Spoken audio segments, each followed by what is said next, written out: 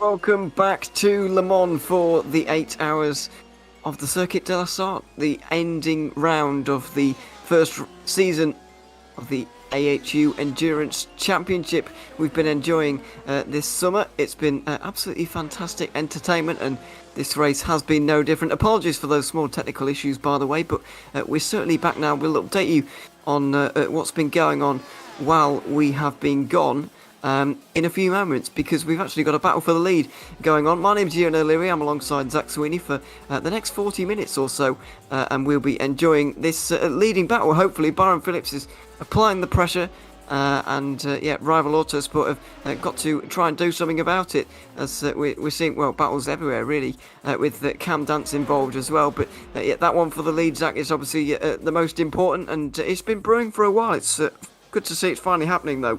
Yep, for sure. Only around about 4 tenths between them. It's the closest they've been for the last sort of hour and a bit or so. They've been quite separated. They've been equal in terms of pace, but then separated on the circuit, which hasn't been particularly exciting. But it's Harlow Jones United versus the Rival Autosport. I would have expected it to be the AHU 69 car. However, we've got the 11 versus the 97. They're trying to dice their way through some traffic as they go down this little straight, and of course that slipstream is going to be playing a massive factor for the 11, who's going to want to get themselves into the race lead. Harlow Jones United are going to try and make up for their little spin off the safety car restart in Hockenheim, and show what they can do against the Rival Autosport 97. In towards Arnage, not much going to be open in the way of doors and gaps to fill and get themselves up the inside, but you never ever know with any opportunity brewing. They're going to try and capitalise as best they can off of any mistake. This is the Injectors Online 51 Maverick Benson. We're trying to dice our way through two different battles here, Ewan, as they go up towards the Porsche curves. Nothing quite in the way for Harlow Jones United, but they're going to be setting up. They're going to be trying to stay on the back of that 97 as best they can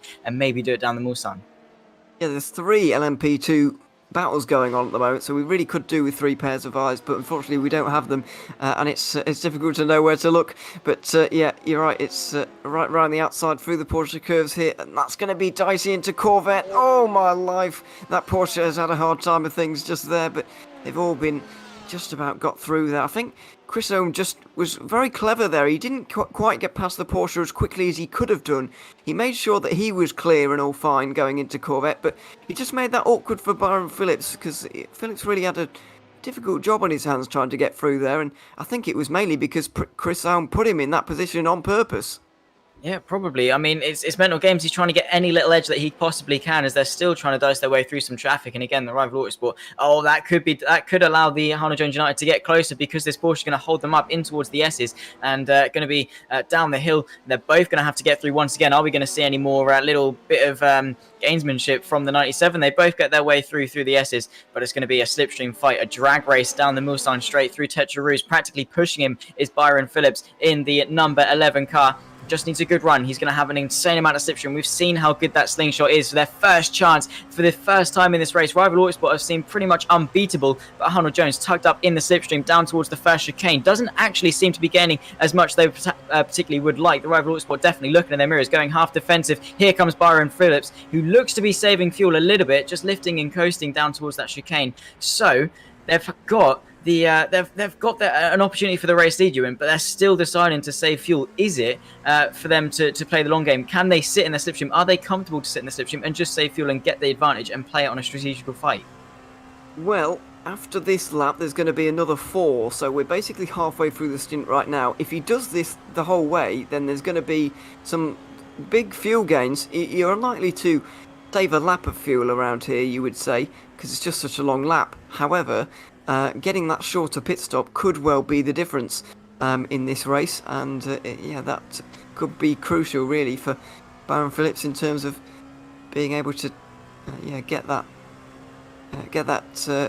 jump on the Rival Autosport car. But what I also have noticed is that passes that are made into Indianapolis are often not replied to in the immediate future. If you go past somebody into the first Mulsanne chicane, they can come back at you pretty as early as the second Mulsanne chicane, really. So biding your time is not the worst thing.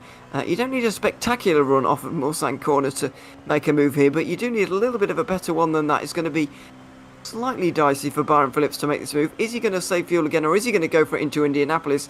I believe he is. Right around the outside, the slipstream is so powerful, and you see there the Rival Autosport car just had to tuck in. There's absolutely no right of reply for them almost. No, it really is not, because, as you say, moves into Indianapolis really aren't responded because you don't have that long run like you do off the first chicane. Byron Phillips done an incredible job, biding his time, knew where to make the move, knew that it wouldn't be replied at particularly quickly as we go immediately back to this fight for P10 in the P2 class. Summit Sim Sports, Liam Reston on the back of the Injectors Online 51 car. This has been a battle that's been going on for ages in towards Mulsanne corner. The 51 going sort of defensive. They have to clear that Porsche, and the 55 just having to tuck in behind it for the time being. But as we've seen with the lead fight, that slipstream down towards Indianapolis can be very, very critical indeed. And in fact, they're only 2.5 seconds back on the Texanese car just there. But the 55 in the slipstream, they've got a bit of traffic in front, so he might just want to bide his time. But look how close he is. He's flashing his lights, pulling to the left-hand side in towards Indianapolis. Is he going to go all the way around the outside? Is he ahead before the corner? They've got the Porsche in the way, so he's just going to back off and try and go to the inside. That Porsche sort of in the way in towards Indianapolis, and that Porsche probably has just ruined this fight through no fault of his own because Liam Reston couldn't clear him quick enough. You mentioned it earlier on, but these GT cars do not have as much downforce, and so they kind of have to be right on the inside line there into Indianapolis. It's kind of it's got strange camber and it's banked a little bit. Even the right-hander preceding the famous banked left-hander.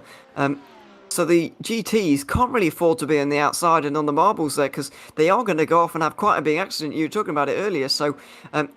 While it looked a bit rude, especially from Liam Reston's point of view, it probably looked incredibly rude, but it was probably necessary for them to stay alive there, really. Oh, for sure, yeah, definitely. But he just had to back off. He's still on the back of the Injectors Online racing car, only 8 tenths and well within the slipstream. This is the fight for P14 in the LMP2 class. We're getting treated here again down towards Indianapolis. The distinct GG having to go slightly defensive. That might have been a bit of contact there. The 21 going for a lovely drift through Indianapolis. Honestly, I thought we were in France and not Tokyo, but that was a lovely little drift from the distinct car in front, and Rob Carmichael can only say fair enough to that one. Well, I think he may have been partially, at least, responsible for it, which is why he didn't go through and just look like he was sitting back and admiring it, really. I think he was, I don't think he was actually doing that. I think he was, as I mentioned, partially responsible, and just the gentleman's agreement, just decided to back off for a moment, let the distinct GG car get back in order again, and then go again in a few moments' time, because it would have been a bit rude to go through in those particular circumstances, as we've got the battle for 8th place going on right now. Maverick Benson is going to be on the defensive here from the Summit Sim Sports car, which has been climbing its way up the order from outside of the top 10, around about where its teammate was, down in 15th. Not so long ago when I came into the commentary box anyway, and now it's flying up inside the top 10, even inside the top 8 now as they get down the inside into the first Mulsanne chicane. Always, as I mentioned though, got to be careful though, because Injectors Online Racing are definitely going to come back at them at this point. Oh, for sure. They're going to have that slipstream down towards the second chicane. And of course, that Porsche in the way might also play a factor. Of course, they've got the speed difference down this second straight to not allow that to happen. But the 51 just isn't closing enough and is going to have to go for an almighty send under the brakes, or maybe into the Mulsanne corner to actually respond and get themselves back inside the top 9. That gap is closing, but is the braking zone going to come up too short? They're under brakes now for the second Mulsanne, and the 51 just going to have to tuck behind, though they are going to get still a decent run. That is just how long the Mulsanne straight is, that even between the two chicanes that break them up, and of course the final corner of Mulsanne, you still have a good run and a good chance in the slipstream. And Summit Sim Sports still looking in their mirrors, weaving around. You can see breaking that slipstream, breaking that hole in the air that they're punching for Maverick Benson behind. And into Mulsanne, no one under brakes this time around, so the 51 seems to not be able to respond to this one, Ewan. No, not for the moment, but as I mentioned, they could be just waiting for that moment to strike. Although it's going to be made a little bit more difficult with the presence of this Porsche just up in front, but it might not matter in the end. They could split the difference here and go one way, one side each, but decide not to on this occasion, and Maverick Benson decides to stay behind. Maybe, to be honest, deciding that he knows he's not as quick as the Summit Sim Sports car, might as well just save that little bit of fuel as he just has, And it's going to cost them both time if they go for that move again. If they start battling first of all here into Indianapolis, it's going to cost them time, and then Summit Sports getting back through again is going to cost them time once again. So he might have decided to just cut his losses really in terms of the time loss, and just to stay behind for the moment might well be the sensible choice, as GT3 battles also going on at the moment. Yeah, indeed. We're getting treated here, aren't we, Ewan, after a long spell with nothing. We got a little bit of everything going on, bit of a replay. This is Tom Huggin in the Cataclysm Computers race in the 287 Porsche. You can see on the right-hand side, just managing to get through and claim that position. I believe it was the 13th in class. But between the LMP2 guys, as you say, it's probably just going to be best for injectors to sit behind and just wait, save that little bit of fuel, just have that acceptance that we're not quickest at this point in time, and just, save that fuel, as you say. It can help them in the pit stops, but as you say, battling and any little bit of skirmishing you get into, you run that risk of contact, which we've been no strangers to. We've had contact happen throughout this race, and it will always happen. So anytime you go side by side with someone, you run that risk of taking yourself out of the race. Yeah, you do. But I guess it's always a risk that you take anywhere with these kind of things, and definitely worth it on that occasion, because look at the way he's pulled away from the Lamborghini already. It's quite impressive, really. So that's battle looks resolved here for the moment in GT3. Just speaking of the GT3 category, by the way, we don't have FA Alonso actually leading at the moment.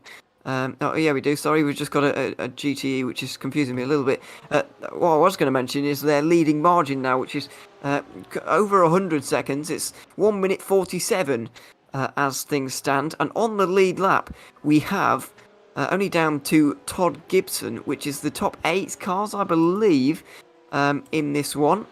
No, top 9, excuse me, on the lead lap in this one. However, we could well be seeing 7 only soon, because he's quite close to BD eSports, and then 2650 Motorsport are close in attendance, and we've said it so many times today already, but it's hard to get over how impressive Team FA Alonso Kart Australia have been.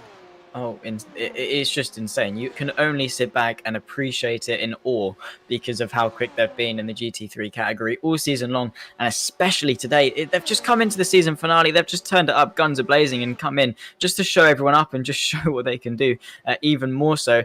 Probably, unless something ridiculously bizarre happens, which I would not be surprised about. They seem to be comfortable for the championship as well, taking probably, well, if they bring it home now, taking 100% of the wins this season, which in itself is an incredible feat. But if you look at how they've done it, they've really just not been contested. If they've had to work for it and really, really fight neck and tail in a battle for those leads, it's sort of, you can put some credit to the second place guys. But Jackson Susan Harlow and his teammate have just been so dominant. Yeah, so it's nearly 2 minutes actually, according to that graphic there. So it's even more than I thought actually here in this one. But yeah, there we are. They're very dominant anyway, as things stand. It's very impressive to see for them, as a couple of battles going on in LMP2 right now. This is one of them for 5th place. BDE Racing and Analytical Racing Oz eSports. BDE Racing, of course, trying to win a championship here today, but they're currently 35 seconds behind their championship rivals, and they need to gain 121 points on them. So it's looking like a tall order for the moment, but they've still had a good season. They're running inside the top 5 again, and they've actually been the most consistent of BD eSports, as they are on the as they were entered anyway at BDE Racing, as they are now. Very consistent, scoring 200 points in all but one of the races. That was the Hockenheim race last time out, where it all fell apart for them at the end. So, while they haven't been winning, or even they haven't been second yet either, but they have been very, very well, more than decent. They've been very, very good so far. It just looks like they've come up on slightly better competitors on this occasion. Yeah, for sure. I've just so the fact they're in championship contention, that is a bizarre fact that they haven't even got into second or first place. That just is a testament to how consistent they are. Of course, we've had some of the AHU cars, and of course, remember Lobs Esports were a championship contender early on for the first couple of rounds and took that win in Silverstone, and through Watkins Gun as well, looked pretty comfortable. So yeah, they've definitely had their work cut out for them, but they've kept their cool, they've kept consistent, and even second place in the championship is definitely commendable. And who knows, 121 points. who knows? Because if they can get themselves into the sort of the top 3 in the 69 car, DNFs, we've seen bizarre things happen, and it's definitely not over till it's over. So they're going to be trying to end the season on a high and give it that absolute all in order to maximize the points and bring it home in second, which, again, to do it and to seal it off at a place like Le Mans, still pretty special. It certainly is. And yeah, it's been a special season for them, really, here this time around. So yeah, there we are. As we go back to GT3 once again, because well, I thought this battle was over actually, but well, maybe it is. I'm not entirely sure, because that's not the not a car on the same lap. There's Pulse Racing Team Blue, who are at least one lap down on in 16th position. Excuse me. There's a bit of side by side between them. But yeah, just taking a look around and a look up and down at some of these guys, and seeing where they are at in the race, really, in relation to each other. Still very close up towards the front of this field, I think it's fair to say. The top 4 definitely are very close to each other. There's a bit of a gap back to BDE Racing of about 30 seconds or so, but apart from that, it's all very close. And there's a lot of cars on the lead lap. I believe there's still 16, as long as Jamie Dyke in the Fishy Motorsport LMP2 can get out of the pit lane in front of Byron Phillips. I believe it is going to be still plenty of cars on the lead lap, and that certainly bodes well if indeed there is a safety car, as that was a moment. Didn't quite see which LMP2 that was sliding across our screen, but not ideal for whoever it was. No, for sure not. That is just, we're taking a replay of it now. This is the Summit Sim Sports car coming onto the back of the 2 Porsches in towards the first Mulsanne. Did he just get it all rung under brakes? Just went in deep over the curb, jumped the curb. That Porsche, wow, he's lucky to not make contact there. But again, the rears, well, we've seen a lot of people lose the rears through very unconventional places, especially like that chicane. You either lose it at the start or the end of the corner, not particularly through the middle part. And that's a very weird mistake and won't be doing his tyres any good. Considering the fact he was in a battle not too long ago, and he's sort of just going to be knocked out of the swing of things, I think, a little bit there. Probably is, really, in this one, as the battle for the lead is only separated by half a second as well, as you can see. The battle for the lead in GTE is nearly 4 seconds. We didn't quite see the pass, but there were pit stops while we were on a brief hiatus from the stream. We were seeing GTE pit stops. Logitech G Auto eSports clearly had a better pit stop or something, because I don't think they made that move on track. I think it came in the pit lane, but I couldn't be sure on that one. Since they came out, though, BVN eSports have been reeling Logitech G Auto eSports back in. So let's see where that battle really goes, because it could be a very interesting one. BVN have finally got the pace to contend, which is great news. Yeah, finally, they've really put pressure on. I mean, they've put pressure on places like Motegi, etc. They've had that, but they just haven't had that little bit extra that G-Altis has. So I think finally today we're going to see a straight-up fight between the 2 tyrants of the GTE category, because, to be fair, they've been the 2 standouts. They've been the 2 that have consistently had the pace to always win. And, well, for BVN, the 180 car, Mario at the wheel, 5.6 seconds at the gap to the lead, which after 4 hours and 40 minutes really is not that much when you think about it. No, it absolutely isn't. And even if you consider the last safety car nearly 3 hours ago, that's still very impressive as well. And so, yeah, we're very much enjoying these fights at the moment, as we are for the lead overall. But let's take a look at some replays first. Tyson McEvoy of One Performance Racing in the GTE having a problem first. It's a spin at turn number 1 and trying to get out of the way of everybody as well. Does that successfully, so they've got to slow down a little bit, and they will have lost a little bit of time because of it, but not too much of a problem for everybody.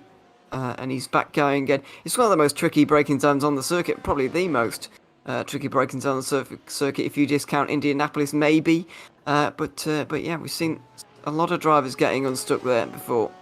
Yeah, and yeah, Indianapolis, I would probably argue, is the hardest of the bunch because you have to sort of slam on the brakes as soon as you're in a straight line, maybe even slightly before while you are still turning. And any sim racing or racing enthusiast will tell you that turning while braking is definitely not a good idea, especially when you're having to slow down from upwards of over 100 miles an hour and slamming on the brakes. So trail braking, of course, is a thing, but having to actually actively slow down the car while turning, it's a recipe for disaster. And it's the same story with Dunlop. You go through turn one, and then you have to brake very, very quickly to actually make the corner. It's quite deceiving, Dunlop. You think you can carry a lot more speed than you actually can, and especially those sausage curbs on the inside can unsettle the car.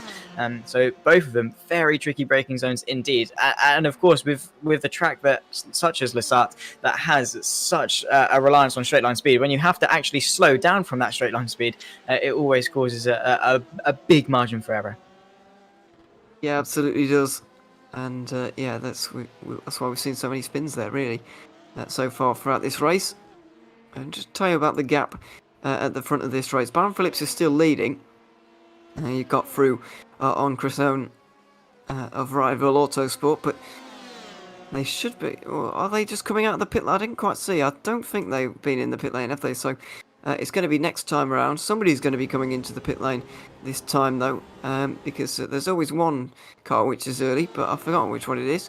So that's great. But no, it's coming to an end, this stint, here in a few minutes' time. Byron Phillips and Chris Owen are probably going to stay in their cars, but they're probably going to resume their battle as well here in a few moments' time. It's going to be interesting to see how it develops through the pit stop cycle and what the difference in their pit stop times actually are, because that is going to be very telling as to where this gap's going to go over the next stint. How much of a battle are we going to see? Well, quite a lot actually, by the looks of things, because Rival Autosport have just overtaken Harlow Jones United and Byron Phillips, so it's definitely still on. Yeah, it definitely is still on, and in fact, it's showing that the Harlow Jones United is falling behind the 69 as well, whether they've had a spin. And the number 3, not entirely sure if that's a timing glitch or something of the sort. We have seen that happen before, and I think it might well be. We're going to take a replay of it. This is the Texanese Hades car, the 169, the Ferrari, going through one of the chicanes over the curb, unsettled the car, and around he goes. Very easy mistake to make. Luckily, he didn't go around fully, and it was more just a slower way around the corner than an actual spin. But I'm very curious as to what's happened to Harlow Jones United, whether or not that is actually now we're on board with Byron Phillips through the first chicane. Did he just get it all wrong? He's got a Porsche behind him, and he's just slow, just going slow. Exceeding track limits, got to slow down. Slow down. He stopped it. Stopped. This is bizarre. This is very bizarre now. Well, yeah, I haven't seen this. I don't really see what reason, other than maybe a pop-up on his monitor. One of those annoying notifications that kind of blocks your screen while you're driving, which can be difficult to sort out. But he's still stopped there. Still stopped. In neutral, but all the lights are on the steering wheel as if he's revving the engine. He's not, of course. I obviously can't hear what's going on while we're commentating here. I don't listen to the cars or anything. Safety car is going to be deployed, but yeah, what is going on with Harlow Jones United and Byron Phillips here? As I mentioned, I don't listen as we commentate here. Is that we don't? Well, I certainly don't listen to the cars. I didn't hear if there may be an engine failure here. That's the only thing I can think of. Accelerating out of the corner, blown the engine, but he's just in neutral. Just backs out of gear. Hey, I mean, we've seen engine failures happen before. I mean, you look to Monza and there was a couple. Potentially, I mean, it's a weird thing to happen. It's not something we often see on board going through as if it's normal. Was it a gearbox problem? Maybe he tried to downshift. Was it too quick of a downshift and the engine's just popped? I'm not entirely sure, but it does look to me like an engine failure, possibly. Although then there would be smoke, surely.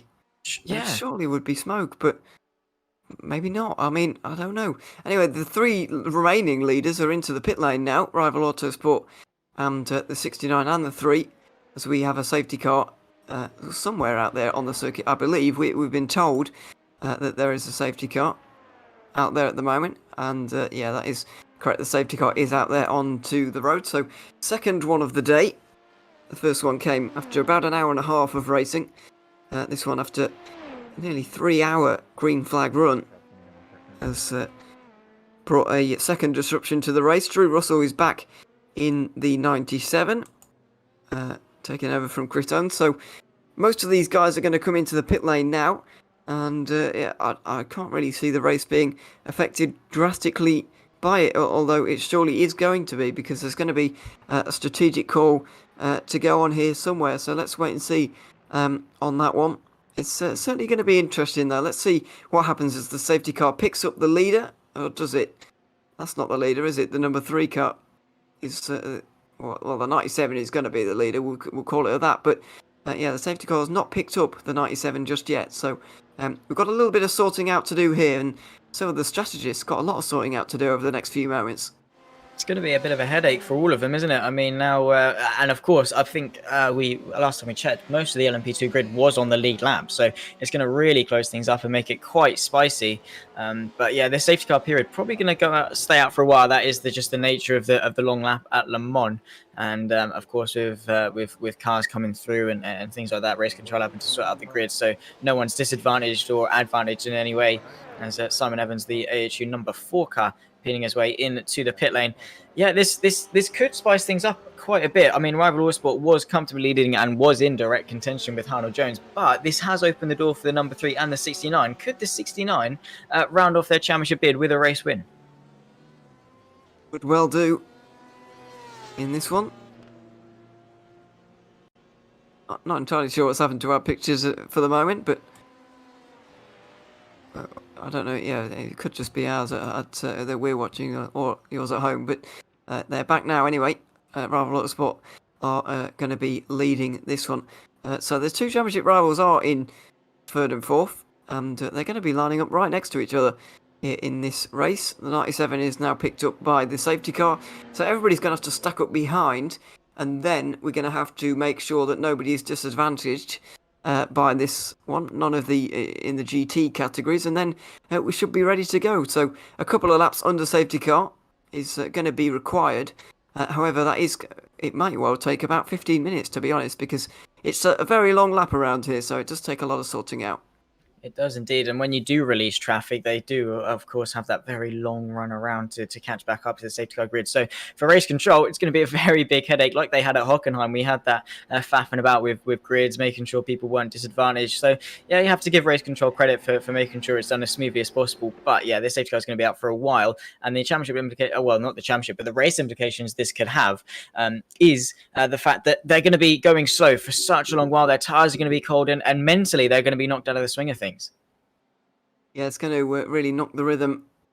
No doubt about that. Looks like the car that's been picked up, somewhat ironically, in the GT3 category, is actually the 2nd place car of Simon Nicholson in the 289, I think it is. Yes, it is. There's the first of the GT3 cars. So, literally the entire GT3 field is going to have to go through. Well, I'll say the entire field. It's not quite going to be that drastic. The leader is actually in the pit lane right now. So yeah, we'll see. It just depends. Basically, the leaders of each category needs to be the first car of their class in the queue, if that makes sense. And currently that is not the case.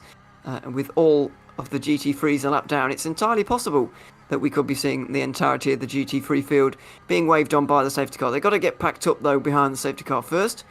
Yeah, we'll wait for them to do that in the next few moments. So I think Dan's telling me things and I didn't quite catch it. So we'll have to. We're just doing a bit of on-stream communication, which is I know not the best thing, but anyway, we'll get through it.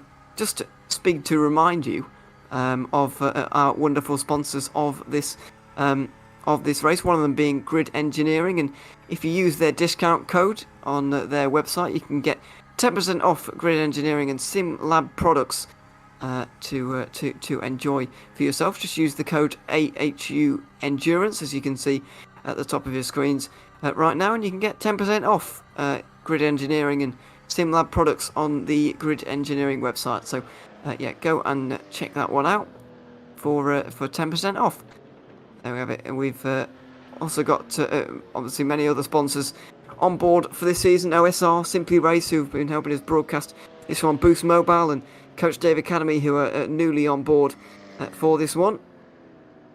For the Hockenheim race, they got involved, and it's great to have them along here as well. So there is our GTE leader by the looks of things. I think GTE is pretty well sorted, actually. A few cars will need to go through, but it is going to do wonders for the GTE race, because Logitech G Autos eSports and BVN eSports are going to be right next to each other, really, which is delightful news, really. For sure. I mean, they've been, of course, very close in terms of pace, but not always meeting each other on track. They've been so even that any gap hasn't been able to close. So this has really spiced things up and really contracted the field. Again, with the 69 car and the BD Esports and LMP2, the two championship protagonists are going to be right next to each other on track. So I think we've got a nice little spicy battle lined up for us, especially. And correct me if I'm wrong, I'm not entirely sure. Will the FA car Alonso be under pressure? Will they have second place right behind them, or is it going to be kept as it is? Well, that is still, the jury's still out on that one, really. I don't know where Jake Burton, as it now is, I don't know where he is in the queue, which is my only concern with that one. If he's towards the back and everybody gets some of the GT3s, by the way, already been released around anyway.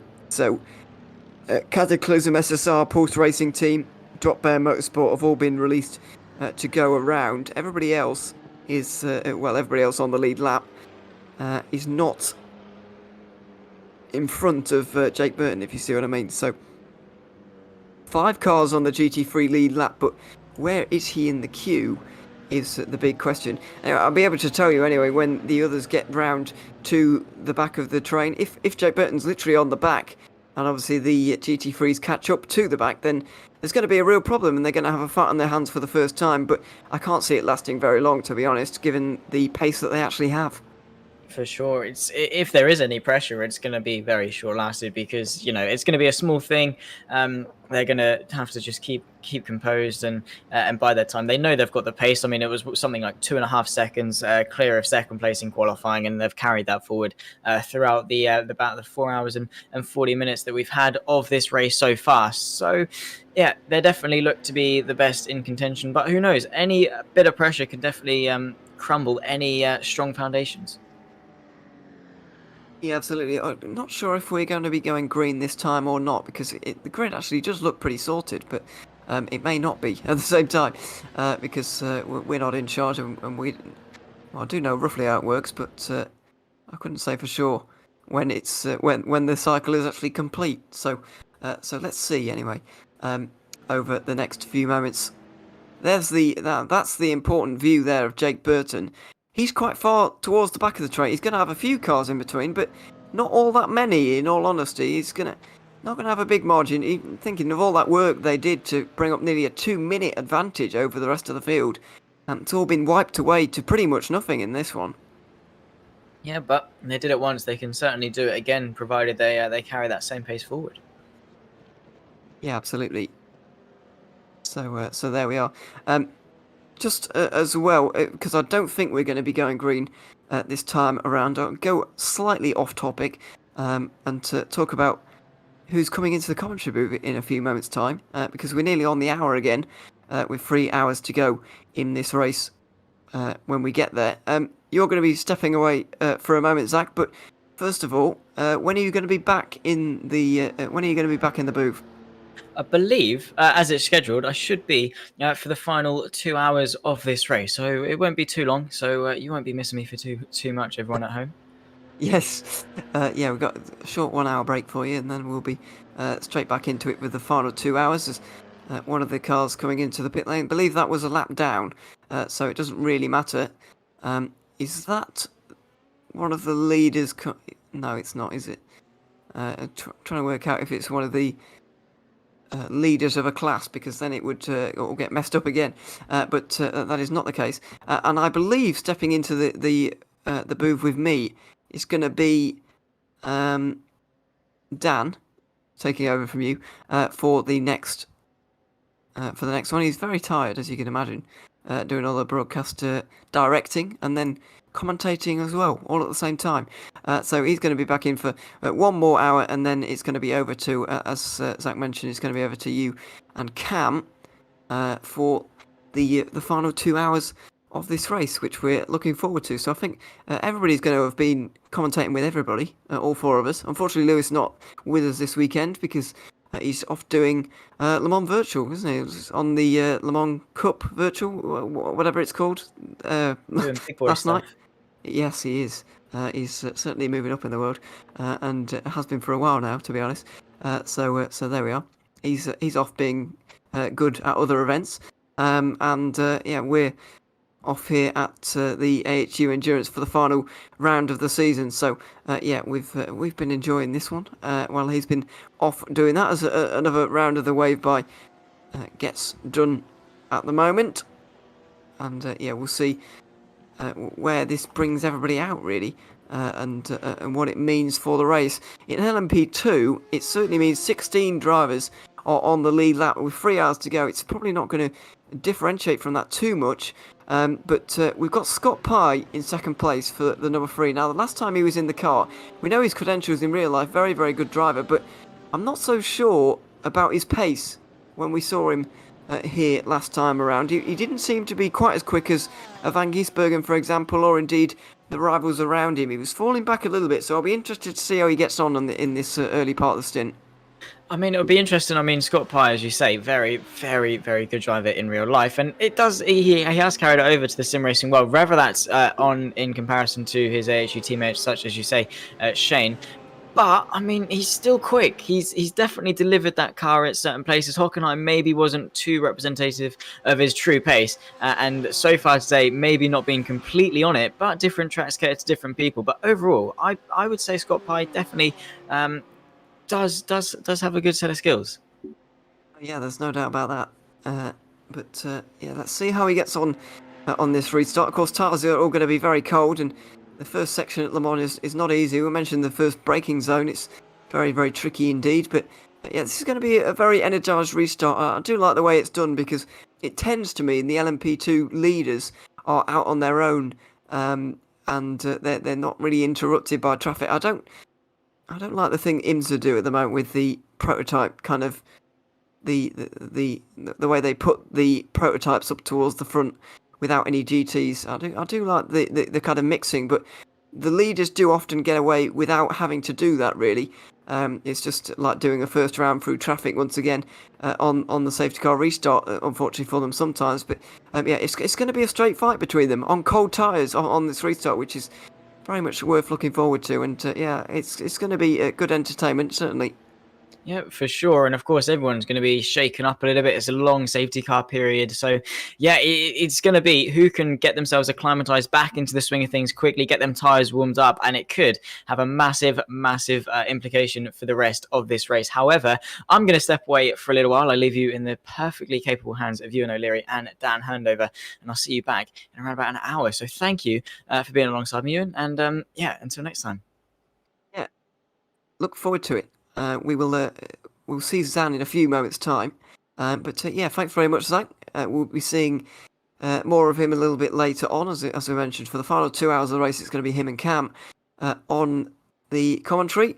And yeah, we're looking forward to seeing how that goes. And at the end of this race, we'll be going for all of these guys. Now, let's talk about championship implications, shall we? Because we've got a bit of free time to do so, and we're just waiting for Dan to get himself sorted out because he's obviously very busy and obviously very tired as well at this point. So there we are. We're going to be joined by him shortly, but I'll talk about the championship just before we do get to him. So, LMP2, as with all the categories really, going the way of the championship leader coming in, certainly. Ben Cornett currently driving the 69. BD Racing very close behind them with Paul Blomqvist. But even if they were to be able to get in front, they'd need 121 points to turn it around.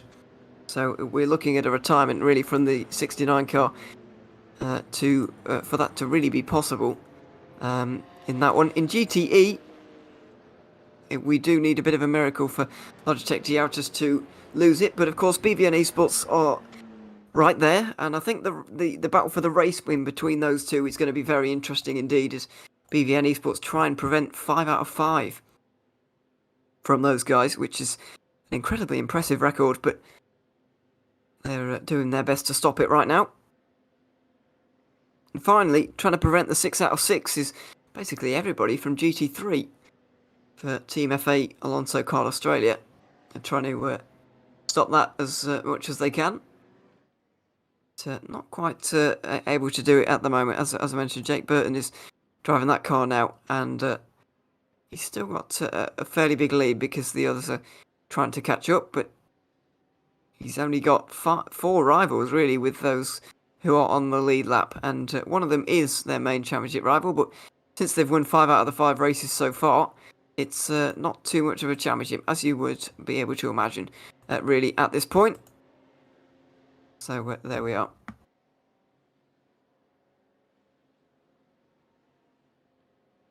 While this safety car is deployed, then I think we're going to take a short break and let you enjoy the sights and sounds here once again. We'll be back very, very shortly, though, in a minute or two, when this safety car comes in, and we'll be going back racing at the 8 Hours of Le Mans.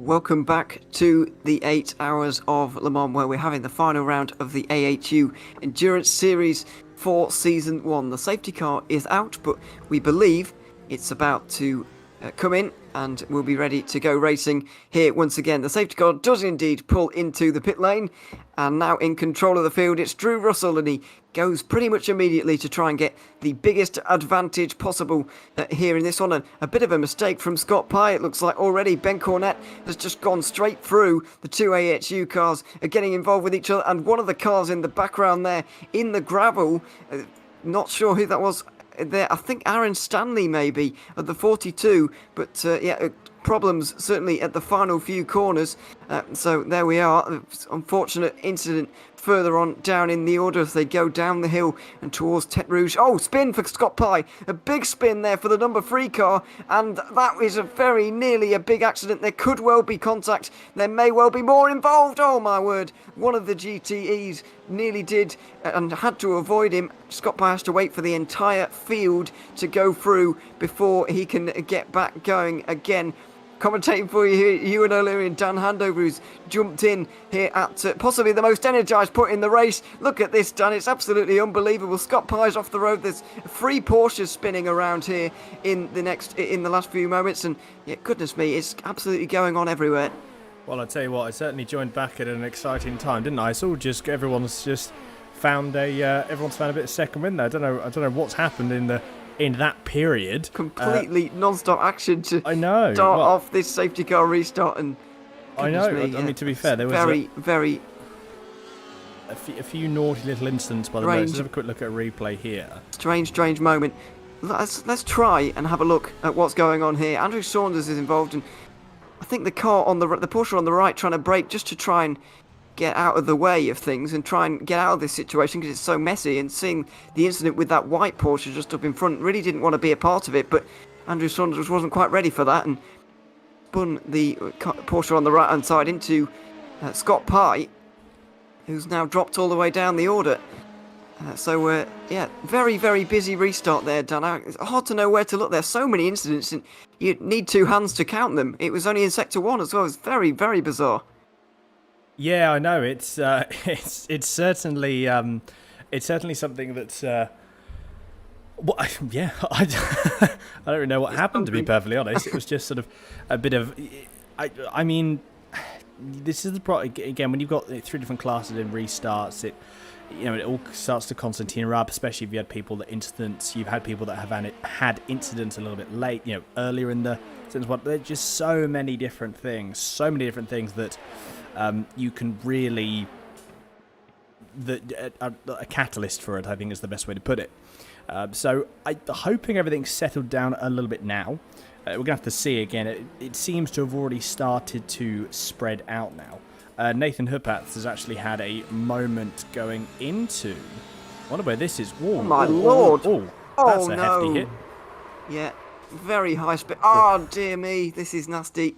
Thank God it's not real life, that'd be terrifying. Yeah, just the kink in the straight there. When that replay started, I was really wondering where this incident is going to happen, but clearly a 2-car incident, and as you mentioned, it's this 4 wide, that will be the reason. One of the LMP, oh dear me, and that GTE Porsche, good avoidance from a fair few there to be able to get out of the way, but that's a huge accident for a couple of the Porsches. And yet, I think a lot of people will put the blame on the LMP2 there for going onto the very right-hand side of the road, making it 4 wide, which probably wasn't really necessary at that point. It's a bit of a tricky one, to be fair, because necessarily that the 4 wide may not have been the best idea. However, at the same time, you want to get through. It is wide enough for 4 cars, albeit just so. Again, you can look at it from both sides.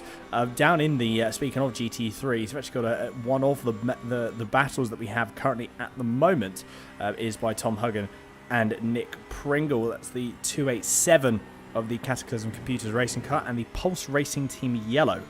So they're having a bit of a battle themselves. As we can see the numbers there for your confirmation. It's all starting to. You can see again the intervals coming up. So.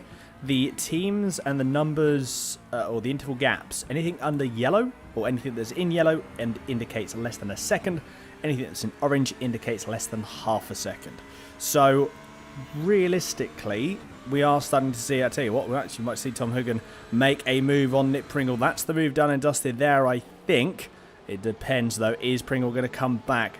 Is he going to try and make the move again? I don't think he does. So the Pulse Racing Team Yellow has to settle for now what is P13 in the AM category as it stands currently. Battling up ahead though, look at this. This is the lead battle for GTE. They've both got, both Dylan Burst and James Glasspool, the 168, that's BVN Esports and then Trick Esports. They've got, as it stands, a 6-second gap to Aaron Russell in the number 3, the 127 P3 Porsche. Very big gap. Hold the phone a minute though, because Logitech G-Autos eSports are suddenly down in 11th and 30 seconds off the back of the pack. So how has that happened? And where were they involved? There were so many incidents in that restart there that we clearly missed a few things. But BVN Esports, Trick Esports are going to be providing the entertainment. Let's see.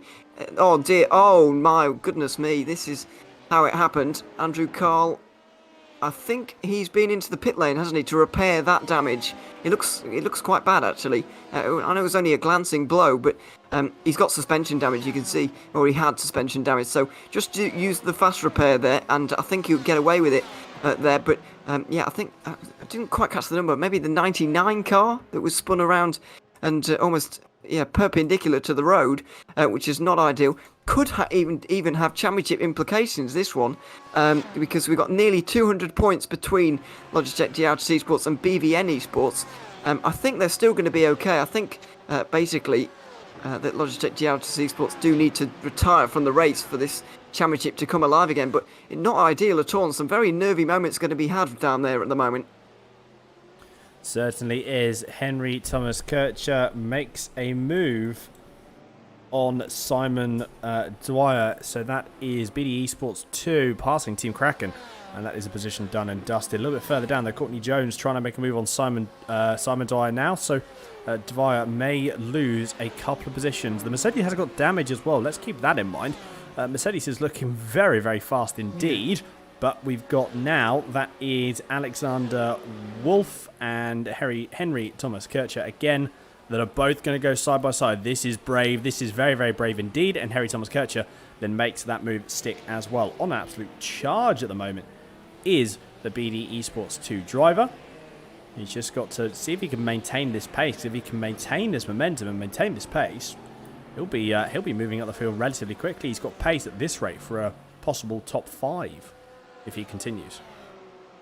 Yeah, absolutely. Let's see. That's probably all they're going to get in this one, in all honesty, because let's not forget the top 5 are a lap in front That's very of true. the rest, because of the pace of Team FA Alonso, basically, have just put them out of the picture. Goodness me, this is messy with a battle. The 99 that caused Andrew Carl to take avoiding action and use his fast repair with still nearly 3 hours to go was back involved and back inside the top 10 actually for Trick Esports after recovering after that spin. So the GT3 category, for those just tuning in, kind of split in, well, not even split in half, just split into 2 really, depending on what lap they are on. It's certainly possible though that 6th place for any of those guys is certainly up for grabs, and we'll see who gets there. But it's certainly interesting racing, and thankfully nothing like that in LMP2. We've got so many cars on the lead lap. I think Distinct GG are in the pit lane right now, I think repairing damage, so it could well be 15 cars on the lead lap, but still, these safety cars are really bunching the field up and are getting a lot of cars in contention for race wins whenever we do have safety cars, so that's excellent news for us. Oh. Sorry, go on. So I was going to say, actually, battle here that's really sort of raging on. Mike Wayne is actually, to be fair, Mike Wayne's got front row seats to what's happening up ahead, because you've got Michael Healy and Luke Mitchinson that are having a bit of a battle. Andrew Waite and that is James Kutia that are also having another battle. Jacob Todd, Jamie Welch, they're having a battle. So battles up and down the field, which is exactly what we like to see.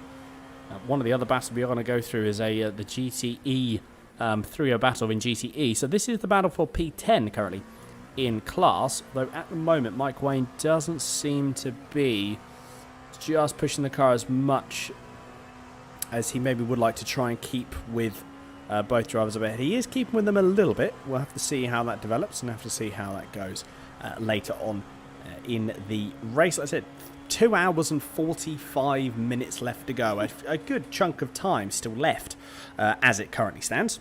And again, we will have to see if as the time comes when people start getting through their pit stops and so on, we'll then be able to see sort of what strategies people are on and where they're going to come out realistically and who they're actually fighting with, because the people that they're fighting with currently at the moment may not necessarily be the people that they're fighting with in 2 hours time due to pit stops. Yeah, absolutely.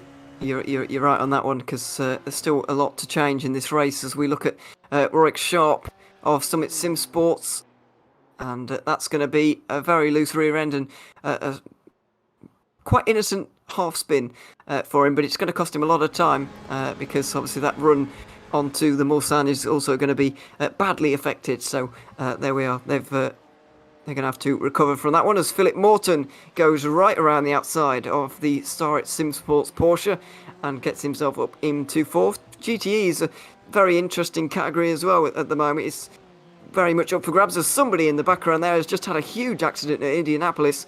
It may well have been one of the GTEs actually, but nobody seems to be dropping down the orders too quickly other than Summit Sim Sports, who've just lost a place. Maybe that was through natural causes. Let's try and take a look at some of the things that have been happening some of the incidents that have been happening over the last lap or so. Daniel Yearman involved here and just braking a little bit too late into Mulsanne corner, trying a little bit too hard maybe, and going for a quick spin, getting back going fairly quickly. But let's see what happened in Indianapolis in a few moments, because it looked like a fairly massive accident, to be honest, in the background of that shot. We'll try and find it, but that you can be sure there's going to be a lot of damage. Oh, for Bruce Tannock, who it was in the Magen Turbo 123. Ouch, that was a big hit. That was a big hit. You can see that there's going to be some obviously significant bodywork damage. There's going to be significant steering damage, I'd imagine, as well. Let's just roll on board. Actually, not as much steering damage as I initially thought. There is some steering damage, but I think it's more based on the... there's actually quite a bit. There's quite a bit more steering damage than I initially thought. So that will 100% be back to the pits, repair. Hopefully there is still a fast repair left. There might not be. And then once obviously they jump in the car, repair it, they'll then be well on their way again. There is Bruce Tannock as he comes into the pits for the Magen Turbo Motorsport to replace the parts that need replacing. Yeah, when he just hit the brakes going into Arnage there, the car was really going off to one side as one of the GT3 Porsches is trying to get back going again. As you just saw the spin, be careful please. It's a very, very dangerous thing getting back onto the racetrack in any form really, as Alexander Wolf it was, who's just gone for a spin. 12th position now in GT3, and it is so close when you're outside. Well, the top 5 are quite close, and then 6th on back very close in GT3 as well. So when you do have a spin like that, you are going to drop a fair few places, and that's exactly what's happened to Carbon Esports here. Once again, we'll get a replay in the next few moments, but never something you like to see. It looked very busy as well from the shot that we saw. Yeah, it did actually, didn't it? It was just a quite a long train and quite a long gaggle of cars that were making their way through. Up in the GTE field, this is the battle for P4. You've got Philip Morton in the TechSense Fitzy Hades car, and they're being pressured pretty heavily by Jackson Starrett in one of the Starrett Simsport cars. Pressured very heavily, actually. Do you know what? Thinking about it, because I wonder, you can just see as well, you just saw that Philip Morton was trying to break the toe a little bit. So I'm guessing, and one would assume, that there's no teamwork at this point together. No. Bear in mind, you've got Jackson Starrett that's a tenth behind. He pulls out, tries to make the move. Is he going to go for it? He's going to have to be very late on the brakes. The Porsche is very good on the brakes, so nothing can realistically touch it. And Jackson Starrett goes up the inside into Arnage corner. Absolutely fantastic stuff, and a very, very good move. Next person in his sights, Aaron Russell. That is for P3, bear in mind, the final step on the podium. However, it's 6.8 seconds away as it stands. We'll have to keep an eye on the times there.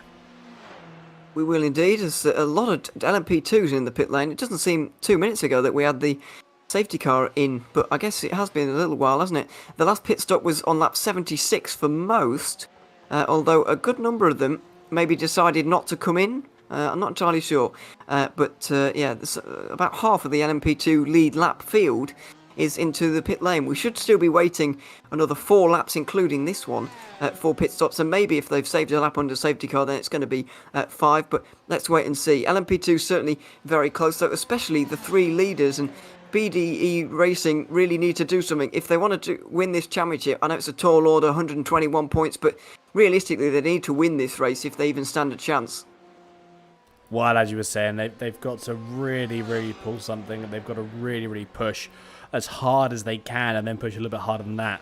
So, again, let's not count anything out. Anything can happen. Absolutely anything can happen. We simply just don't know.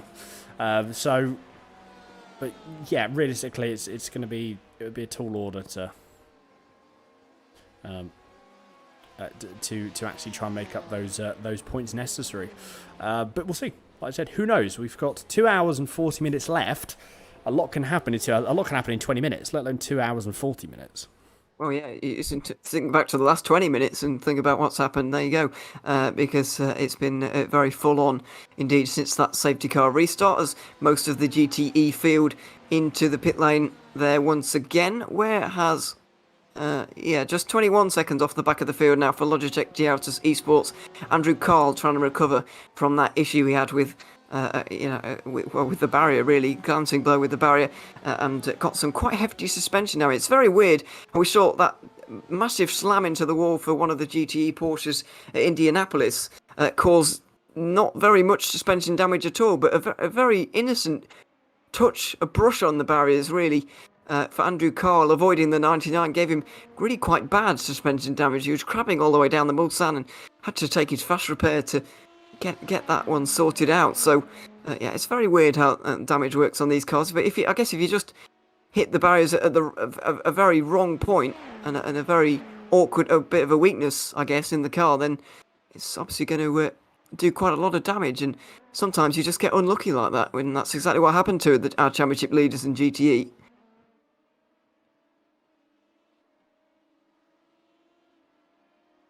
Plus race leaders as well, as they were at the time, avoiding the 99 Fishy Motorsport car. I think a Fishy Motorsport car anyway, that they were avoiding. But anyway, it was not good news as we look at the battle for second place. This was the battle for the lead going on not so long ago. The battle for fifth going on. We were watching a few moments ago. We saw the Ferrari getting passed by the Star at SimSports car, but now another Porsche for company. It's the Drop Bear Motorsport Porsche instead. On the back of these guys right now, and seems to be a favoured overtaking spot for GTs to go for it into Mulsanne corner, although Daniel Yeman not quite close enough. And of course, last time he tried to make a move at this corner, he went for a spin, so that might be playing in the back of his mind. It could very well be, you're right. Again, you may find as well, though, like, people will just sort of take their time. They really want to work out, especially when you're coming into... There's two ways you can look at it when you're coming to the latter half of the race. The first way is because you've got less of the race to go. You can start taking a few more risks, so you can maybe push a little bit harder. You might be able to make that initial move that you might not be able to make otherwise, or you might not have been confident to make otherwise. Or you can then be nice and conservative. Okay, you can wait, bide your time for where this overtake is going to happen. A lot of the time, you set the overtake 2, 3, 4 laps earlier, so that then you have a really, really good understanding of when you're going to be able to overtake. So that could be that could be what's happening here. Again, we simply, we don't really know. Scott Pye is now back in the pits, as well as Aaron Stanley and Michael Healy in the LMP2 category. So I'm not 100% sure why they are back in, whether that's for penalties or something. I'm not 100% sure. We'll see if we can get confirmation on that a little bit later on. But it's now started to pull out a little bit. It's just started to settle down now that everyone's got through that initial period of the safety car and everything started to be lifted. And everyone started to put some race pace in. We're starting to see a bit more confidence, I think. Excuse me. I think we're seeing a bit more confidence now from drivers. Now everyone's coming in the pits. Yes, I think that might be a contributing factor to what you were saying, just biding the time. If you're making a pit stop at the end of the lap, then there's almost no point in going through at all. Very true. So it's almost perfectly demonstrating what you were saying, really, by coming into the pit lane, which is quite helpful. But there we are. Into the pit lane comes everybody. About half of the GTEs came in last time around, by the way, while we were watching that battle. And now it's the turn of the other half. to do exactly that. In LMP2 as well, where we were looking the other way, a lot of pit stops have happened. I was expecting them to go on for quite a bit longer, actually, but nobody was able to, and so they've all been in now. Drew Russell is still going to be leading. It's Ben Cornet and Paul Blomqvist. When they all sort themselves out, they're actually pretty much nose to tail, as are most of the leaders. As things stand, Jamie Dyke is in there as well. I'm not entirely sure if that is, or why that is, or why. I don't quite know how he's managed to get himself there. I think he does owe us a pit stop over the next few moments, but we'll wait and see. It's a very strange moment, though, because everybody came in. However, we're only halfway through a pit stop cycle, and everyone's pit stops were quite short, so I'm just wondering why everybody's bothered with coming into the pit lane here. Yeah, very, very confused. I'm always pondering if there's a safety car out there at the moment, but I doubt it because I've seen overtaking happening, so I don't know. As we see a spin for Nathan Huppertz right now, trying to get back going again, and it does so successfully through Arnage, but yeah, very, very strange moments going on in the last few. Let's see. Is the safety car out there on the circuit? Look, it might be. Yeah, it is. The safety car is out on which it would explain an awful lot about this last few moments. And there it is. So I've been puzzled anyway over the last few moments, and that's the answer to all of my questions. The safety car's out again for the third time today. I'm not sure quite which incident it's been called for. There's been so many that it's obviously going to be one of them. But yeah, it's out anyway, and we've got another period of complete madness coming up, I guess, when we're on this safety car restart in the next few moments. We certainly have. I'm just trying to... I'm looking back as well, because I'm not 100% sure what the cause of that safety car was. So we're just having a quick... we are just having a quick look. I wonder if it's because of... no, it wouldn't have been, because we came in the pit. If anything, I'm not 100% sure what actually... what happened, to be fair. And to why that we have had another safety car called at this stage. So we will see if we can get some confirmation on that for you a little later on. But yes, it's all kicking off. We've got to go through this, all over again. Admittedly, though, it probably won't take as long as it did last time, simply because we haven't been running as long. So the wave rounds, etc., won't probably take that long to... Yeah, so it's... Yeah.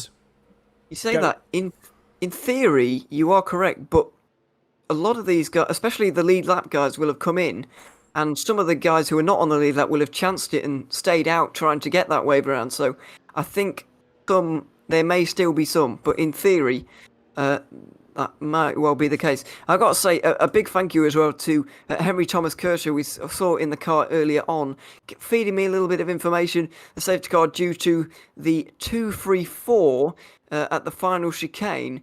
Not sure how it got there or why it's there, but obviously he would know that because he was driving the car at the time. And so there we are. Down in 47th overall now is the BD eSports GT3. They're stopped at the final chicane still. And we'll try and find out why, but that's the reason for the safety car for the third occasion of this race. Fishy Motorsport are leading, by the way, because they've stayed out, and obviously this safety car does explain those strange pit stops made by everybody in this one. And yeah, it's going to be Jamie Dyke to lead us back to green, quite possibly, unless he comes into the pit stop. And this, Dan, is why we've got a safety car out. Yeah, I mean, again, it wasn't too much of a heavy hit, to be honest. It wasn't really anything. Just for some reason, there wasn't any... There's just been no movement after. So I don't know if that's knocked out... I mean, I genuinely don't know what it could have possibly knocked out, or what, if there was something that it just couldn't... I really don't know. That's a bit of a puzzling one, I think, to be fair, because... It wasn't a heavy hit. The engine's in the rear. I don't understand what else it could have done. So again, we might get some more confirmation on that later on. But yeah, I've just had some more confirmation as we were wondering out loud there. Broken steering. so they could. I think the engine was Oh, fine. dear. They could go forwards and backwards, but when you're not pointing in the right direction, that's not great. Or when you're pointing slightly sideways, broken steering is not helpful. So yeah, they've had to call a safety car to recover that car now. And so, yeah, we are indeed under safety car. You can see that BMW GT3, definitely not the leader. However, we are going to have a lot of LMP2s out front here. Almost the entirety of the lead lap because of what you were saying, the short green flag run. Not many lap cut. I don't think they actually got to the back of the GT3s on that particular run, which is going to help things. And hopefully it makes for a cleaner restart as well, because it was absolute chaos half an hour ago. It really was. But hopefully it's a little bit of a cleaner restart on this occasion, and we get some good LMP2 fighting without the GTs involved, and you can be sure that kind of interaction was definitely the cause of some of the accidents. But to be fair, Scott Pye's spin, for example, would not really have been saved by the fact that GT's not being around. It's just one of those things that can happen. So we'll see how this restart goes, but I've got high hopes for it. It should be a little bit of a nicer restart. Well, as you say, it should be in theory again. It would be nice, as you say, less cars that are being involved within these sort of battles relatively early on. There's less cars involved from other classes. So yes, as you say, should in theory, touch wood, be a little bit cleaner. However, again, now that we're coming into these later stages of the race, whereas track position to a certain degree is becoming a bit more valuable. It's becoming a little bit more valuable, a little bit more, I suppose the risk is worth the reward now. Only to a certain degree. I don't think it's too much more, but you think, the first safety car that we had, very, very clean on the restart, just a couple of people. And, the reasoning behind that is it's still very, very early on. You've gone through 5.5 hours, you've got 2.5 hours left. You've probably got a bit of a game plan. But then you're able to think, if I do X, Y, and Z, that will allow me to essentially, push the car or change strategy or gain a bit of pace here, gain a bit of time there if I were to do X, Y, and Z.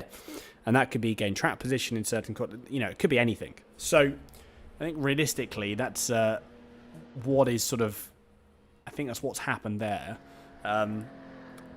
So we might start to see again a little bit more aggression on these restarts now. Yeah, we could well do in this one. By the way, we're talking a little bit while you were talking about that. I've been doing some maths on the GTE Championship because obviously our championship leader's down in 9th at the moment, and it could be crucial. However, it turns out it's not really in the end, and they should be fine anyway. Logitech GRC Sports, they've just got to get to the end of the race.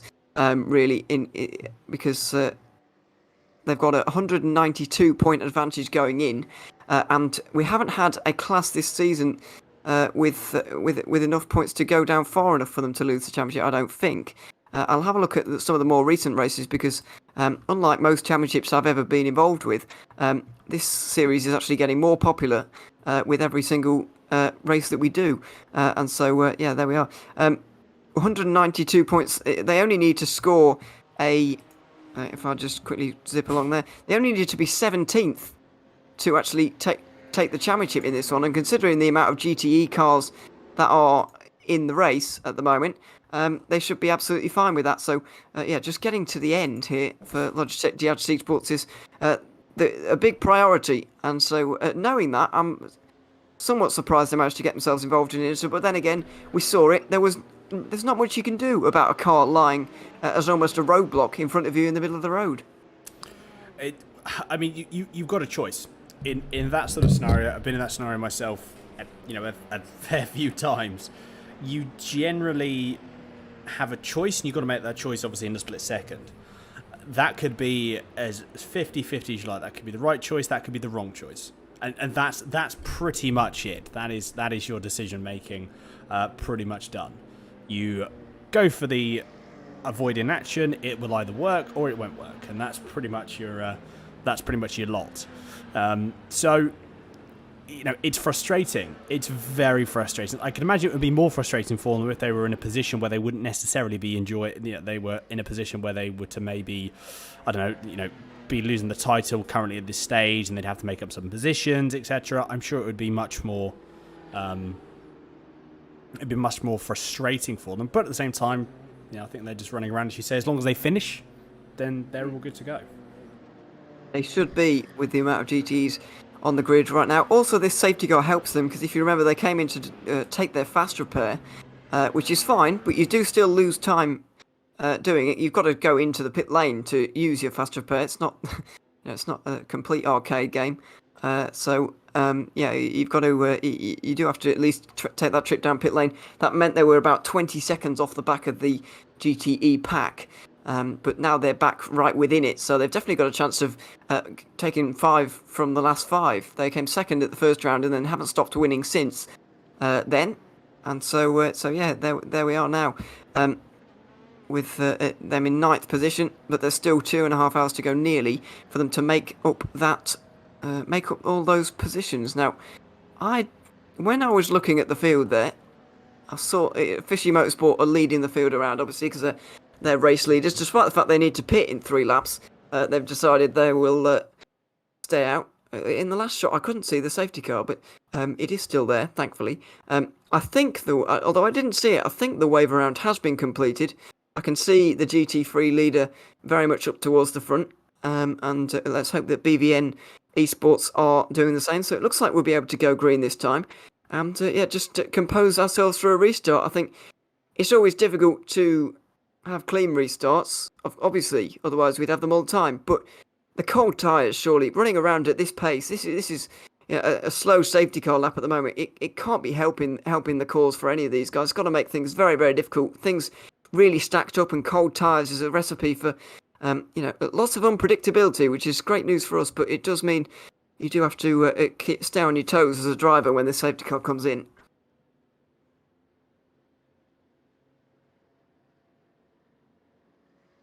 It's a big juggling act between making up the positions while you can and trying not to ruin your car and ruin your race completely. Really. Just to update you as well, while we're on this safety car lap, we've got about 20 more minutes of me and Dan commentating on this race. Then we're going to be enjoying the company of Cam Roger and Zach Sweeney back in the booth once again. They'll be taking you through the final 2 hours of the race, and Dan's going to be back on the cameras again. Well, he's still on the cameras now, but cameras while not talking. In this one, so yeah, there we are. We'll look forward to the final 2 hours of this one, and see. Just wondering, really, whether it's going to be a little bit like Hockenheim here, Dan, where we had a real flurry of safety cars towards the end. I mean, in the final 90 minutes at least, or good 3 safety cars at least. I just wonder if it's going to be the same here at Le Mans. I feel like this is a less tight and difficult circuit, a less attritional circuit, maybe. So we might not see it, but the way this race is going and the way that last safety car was, it really does breed the phrase "safety cars breed safety cars," and that could, if we get one late on, then we may well not see the end of them, really.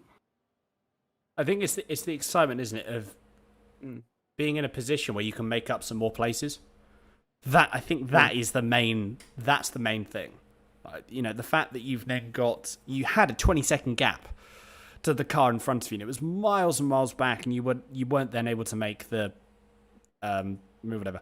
And then all of a sudden, you're just behind them on a restart. Now that is something that's very, very hard to curb the enthusiasm for, I think is probably the best way to put it. So I think it tends to be something there. It's people just get too eager. This is what I was talking about again, the risk versus reward and whatever it is. I think people do sometimes take a little bit too much risk, especially with this sort of time to go, 2 hours and 20 minutes. Like this, for me, it's still very much an endurance. The last half hour, fair game, I think. That's when you really start pushing. And that's when you will see people really start pushing. But up until that point, it's the marathon. You've got to go the distance.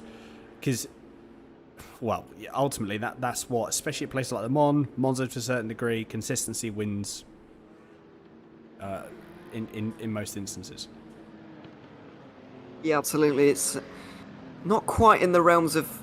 I think these guys are probably on their last stint now, the guys who are in the car now, and then they're going to be handing over at the next pit stop to the end of the race, and the fastest drivers are going to be in their respective cars at these next pit stops. Not that these guys aren't fast, you understand, but it's the real fast drivers are going to be, well, the fastest drivers, I should say, are going to be in those cars at the next pit, or after the next pit stops, you would imagine, because 2 hours in a car is not out of the realms of possibility whatsoever. It's very manageable for these guys, especially of this standard. So they'll be making those changes in the next 20 minutes or so, or next half an hour maybe, whenever they decide to make their next pit stops, because most of the LMP2s have come in, apart from Jamie Dyke, the leader in this one. Fishy Motorsport are leading this race as things stand. And last pitted a good 8 laps ago at the end of this one. And we've been seeing 10 laps since so far, but with all the safety car, you can imagine they've saved at least 1 lap of fuel. So it's going to be 3 laps, maybe 4 of them out there, and then they'll be into the pit lane. But how is that going to affect their race as a whole? Will it mean they're jumping up the order a little bit with less fuel to take on late on? Are they going to make a pit stop less than everybody else?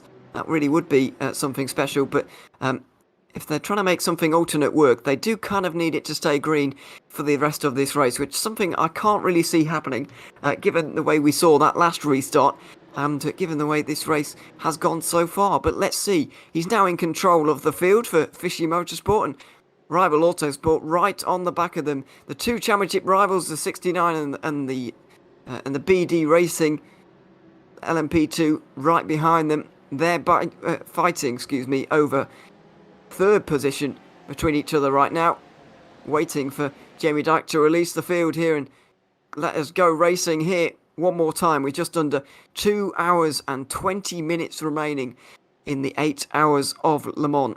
The final round of AHU Endurance. Jamie Dyke leaving this one a very long time indeed. Probably knows that he hasn't got the pace of those around him due to the way his situation is with pit stops at the moment, and so he's leaving it as long as possible.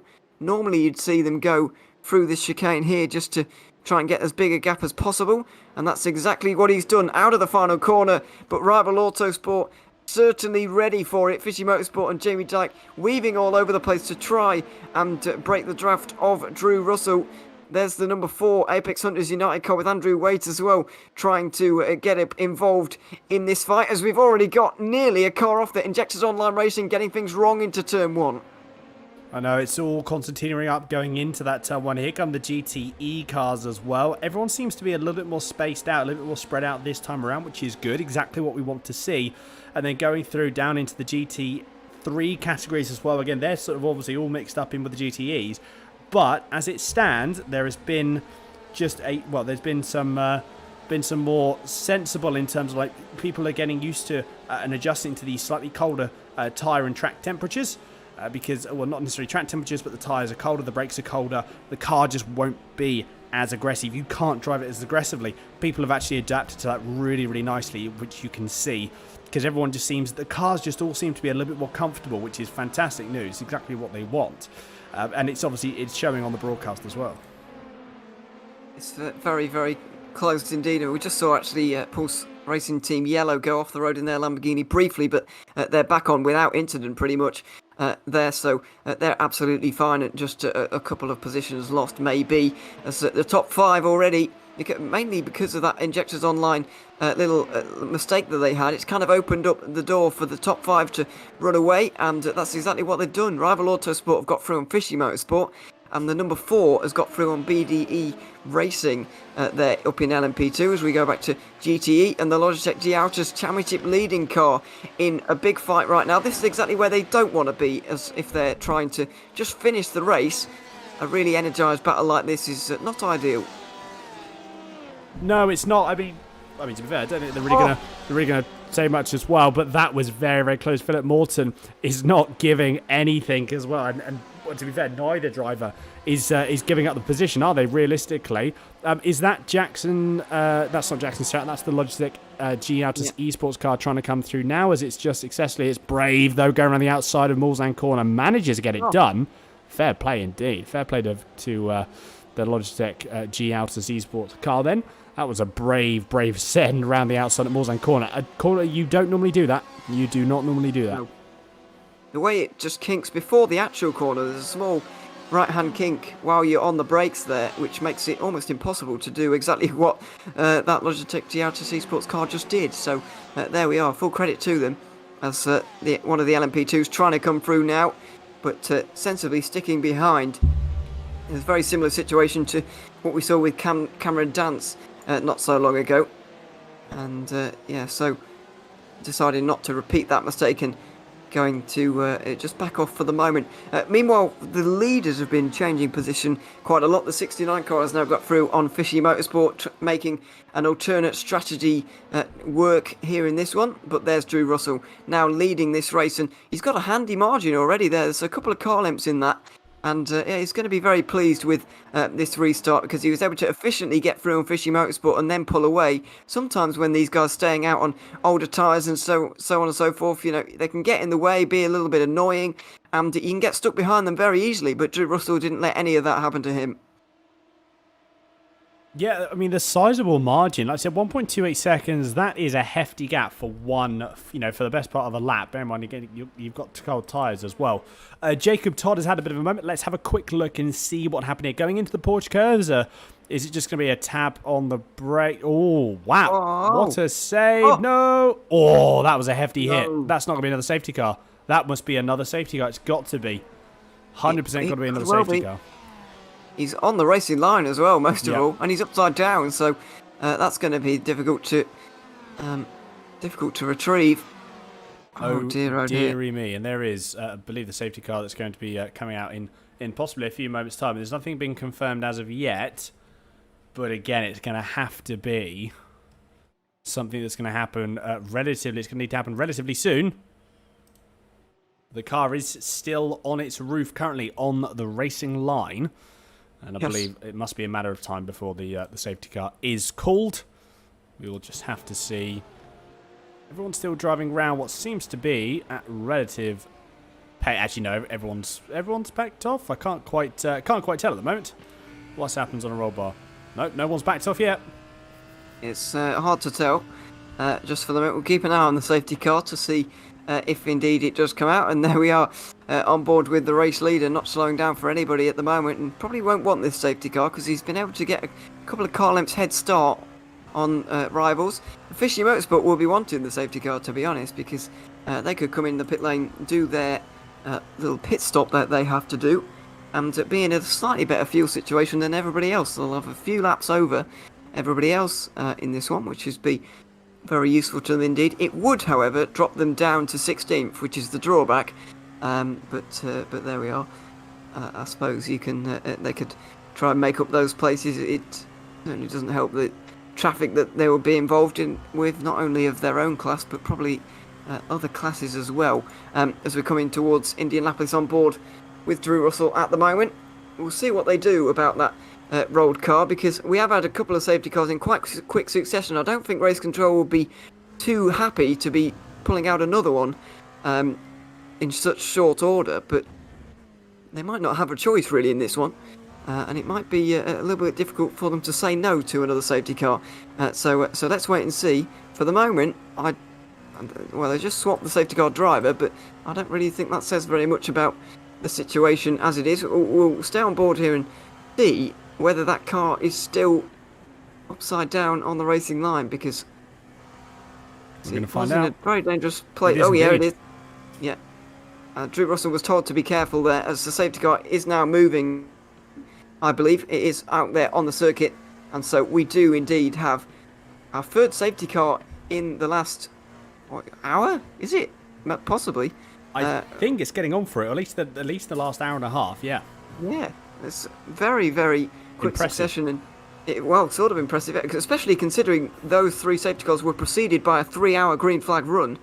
Always there's some late calls. BD eSports decided that when you're seeing everybody else come up in front of you, come into the pit lane, you sort of think you're doing the wrong thing. So they decide to come in, but Summit SimSports deciding that it's only been a few laps since most of these guys came in. It's half a stint, some of that under safety cars, so they've decided it's not worth it, but they may have been hung out to dry a little bit here. That might be the wrong call because pretty much everybody, apart from them, into the pit lane. It depends when they last pitted. That's the other thing. It depending on where they last pitted, it might then be worth pitting. It might, again, they may have different strategies and different tactics that they've got in their own accord that they want to use. They've probably got some game plans that they're really going to want to be able to push forward with.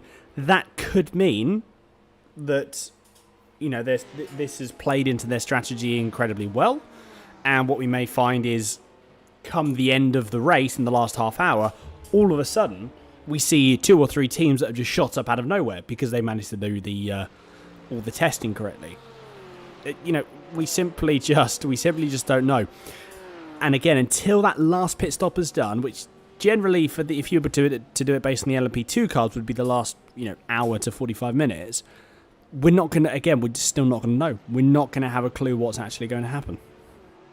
Yeah, absolutely. When we're 10 minutes away from uncharted territory in AHU endurance competition, we've never had a race that is longer than 6 hours. That was back at Monza, where it was a 7 a.m. start on that occasion for us here in the UK.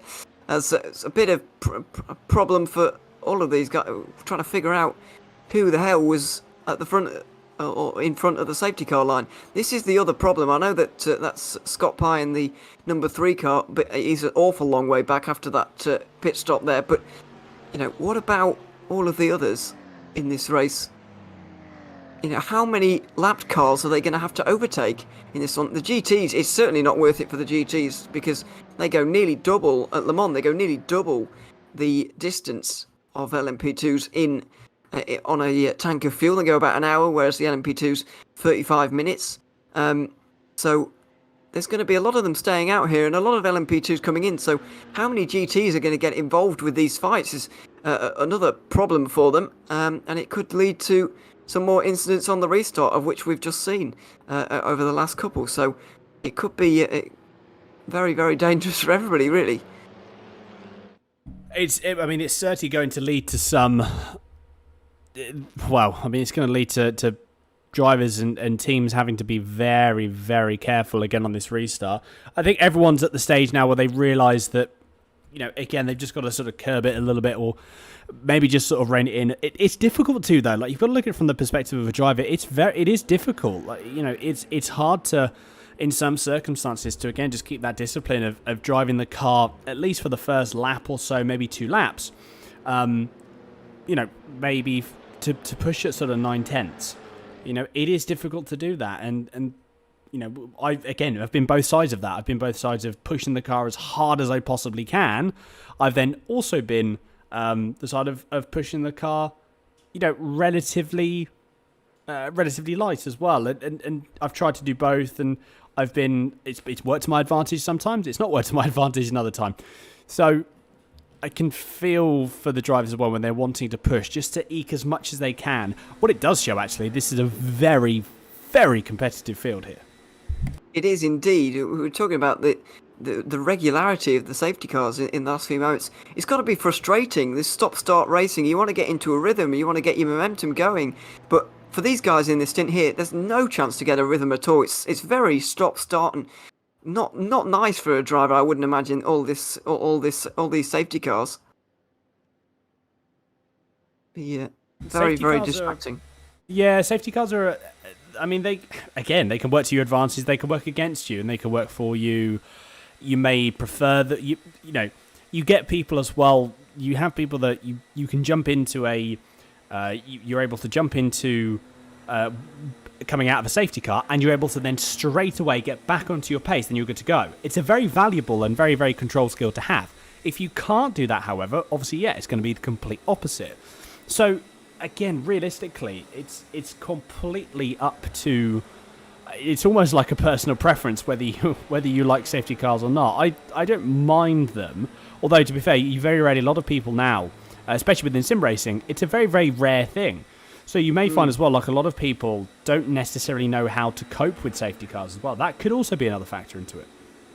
I'll tell you something. That's one of the I think that is the thing I love most about this series, if I'm honest, the AHU Endurance Series. Endurance racing never has safety cars in sim racing. That kind of IMSA style of racing, 24 hours of Daytona is always a very good race, even though it's 24 hours, it comes down to the end. I know safety cars really do help that race, and it's, to some people it feels a little bit fabricated and forced, the entertainment in that respect, a little bit like NASCAR. But no, I really, really like the fact we've got a safety car here in AHU Endurance. It's absolutely fantastic. It's very well done as well. Very rarely have we had any problems with people missing out and being disadvantaged. I know there was a small hold-up at Hockenheim because of a small issue, but that's really the only issue with the safety car I can actually remember in this one. It's been very, very smooth, and a credit to everybody in race control for doing such a good job with it.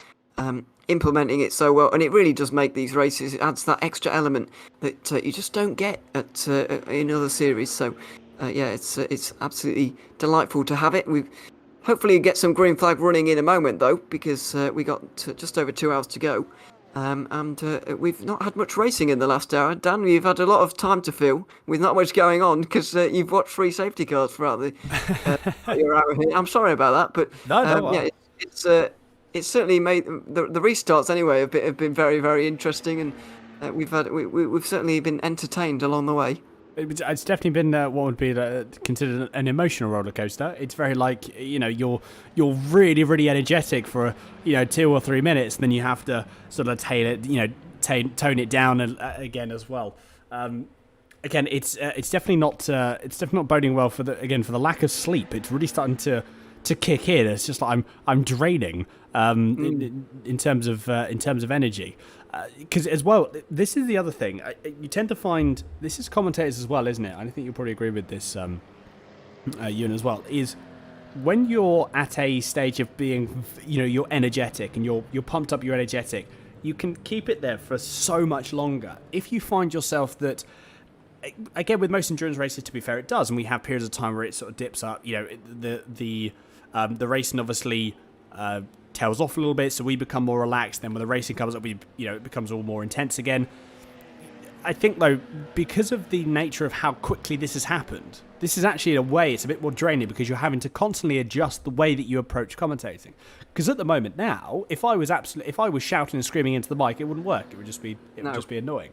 So you're constantly having to change everything. You're constantly having to change the way that you interact with the stream and the broadcast and each other as well, I think. So, which I've really sort of only sort of like tweaked with me, I suppose, in the last, really in the last sort of few moments as how draining that can probably be.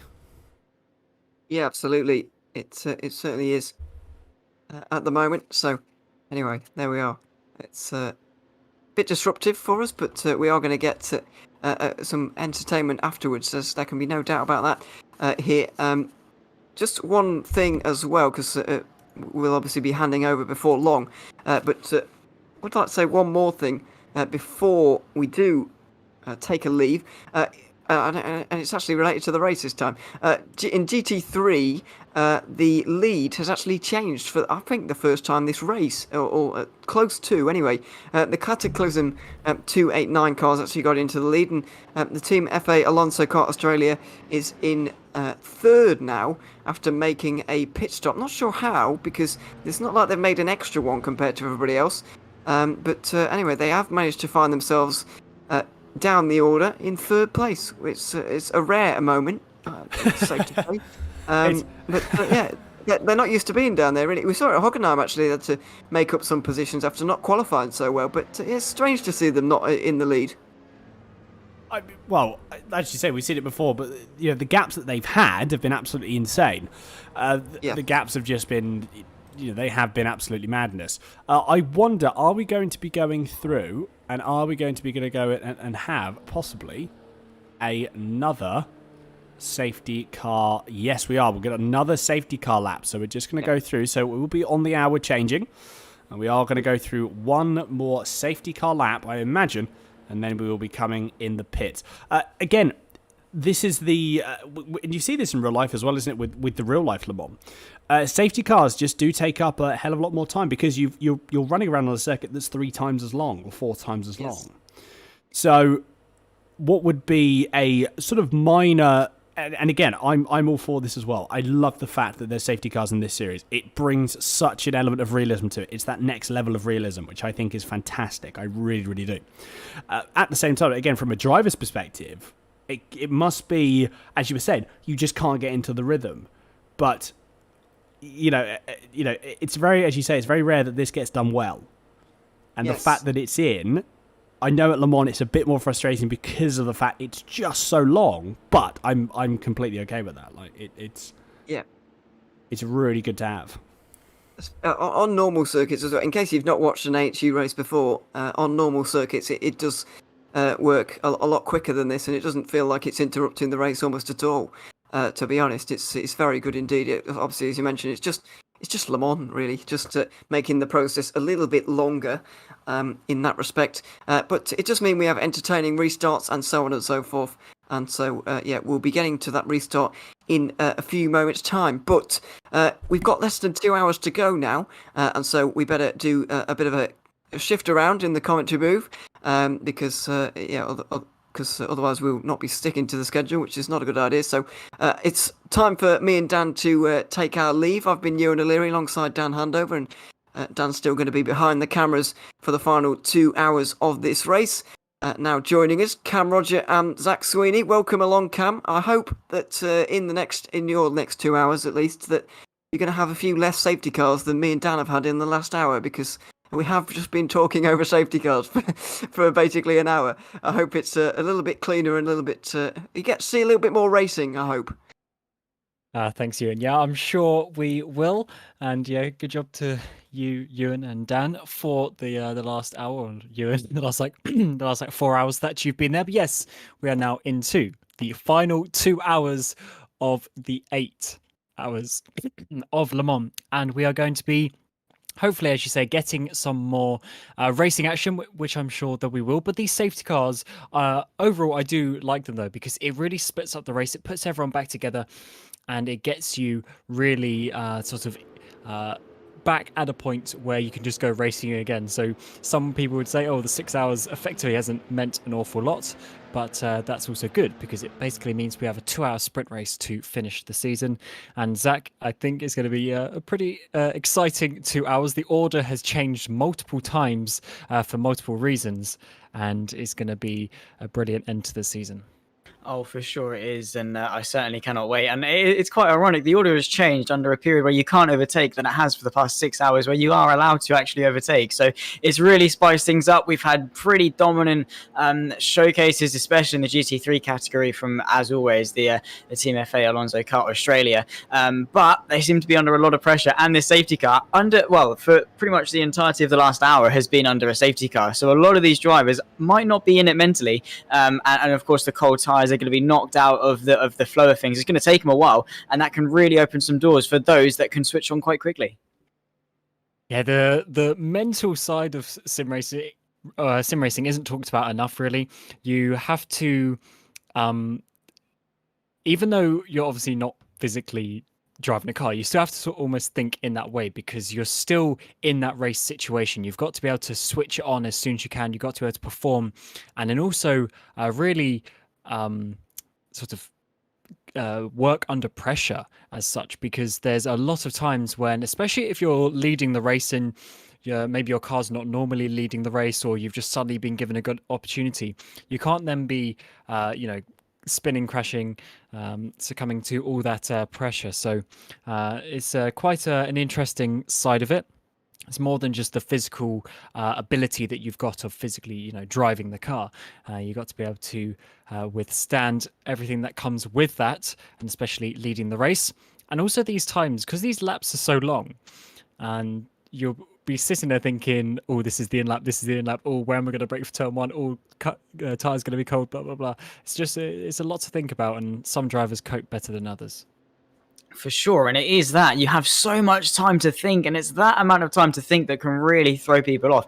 You actually decide better when you're in the moment, and you make them gut instincts, them quick split-second decisions, and they are often better than the ones where you have so long to contemplate because you're spending so much time. Where am I going to brake? How am I going to do this? How am I going to get through? That you really swallow up under the pressure, and you sort of almost choke, and you spend too long deciding. That when you do, it's not that in-the-moment decision that you get when you're getting that adrenaline through and you're actually racing. So it's going to take a while for a lot of these people, and as you say, the mental side definitely is not talked about enough, and it's such a big and crucial factor when it comes to sim racing as well, because as you said, it is literally half of the story. It's all good being quick, but if you're not in the right mindset, I said it with you and I always say it, if you're not in the right mindset, if you're not feeling it, if you're not feeling 100% and you're not confident in yourself, you might as well not be there, because you will not be at the top of your game. Yeah, it's difficult. It's very difficult indeed, and I'm sure most of the people watching who are drivers know about that. Even if you're in the lower tiers or even in higher tiers as well, it really can affect you. So these drivers need to make sure they're staying calm, making sure they're going to be ready for when we get going green, which I think should be at the end of this lap if my counting is correct of the laps that they've done. So we'll see how that one goes, and it will be Jamie Welsh for Summit Sim Sports, who will be leading the way from rival Autosport number 97 and then the number 69 of the AHU cars with Ben Cornett in that car at the moment, and they'll be trying to do their best, but it's certainly going to be a difficult one indeed.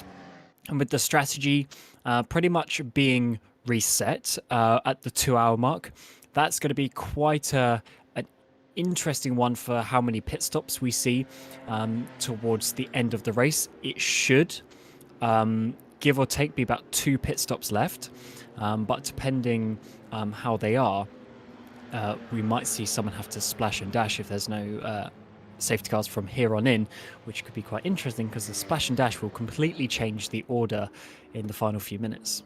For sure, and we've seen splash and dashes happening. Look back to Monza and Hockenheim, where a late safety car really did bring out some different strategies, and we could see it again at Le Mans because of the fact that Cam, we are literally for the majority of this lap at full throttle. You are using a lot of fuel, especially in those LMP2 cars, because through the Porsche curves and through Corvette, Indianapolis, you are on the throttle for a lot of it. You have the aerodynamic grip that you can keep that throttle on, and through that you use a lot of fuel. So the LMP2 cars can probably only stretch to about a 35-minute, maybe a 40-minute stint if they're in tow for some of it. So it's going to be hard for them to stretch out, and strategy, even with a 2-hour sprint, is going to play a big factor. And I'm not going to be surprised if there's a big divide. And of course, for the AHU cars, they've got a big advantage. They can split their strategy. So either way, they're going to make it work.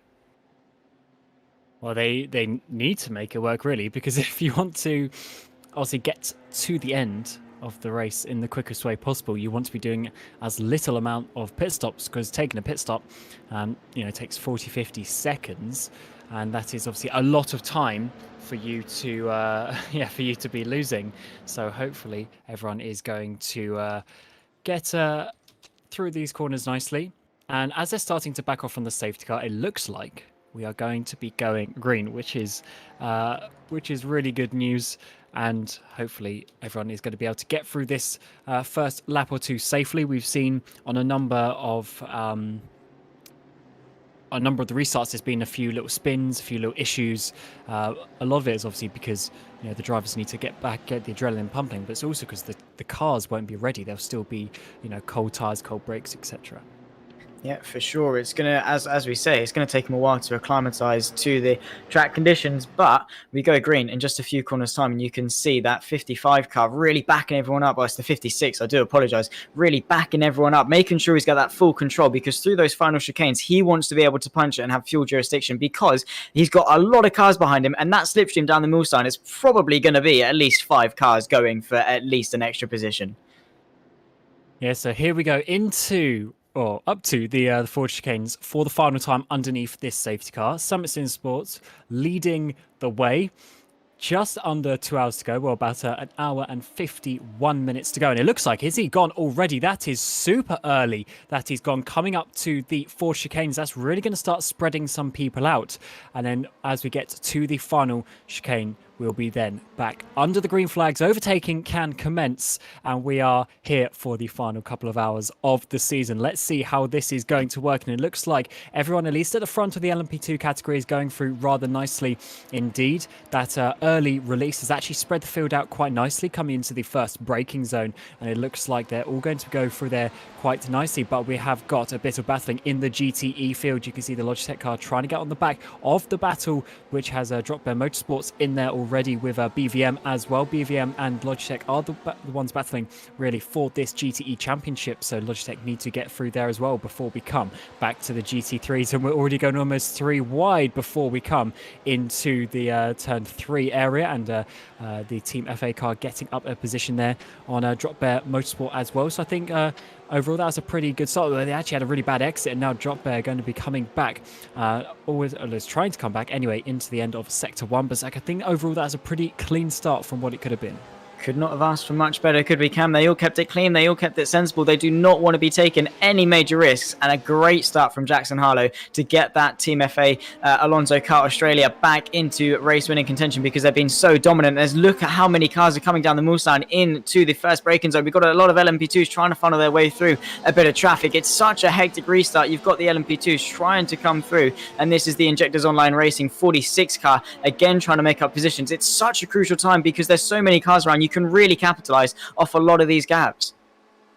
Yeah, you got to, especially in the faster categories, you need to be making sure you can just get a little cheeky overtake here or there, especially when we're getting to the latter parts of the race. You need to be getting the moves where possible, and hopefully everyone is able to do so just about. So they've got a car spinning there in the background at the second chicane. Looks like they've actually got back going pretty nicely indeed. Couldn't quite see if there was a contact. Our sort of a viewing of the cameras just got a little bit pixelated for the moment, but you can see there the number 69 trying to get past, but I think actually dropping down a couple of positions there. They were up into that third place, but it looks like they've actually dropped down just a little bit. So let's see a replay here.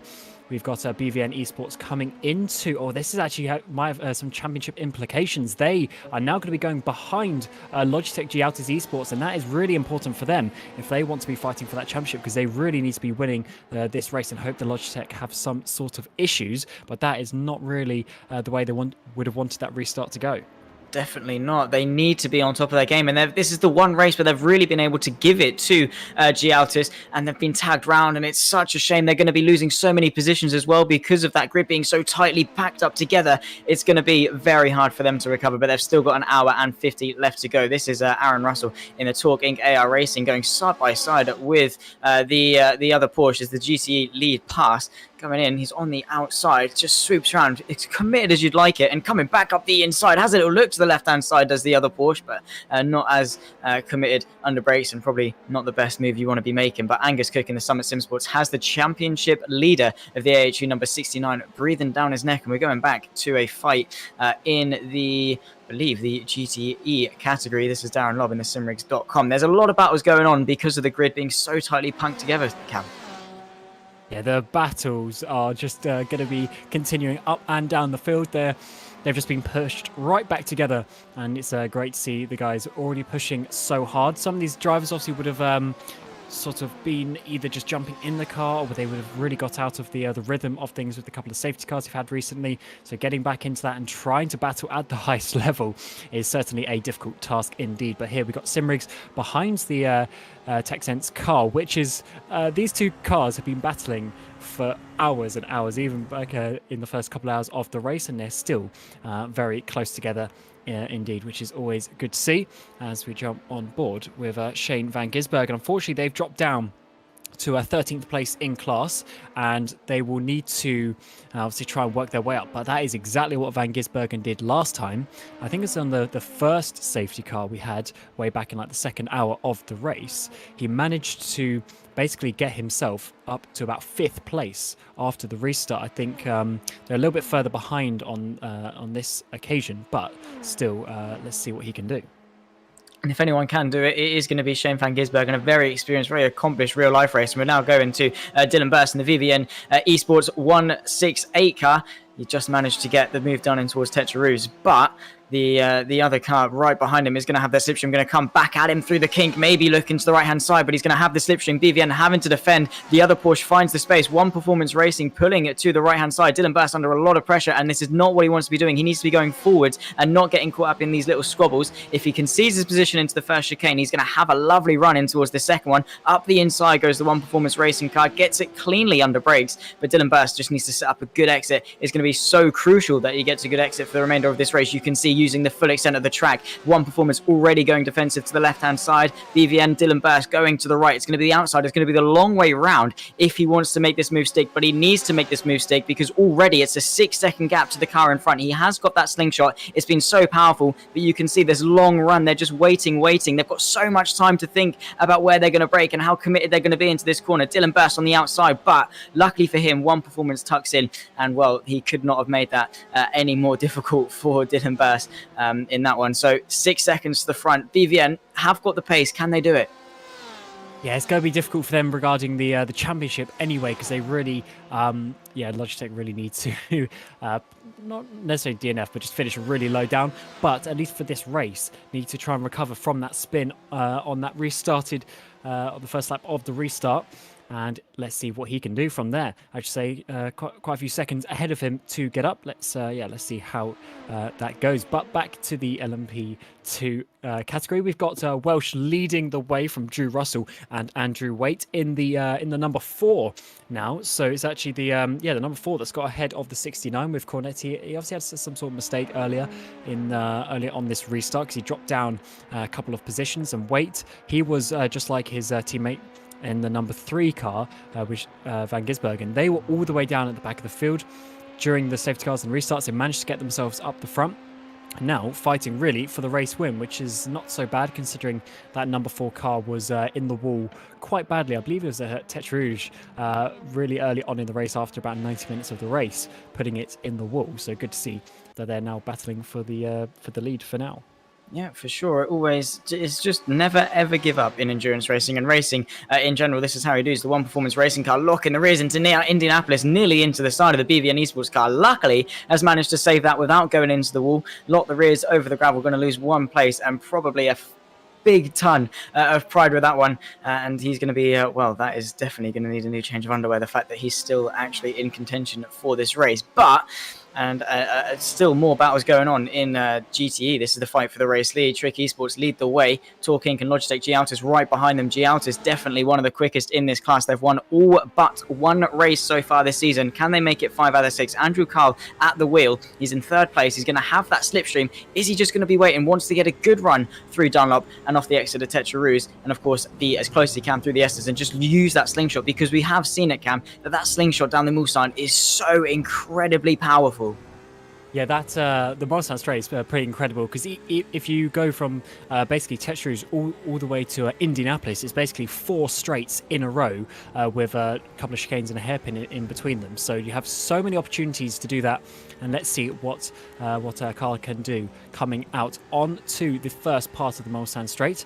The difficult part for him is that the Torque car in front of him is also going to be getting some slipstream, but let's see how his top speed is. You just got to wait, and then just as you get within that final car length or so, you just really get literally pulled along from the slipstream effects. Let's see what he can do. The car's weaving about a little bit, try to just pull out the slipstream just enough. Is Carl going to dive it down the inside? Yes, he is. So that's going to be up into 2nd place. He's actually going to be going for the lead as well. Is that going to be 2 positions in 1 braking zone, which will be really good for him if he can get on the exit. He can, so that is quite incredible to brake late enough to get past 2 of those cars. So Trick Esports down into that 2nd place as well. I really wasn't expecting him to do both cars, but he just broke so late. Unfortunately, the Trick car actually kind of saw him coming, left him the room, and that just about on the exit as well was enough to hold on at least for that position for now. But can either of those cars come back as well? Actually, Torque Inc. have got past on the 2nd part as well, so Trick losing 2 positions there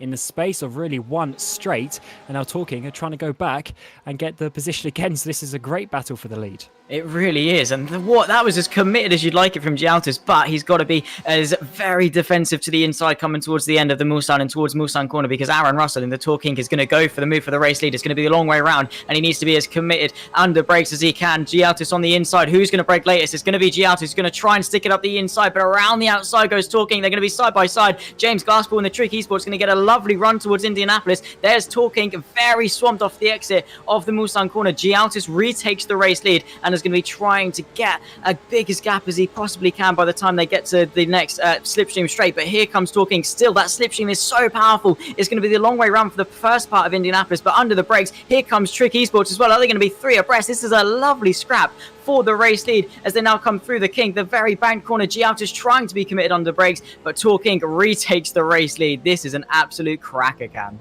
Yeah, this is really good to see that it's not just one person overtaking and then going off into the distance. They're really swapping positions multiple times here. And now let's see what Trick Esports can do, because obviously they were leading that battle at one point. Now they need to see if they can come back. So what has Mikhailov done as he comes into the first 4 chicane? He's just had a little 180-degree spin there. And for the Carbon Esports Purple entry, will be having to do a little bit of a spin as we come back to the lead in the GTE battle.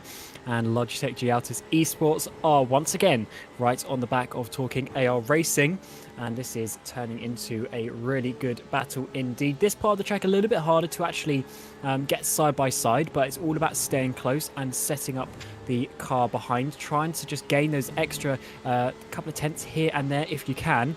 And then you can see here, you either get a slipstream up to the 4 chicanes, although it's just a bit too risky to dive it down the inside. But I think this battle is going to go on for another couple of laps because they are just staying so close together. That slipstream chain is just so powerful, isn't it? You really feel the effect down the Mulsanne and even in the little straights from through into the 4 chicanes, and they're such quick chicanes. This is a change in LMP2 as well. The fight for P11 injectors online. The 46 car trying to get past Benjamin Faulkner in towards the first of the 2 Mulsanne chicanes, gets it stopped. Very nicely done, easy as you'd like it. But the 27 and the number 3 just behind, I believe that is Shane van Gisbergen's car. He's onto the back of the sort of the mid-pack in the LMP2. Are we going back to the fight for the race lead in GTE? Yes, we are. Andrew Carl and Trick Esports both going to have incredible runs if they can keep it clean through Tetra Rouge. Just have that slipstream and have that momentum in towards the first of the 2 Mulsanne chicanes. Talking going a little bit deep. That could invite Andrew Carl to have a little look. You can just see how quick that gap is closing. He's not even quite far back to feel the full effect of the slingshot. He's tucked up behind, going to the right-hand side and towards the first Mulsanne. That will leave him vulnerable if he complete this move into towards the second one, and of course into Mulsanne. But Talking not flinching whatsoever, keeping him honest to the left-hand side. Just going to back out of this one maybe as Gialtis tucks back in front. But Cam, he's going to have a lovely little bit of slipstream down towards the second one. And don't forget Trick Esports just trying to find a way through, but there's just no gap emerging. Yeah, let's just see if we get this battle continuing once again. Andrew Carl seems really good on the brakes as well, so let's see if he can defend. But we know that Talking actually came back last time round on the last lap when these guys were in the same position, and I'm sure those guys are going to be fighting indeed as we come back to the battle for the podium in LMP2. We got the number 69, so that is Ben Cornett's actually got past his teammate number 4 of Andrew Waite, but they're now battling with BD Racing as well for the final podium position. So we're waiting. He's just dropped off a couple of positions there, but we've now got Blomqvist trying to defend from Cornett. Cornett's going to have to go down the inside, which is effectively on the outside on the little kink before the braking zone. But can he get his car in a good position to have track position into Porsche curves? Yes, he does, and he's going to be getting that move then up onto the podium for the number 69 once again. This car's gone up and down the positions multiple times, but once again they are on the podium places, and let's see how long he can hold on to that. But he does have a couple of seconds up the road if he wants to get onto the top 2. So hopefully for him, he can now try and pull away a little bit, but I'm sure that Blomqvist is not going to be letting him get away by any stretch of the imagination. And just look at all those cars behind if any of these cars make a bit of a mistake. Yeah, for sure. Any mistake's going to be very crucial. And don't forget, these are the 2 championship protagonists, 1 and 2. 69 leads the way from BD Esports in the championship. So BD Esports need to get in front and then hope the 69 car goes further enough back that they can claw back 121 points in the championship. So it is crucial in terms of the championship that BD Esports get in front and then just hope for a miracle. And through Dunlop, through turns 2 and 3, and then down towards the S's, BD Esports, as always, is going to have that lovely little slipstream towards the Mulsanne chicanes. And don't forget that Summit Simsports and Rival Autosport also very close for the race lead, as I think as we look to the GT GTE battle. That's sort of spreading out a little bit. Gialtis finally managing to get the gap through some corners. BD Esports though, oh, this is a fight in GTE between the one Performance Racing and the Pulse Racing Team Black side by side through the Mulsanne corner. That was very close indeed, going side by side, and now tucked up in the slipstream, gonna go for the move. This is the fight for P9. Here comes Harry Doos to the right hand side. It's going to be the outside for the first little king, but he can't quite manage to recreate the move that the 69 did, because these GTEs don't particularly have as much downforce.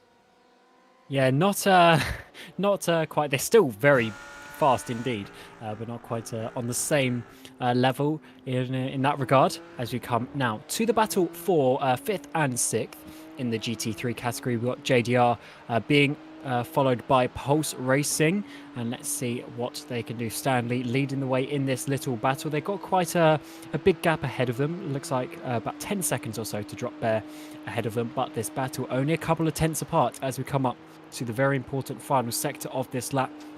Pretty much all high-speed corners. Got to have a nice... Oh, as we've got a car off there. One of the BMWs is off there in the Porsche curves. That's a bit of an awkward place to do it, because that would have been a fairly high-speed little accident that he would have had. And that was the Summit Sim Sports BMW there in 10th place now. Just coming up behind them is one of the other Pulse Racing. This time the yellow Lamborghini is on the back of him, but also Frog Leap Racing just behind as well. So that could be a bit of a costly mistake if he doesn't get up to speed too quickly.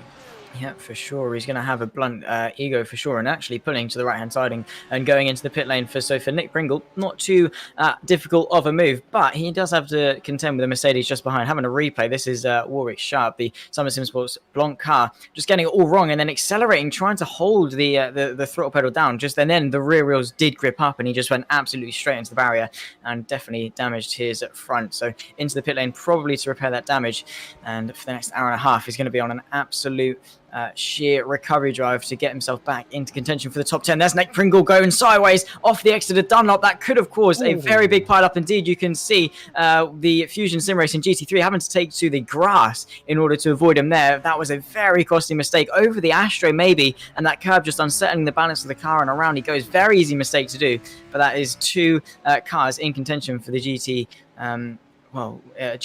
top 10 coming through Dunlop over that curb. Yeah, that Astro is so lethal. That rear left just spinning a little bit too quickly, and around he went.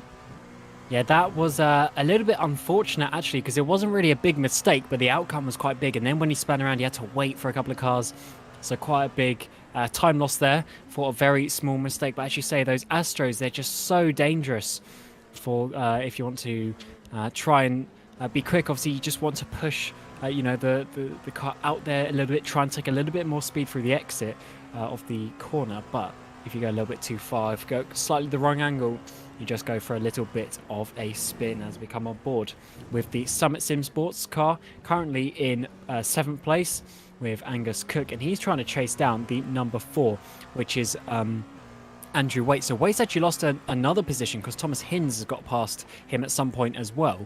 So Waite's losing a little bit of time on this stint so far, and Angus Cook, I should say, teammate of the car, currently leading Summit Sim Sports. They've been up and down quite a few times in this race. Let's see if he can get the slipstream coming down into the first of the Mulsanne chicanes. Looks like he's getting quite a good slipstream.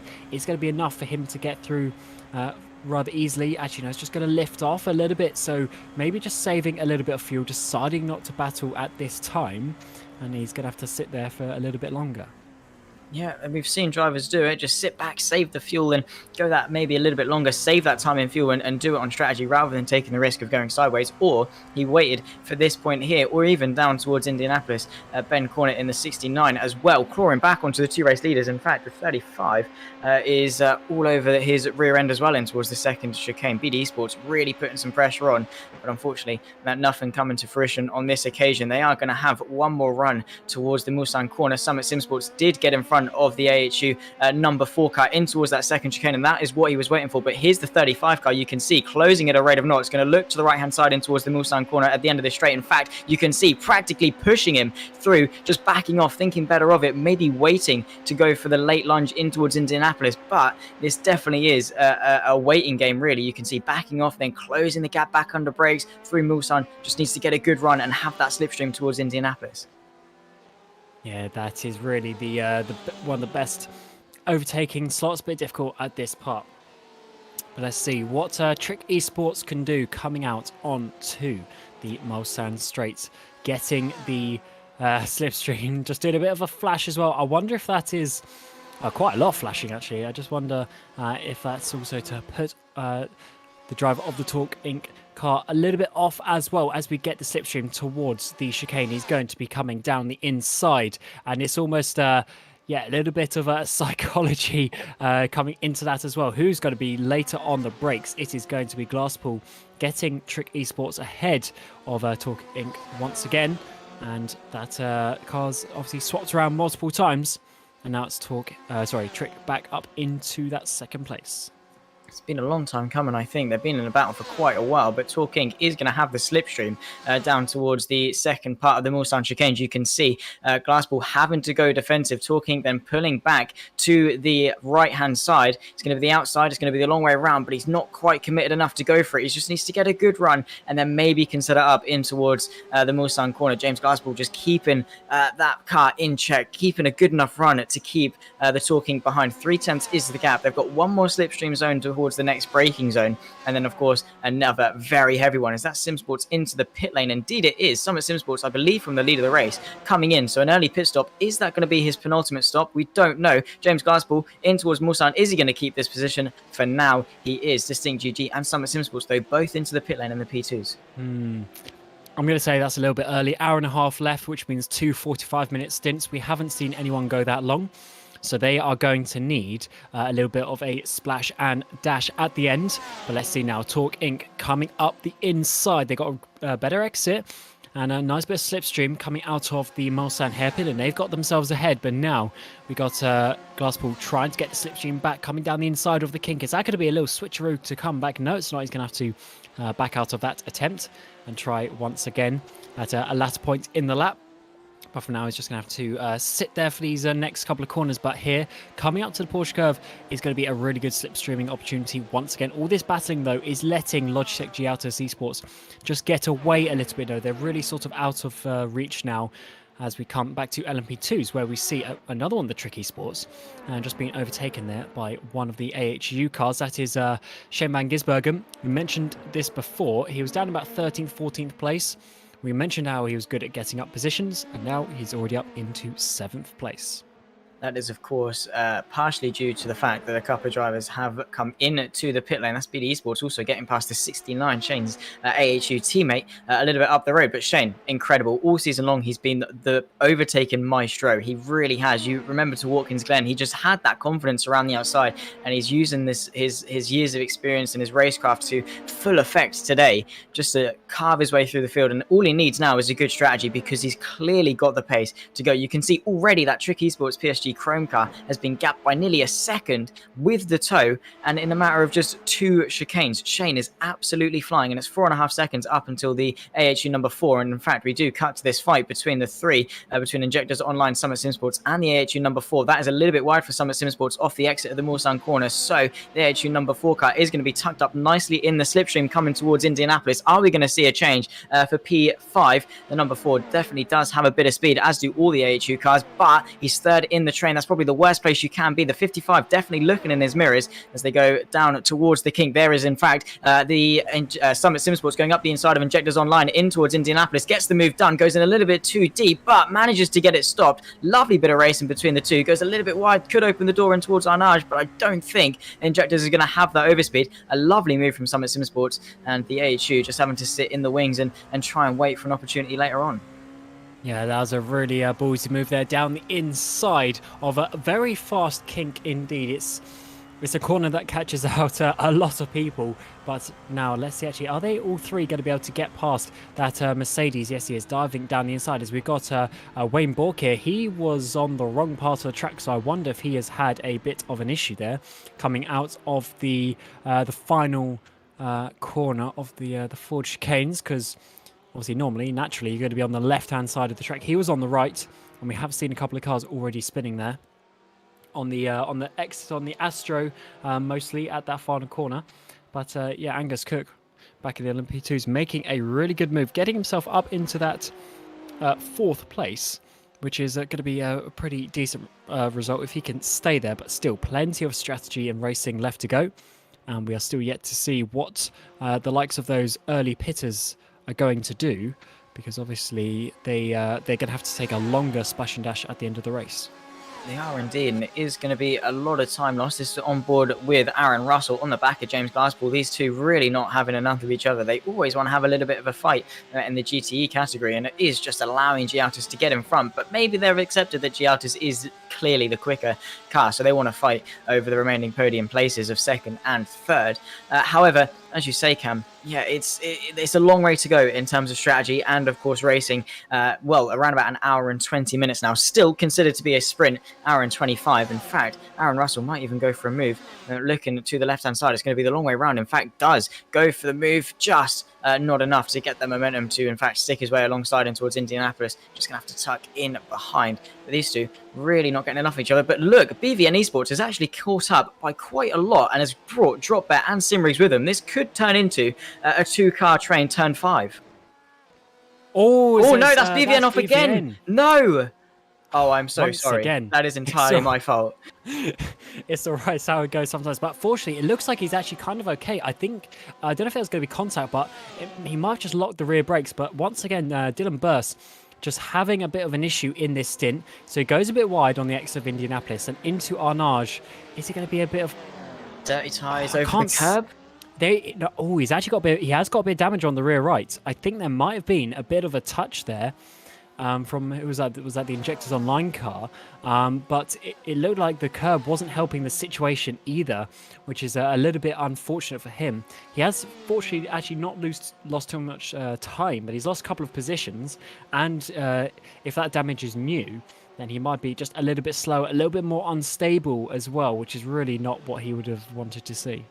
No, for sure. You never do want to spin, especially when it's not necessarily your fault. I mean, he went over the gravel off the exit of Indianapolis, got a bit of dirty tyres over that curb, unsettled the car easily, but that was magnified by the bit of contact, maybe, that was to the rear right, and he, in fact, goes over the grass again. So he is absolutely pushing that car to the limit, trying to catch up and make up for lost time, and he did such a good job. He was closing onto the fight for the podium places, but in fact, just again a mistake because he's pushing so hard to make that time up. So that is a shame for BVN, and I think that is the edge that Gialtis has had over them for the entirety of the season. They've been very equal on pace, if not BVN has been slightly quicker, but the consistency definitely favouring Gialtis. And consistency is really where a championship is won, as we've now got a bit of battling here into the first corner. Is that the car that he was just... No, I think that was actually a lap car. But yeah, the consistency is really where you win a championship, because especially in a season like this where there's just over a handful of races, there really isn't too long for you to either gain or lose time. So it's actually more important to be consistent in a shorter season, because that one bad race could really ruin your championship, because you have no time to get back at it, get back those points that you lost. Yeah, for sure. I mean, it's a testament to those 6-round seasons, isn't it? As you say, and of course, there's big gaps between the points. 300 for a race win. So if you have a DNF, it really just straight away knocks you out of championship contention, and it's all about consistency. I mean, you look to BD Esports in LMP2; they've never stepped on the top or second step of the podium, but they're still in second place in the championship purely because they've been so consistent. And the 69, the 3, the 4 AHU cars have been sort of fluctuating. They've had their bad races, they've had their pointless races, but BDE have just been up there entirely, and that is a true example of how consistency can put you in a championship contention, even if you're not particularly the quickest car.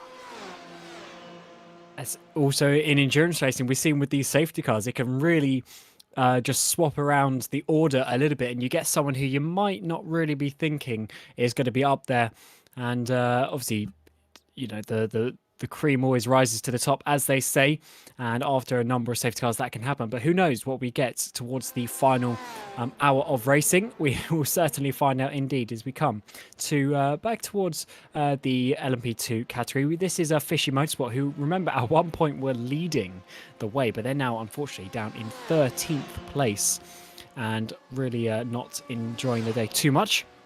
Has come back to Dylan Burst, and no, I was actually mistaken with what I said before. It was not a lapped car that they got past, it was Drop Bear. So Drop Bear obviously had a bit of a mistake in that final chicane on the previous time round.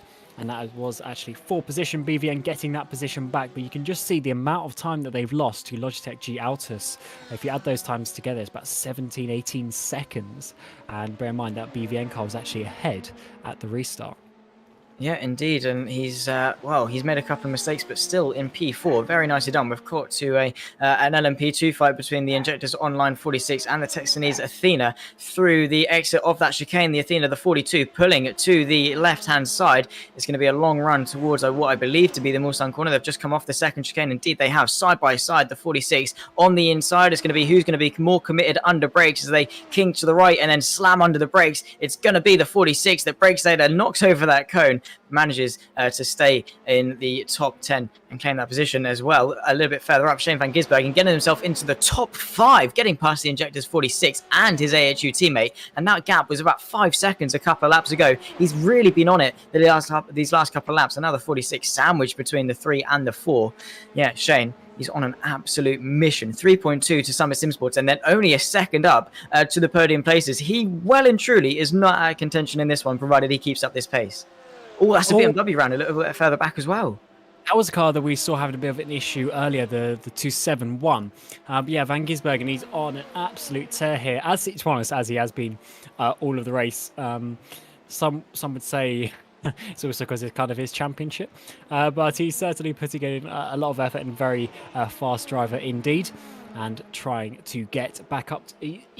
100% he can win this race. Obviously, if there's any more safety cars, that could mess up the order just a little bit. But every time there's been a restart, he's been making up positions hand over fist. And even if you take into account those couple of positions that he got from the people who already went into the pit lane, he's still made up about 6 or 7 positions just on track himself. So that is really good indeed.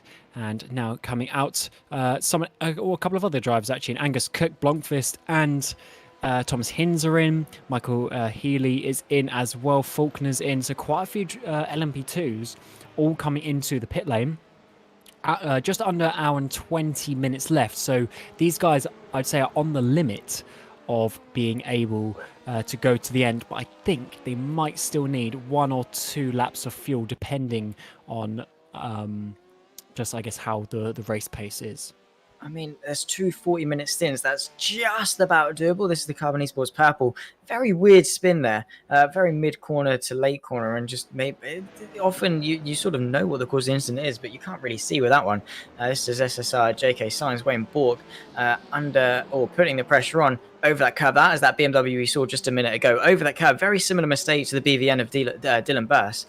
But yeah, as you say, with the LMP2 cars, this is going to be very tight in terms of who makes it to the end. And I think those that stayed out, the Rival Autosport 97, the 69, and the 3, all going to be in a very good position because they've saved that extra little bit of fuel, and they're not going to have to do as long in their final stint, and can push and not really worry too much about fuel. Yeah, fuel is always the biggest factor, especially with safety cars. So these guys going an extra lap, so they're going to be pitting nearer the 1 hour 15 mark, give or take, and that is starting to get a little bit closer to what is possible. But let's see, Stanley, can he get the slipstream on the Pulse Lamborghini? No, it doesn't look like he can for now, but he's certainly closing up a bit in the braking zone. But the pit stops, that's really where it is won and lost in endurance racing. Having the right amount of fuel in the car at the right time is very, very important indeed. But now, can we see this JDR car get any sort of slipstream? And it looked like he might have, it might just be lifting off the tiniest bit there as well, because his progress was sort of halted there. And he will have to come back in line and try again another time. Yeah, he will just have to bide his time. I mean, we've seen people, excuse me, waiting for this run in towards Mulsanne or even into Indianapolis just to have that little bit of an extra run and make it secure. That's why the Mulsanne and Indianapolis are very good overtaking opportunities, because it's secure. They don't really have another opportunity to come back at you. But Brady Stanley still backing off, or whether or not his car has the straight line speed to compete with that Lamborghini. A very light, very nimble, very fast car is that Lamborghini. We've seen it do incredibly well, not to the level of the Porsche. You can see that closing speed speed under braking, though. The Lamborghini very swamped to the right-hand side, and Bradley Stanley has got an incredible run to the left, and they're going to be in a straight drag fight all the way down. Be nice if we can have an off-board shot, because we do not know where that Lamborghini is. It says around about 2/10 back, and the BMW is in fact ahead coming towards Indianapolis. A lovely bit of moving, a lovely bit of racing between the two. The Lamborghini tucked up, though. You can just see how small it is in comparison to that BMW as they come down towards Indianapolis. I think Brady Stanley, has managed to get this one done. And well, we've seen that BMW not be particularly quick in a straight line, especially compared to the likes of the Mercedes, Lamborghini and Porsche. But he got that one done. And that was a very nice opportunistic move indeed to get himself into 5th place. As our leaders are now coming into the pit lane. So we've got the next round of LMP2. So yeah, these guys are going to be leaving the pit lane with give or take 1 hour 15 left. So that still might be a lap shorter, give or take. We'll have to see just how exactly the pace is and how many laps they are going to do. But I feel that it's still on the edge. We'll just have to see. But, you know, if this is just also because of when, this is always just because of when the safety car comes in. So this is just the situation they're put in because they just, when the safety car came out, there's no other option really apart from to pit. But we think that they might just have to pit again, which is a bit of a shame, but that's just how it is going to be, which is obviously then going to be a battle of the engineers to make sure that they put in the right amount of fuel and they don't put in too much and then waste time sitting in the pit box with a few laps to go.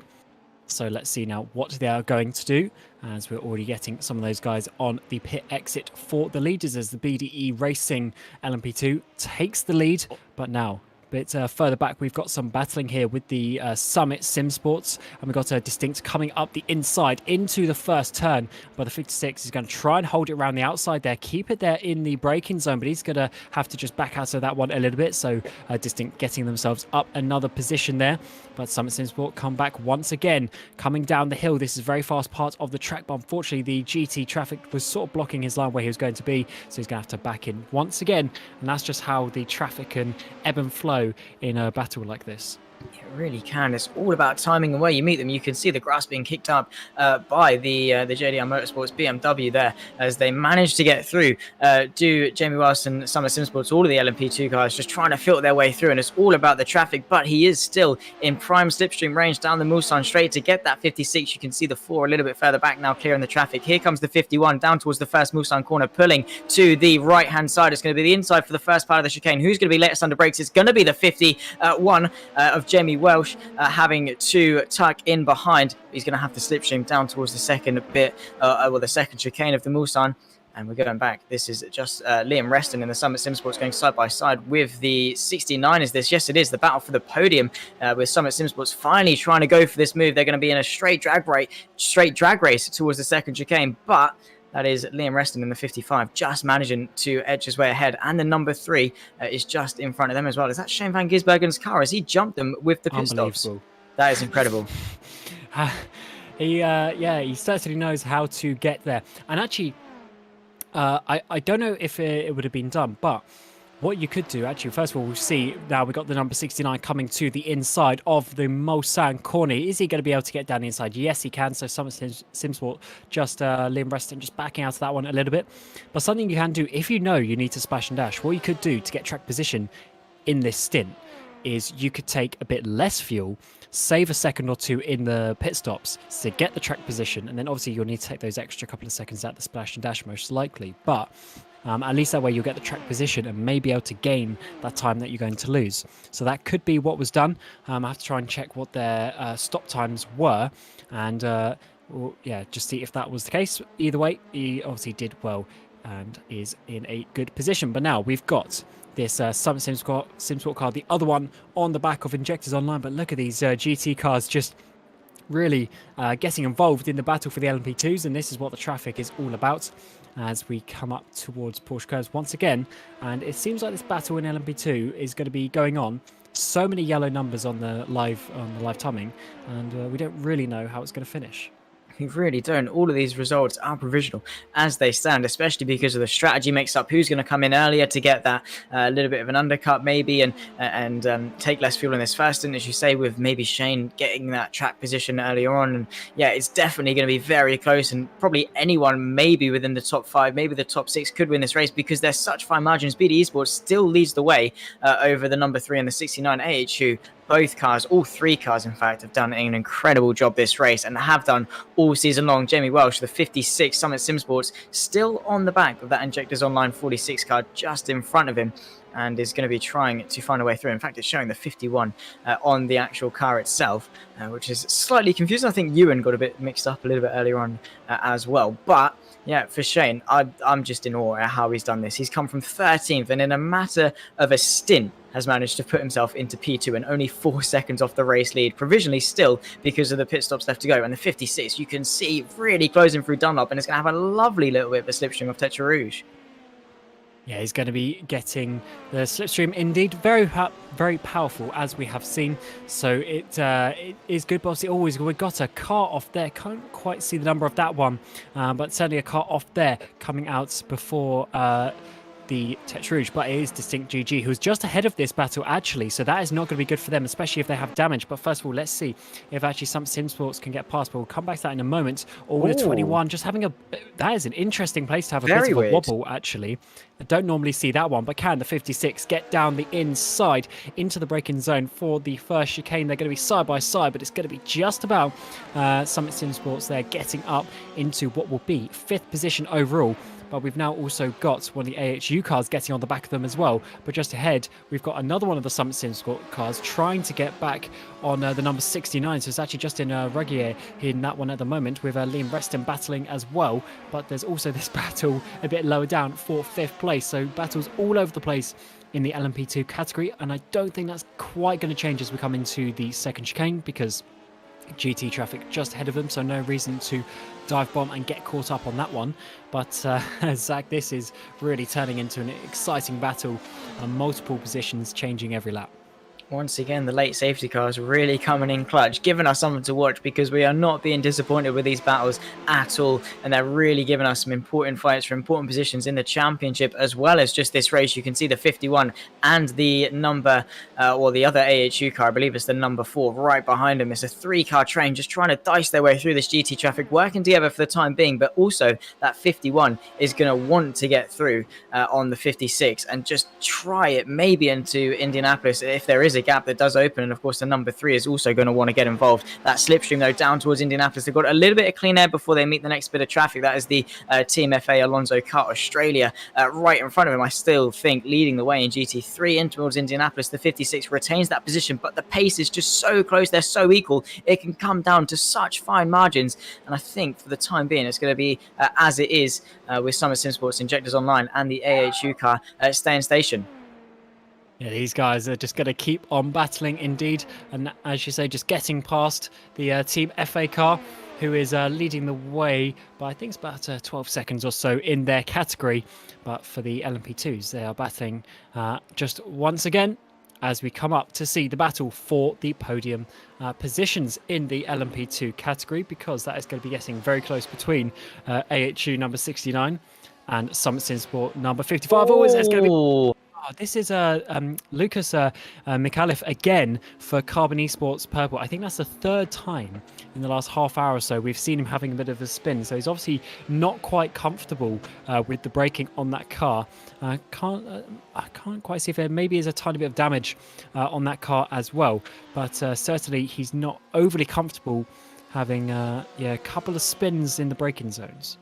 Really is not happy. I mean, Indianapolis, very tricky corner. You're almost braking while you're turning, which is always a recipe for disaster, to spin the rear end out. But he managed to save it and didn't end up in a wall, and probably only hurt his ego, his tyres, and lost a little bit of time. So it's a shame that he's managed to do that quite regularly as well, but maybe damage or whatever really playing a factor, as it always will. Damage is not fun to drive with, especially rearward damage, because frontward damage you can sort of predict the understeer. You know the car's going to understeer. With rearward damage you never know what the balance of the car's going to be like. Yeah, that's always the worst, especially in the high speed stuff when you turn in and you just really don't know if you need to turn in a couple of degrees less.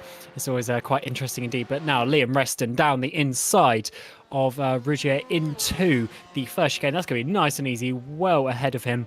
Number 55 up there. Summits in Sports back onto the podium places.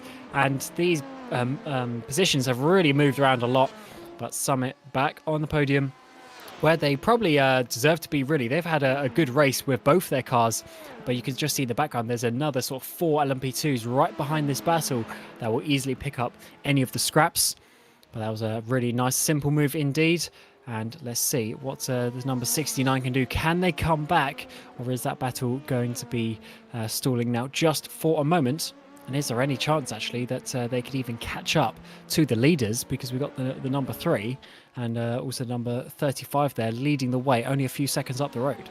Yeah, and Shane has actually made a massive indent into that lead. 1.8 seconds now is the gap. This is Liam Reston still under pressure from the number 69. I thought that poor run off the second chicane was going to hurt Liam in towards Mulsanne, but the 69 just didn't quite get a good enough run in order to put that pressure on. And I think Liam has solidified this move unless the 69 can come back in towards Indianapolis. It's going to be a long run. It's going to be tough if he wants to stay in front. Also further back, the Injectors Online Racing trying to get onto the back of the other Summit Sim Sports car. Both cars doing incredibly well, as is with the AHU cars. But Shane, 1.7 seconds is the gap to BD eSports. He is on an absolute mission, and you can only appreciate what he's managed to do over the last stint, and still a long way to go. Right, an hour and 5 minutes left to go. Strategy can play a factor. It is still provisional. He might lose a little bit more time, but still to be put in that position in any stretch of the imagination is just such an audacious claim, and I don't know how he's done that. Yeah, and his lap times are pretty unbelievable, to be honest. But first, let's see what Injectors Online can do coming into Indianapolis. Number 42 there, or just losing out in the battle, actually, to the Texans Fitzy Athena car, with Rush Sim Racing just up the road. Shane van Gisbergen, last lap of 30.15. Which is just over a second quicker than Blomqvist. And in fact, no one else is even near the 1 minute 30s. They're all high 131s or 32s. He's just, absolutely loving it at the moment, trying to hunt down that leader. And we'll see how long it takes for those guys to catch up, or him to catch up, I should say, to BDE Racing. And maybe we'll have a battle for the lead fairly shortly indeed, as we're watching the Texans Fitzy Athena car number 42 with Aaron Stanley coming through, and he's really starting to get close to that Rush Sim Racing car ahead, so that might be them getting up towards P11 fairly shortly. Yeah, indeed. As we're taking a replay, this is Lachlan Capel in towards, I don't even quite know where that is, but nonetheless, Lot the Rear is taking a very hop, skip, and a jump over the gravel, and that was going into Dunlop. Just very weird mistake, and we've seen it time and time again that this is happening. But back on board, the fight for P5. Summit Sim Sports under pressure from Thomas Hinz in the Injectors Online 51 car coming through Tetra Rouge on the coming up to the 7-hour mark now. Not long left in this season finale of AHU season number 1. Thomas Hinz in the slipstream down towards the first Mulsanne chicane. He's going to have a lovely slipstream, but is he using it? No, he's going to want to wait for the second run towards the second chicane. You can see Drew Russell going to be looking in his mirrors. In fact, no, he is going to be looking in his mirrors because the number 4 is alongside him, trying to come back in towards the first chicane. The 97 just managing to stay ahead. But the number 4 going to have a lovely little look in towards the second one, especially because the 97 has gone deep and got a really poor run. The number 3 is now pulling the fight for the race lead. BD Esports has lost the race lead. Paul Blomqvist has lost the lead to Shane van Gisbergen. That happened very quickly. 1.7 seconds quickly turned into 4/10 in the favour of the AHU number 3. A lovely little move, and that is the 35 getting all sorts of out of shape through the second chicane. Shane van Gisbergen takes the lead of the LMP2 category with just over an hour left to go. How? He's just, so much faster. Last lap, 1.5 seconds faster than Blomqvist. Obviously, traffic does play a tiny role here or there, but you still, on average, things still work out in one way or another. and Van Gisbergen there in the number 3. Bear in mind, this car was best part of a lap down at some point, although I don't think this is over. I think Blomqvist is going to be getting a nice slipstream here, but is he going to actually battle back, or is he just going to try and save a little bit of fuel there? And no, that's the lap time difference is quite big between himself and the number 3, and yeah, it looks like he's just going to sit there behind for now and just see what he can do indeed. But also, Liam Reston in the number 3 was actually over half a second quicker than Van Gisbergen last lap, and that is already very fast times from Van Gisbergen. So Liam Reston might actually be battling down towards this top 2. We'll have to see on that one how long it takes him, if he does catch up to this battle for the lead as well. This could be very spicy, definitely not over yet. And of course, Paul Blomqvist in the BD Esports trying to go for that race victory. Their first time it will be in the top 2 positions this season. And he definitely wants to. He's still in the slipstream, and that is the thing. You can definitely hook onto the rear end of the car in front, so long as you have the pace through the tight and twisty sections, such as the Porsche curves and, of course, Corvette in towards the Ford chicanes as well. 6 tenths is the gap. He's going to get a marginal slipstream, but I think Shane has got it. And as you say, Liam Reston behind at 2.9 seconds now is the gap between himself and BD Esports in second place. He is absolutely fine. They've turned up a notch. Shane getting slightly out of shape through there. You can see sliding through, but still managing to take such a quick line, and maybe that was a tactical sort of getting that clip angle through the corners, slightly sliding just to set up that car to get a straight line through, and has already extended that gap over a second. He has maintained this pace. Surely you'd see maybe a car turn it up a little bit and have pace for 1 or 2 or 3 laps and then start to die off a little bit, but somehow Shane has maintained this. Certainly has, and let's see what sort of lead he can get, to be honest. His pace has been so good, and still, yeah, I mean, he's, especially compared to like the midfield of the LMP2s, he's best part of 2 seconds a lap faster than these guys at the moment, really starting to pull away. So let's see what he does over the course of the next lap or so. We're going to see Blomqvist probably get a bit of slipstream, stay there for a little bit, but as soon as he loses that slipstream, he's really going to be struggling if the lap times are to say the truth. But first, let's get a replay. We've got Delaney for Fishy Motorsports, number 8, coming into the pit lane. But is he going to go a little bit too fast? Yeah, just clips the curb there and goes for a bit of a spin. Fortunately, he might have actually just got a little clip there from the Porsche. But fortunately, he didn't really lose too much. But yeah, not really ideal, because while you can gain a bit of time there in the pit lane, it's not really worth the risk for that extra tenth here or there. Really isn't, and the Le Mans pit lane is so tricky. It's so tight, that chicane, and you want to carry a lot of speed through it to not lose time, but very easy to lose that time. This is the Drop Bear Motorsport of Corey McFarlane on the back of the Talking AR Racing, a team that was fighting for the podium places not too long ago off the safety car restart, and now having to fight for the scraps in the midfield for P8 at the best, maybe even P7. But Corey McFarlane is closing it at a rate of knots towards the first Mulsanne chicane. 2 tenths is the gap, closing, making the Talking look in their mirrors in towards the first chicane. Is Corey going to pull to the right hand side? Indeed he does. Who's going to be later on the brakes though? It's going to be very close between the two. Up the inside goes Corey. Lovely move, clean as you'd like it, and up into the top 7. But Talking might have a little bit of another look with the slipstream down towards the second Mulsanne chicane. Let's see how this goes. Is the slipstream going to be enough? I think it might just be a tiny bit too far back, but you then will obviously get the slipstream on the next one.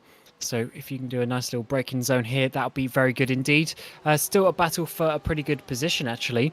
Being up there for seventh place overall. Quite a few cars in that class as well. So let's see, how is the exit there? Can Talk Inc. get a slipstream back down towards the Mulsanne hairpin? Now I think they're just going to be a little bit too far back, really, to think about it. So Drop Bear holding on to that position rather nicely, as they've got one of the LMP2s, number 7 LMP2, coming past them. So I think that battle is one in the way of Drop Bear. But then we'll have to see once again. This is generally the best part of the track, actually, up towards the kink in towards Indianapolis. But it looks like actually Drop Bear seemingly having the speed to hold on there, and this Talk Inc. car has dropped down a little bit further than what they would have wanted, obviously being up there really battling for the lead at one point. But now getting the slipstream, are they going to be able to come back towards Indianapolis? It's going to be a bit of a dive if it's quite late, but no, it's not going to be enough. And Drop Bear hold on to that position. Yeah, for the time being, Corey McFarlane doing a great job in defending that. We see on the tower, BD Esports losing a lot of time down to P5. Whether they've come into the pit lane or not, it hasn't come up with a pit lane graphic as if they have. So maybe a mistake or something has happened. But at the moment, showing us P5, which is strange to say the least. Hopefully, it's a timing glitch. We're going to take a replay. This is Paul Blomqvist in the BD Esports coming in towards the Ford chicanes. Definitely something has happened. You can see on the back of Shane van Gisbergen, just in front of him.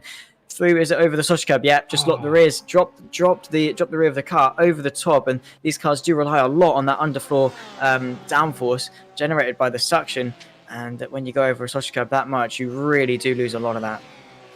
Yeah, just a little bit too much of that curb. You've seen so many cars really clattering that curb, but it's a very, I guess, precise sort of angle of attack you have to go to it. You see these cars.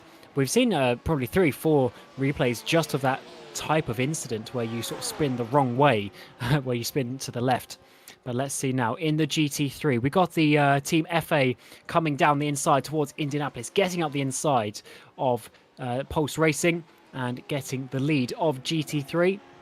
And this car has obviously been so dominant this season. Back in the lead of GT3 is what we would have expected to see. But Pulse Racing doing a good job up there with the Pulse Racing Century Batteries car. But are they going to be able to fight for this lead, or is that Team FA car just going to pull off towards the distance and maybe wave goodbye, just like they have done in so many races this season, being such a proficient team? And also BVN back in GTE, also coming on the back of a Pulse Racing car, trying to get a bit of a run round the outside, coming down towards the first Mulsanne chicane. Obviously, being identical cars, there's not going to be too much difference in terms of their actual performance, but who is going to be bigger on the brakes? It looks like they're fairly side by side as we come towards the braking zone. Is Pulse Racing just going to pull in? Yes, they are. So BVN back up into that 5th place, having dropped down quite a bit this stint. So let's see how that one works out and if they can hold on to that, but they've already pulled quite a big gap actually. Yeah, they have pretty clear of any threat from Slipstream, and I think BD Esports even going down even more places, down to 7th place even after that spin. So really, really struggling. But BV Esports, yeah, they've just been really fluctuating up and down the order, haven't they, in terms of where they have been. They recover and they spin or something happens and then they recover again. But up into the top 5, definitely not a bad result if they can stay where they are. 4.8 to the next car in front of Trick Esports. So they can still recover, maybe. Probably not to podium. A podium seems a little bit too far-fetched, but maybe P4. But they definitely would have wanted to be fighting with Logitech G Altus, which already, considering at the start of this stint, around about an hour ago, they were fighting with BVN Esports and talking for the race lead. And now they are 30 seconds ahead. This is Brady Stanley going off Indianapolis over the gravel, managing to save that. Pretty respectable, to be fair. But the JDR Motorsports, languishing towards the back of their class. And the Star at SimSports locking up in towards the Mulsanne chicane, going over the gravel, and that is definitely not the quickest way around. This is Andrew Saunders, Pulse Racing Team Black, having maybe a bit of a mistake. You can see in towards Mulsanne corner. Is he just going to get it all wrong? He is, locked the rears. That is an easy mistake to make. Luckily, though, it was more just a slower way around the corner than a spin.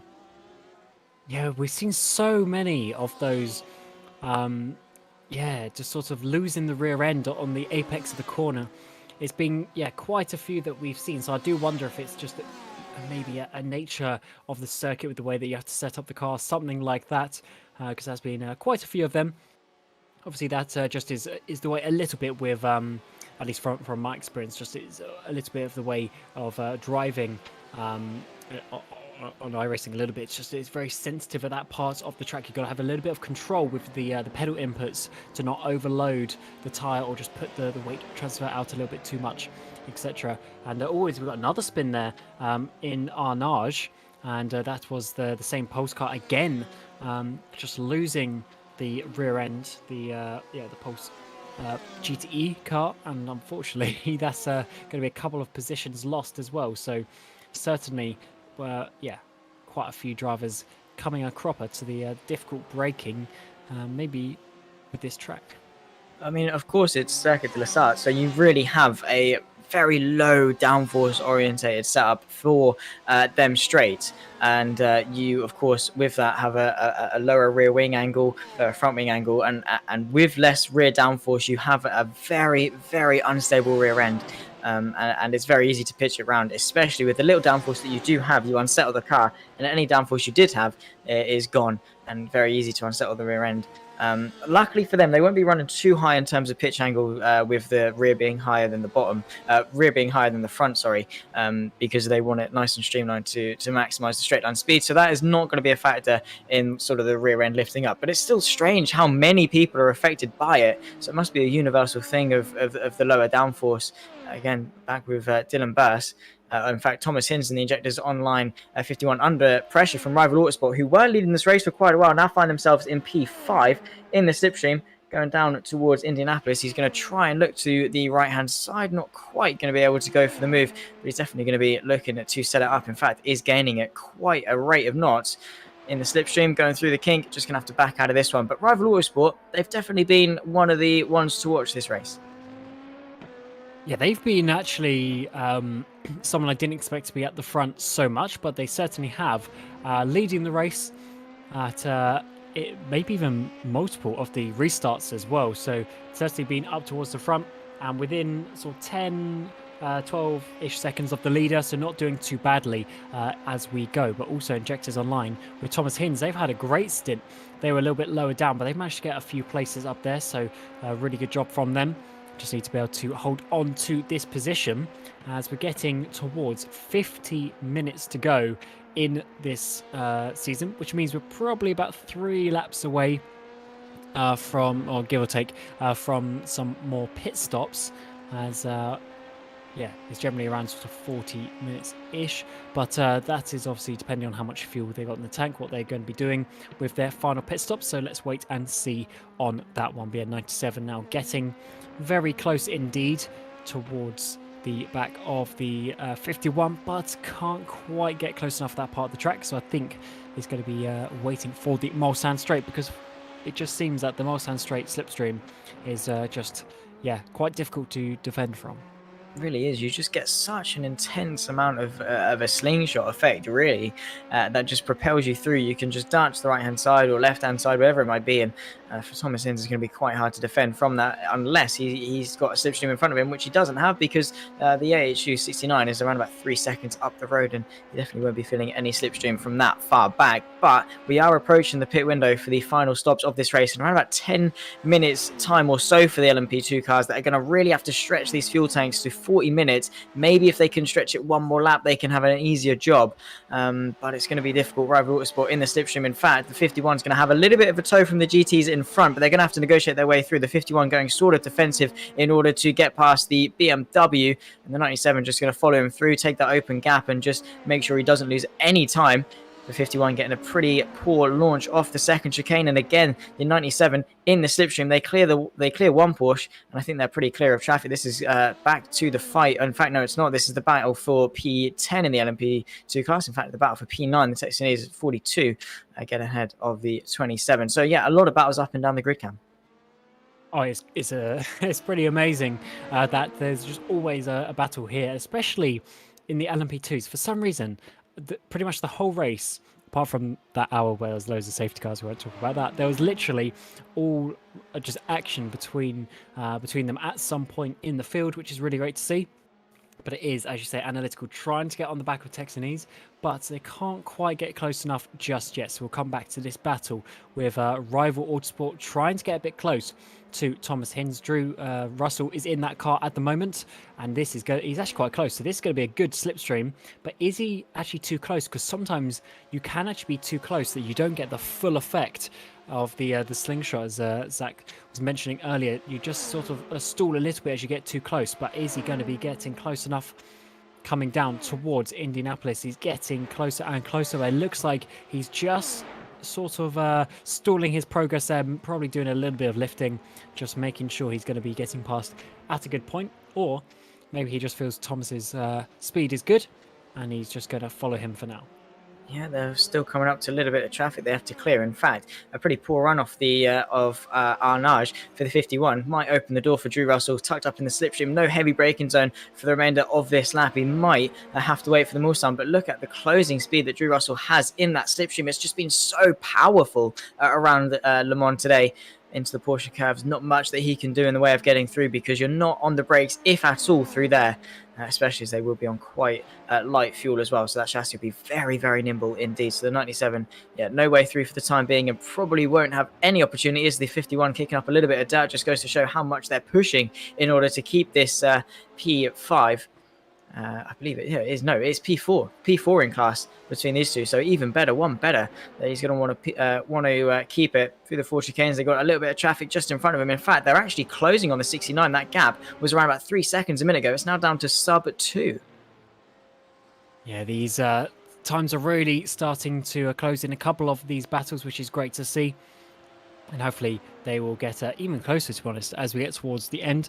And it looks, interestingly enough, it looks like a lot of the, just looking at the LMP2 lap times, a lot of them actually just getting a little bit quicker as well. So obviously with the fuel going down, that will help a little bit more as well. But in general, they've probably just got back up to speed after the restart that we saw.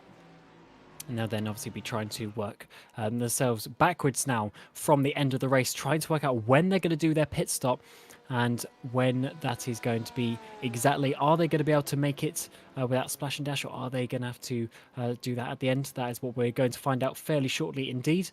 And obviously the next sort of round of pit stops will tell us pretty well with that. But let's look at the GTE leader, Logitech G Altus. They've now got a absolutely massive lead. They were down in about 6th place, but they managed to get past. So a couple of positions were actually gifted to them a little bit, you know, BVN having a couple of issues here and there, but still, once they've got into the lead, they have just absolutely walked off into the distance, and that's why they've won all but one race so far this season already. And it's not like they weren't even in contention in Silverstone. The one they did lose, they were leading for the majority of it until that late safety car. If you remember, think back to late June when the series kicked off. They were looking very good, but BVN just managed to tip them with that late safety car. But since then, they just did not look back. They said, well, okay, you can have the first round. We're going to have every other one. And they're looking comfortable for this one. They had a little bit of a topsy-turvy middle area, especially after that safety car restart where they had to fight their way back through a little bit of traffic. But Clean Air and Logitech G Altus is just an incredible combination. It's just, it's like, it's just, they're unstoppable, absolutely unbeatable. If you give them a clean track and just get their head down, they are like Sky Electrics going around the circuit. They're so consistent, no mistakes at all. And the same can be said about the Team FA Alonso Kart Australia. Jackson Harlow at the wheel for the time being. 11 seconds is the gap to the Cataclysm Computers Racing. And at one point in this race, Cam, they were leading by well over half a lap to second place. And of course, in qualifying, 2.5 seconds gap to P2. So, well, G Altus and Team FA Alonso Kart Australia, two very dominant forces. Yeah, they certainly have been. But even with the multiple, is it about 4 safety cars we're up to now? 3-4 safety cars we've had in the race. And despite that, they've still managed to get both of those cars.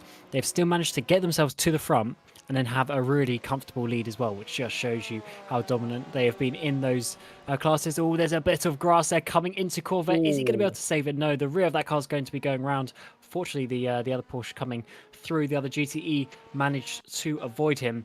But McAvoy there having a little bit of a half spin before we come back to is that one of the Pulse Racing cars? Yeah, Reese Morgan. Oh, having a bit of a spin sort of on his own, really. The LMP2 may have put him off a little bit, but wasn't really too distracting, I'd say. So just having, a little bit of a mistake there on the brakes into that corner as we come back to, Team FA doing really good indeed as the AHU car goes past them and puts another lap on them. So it's hard to say, obviously, with actually, as we get loads of the LMP2s in the pit lane. So yeah, this is just a little bit too soon. So 43 minutes to go, which means they're going to need to do 2, maybe 3 laps of splash and dash at some point in the final few minutes of the race, as they won't quite be able to make it to the end on that one from what we've seen so far this race, which is a little bit unfortunate for them. But no, as I said earlier, it's just a matter of making sure you put the right amount of fuel in, and you don't put half a tank because you're not going to need half a tank.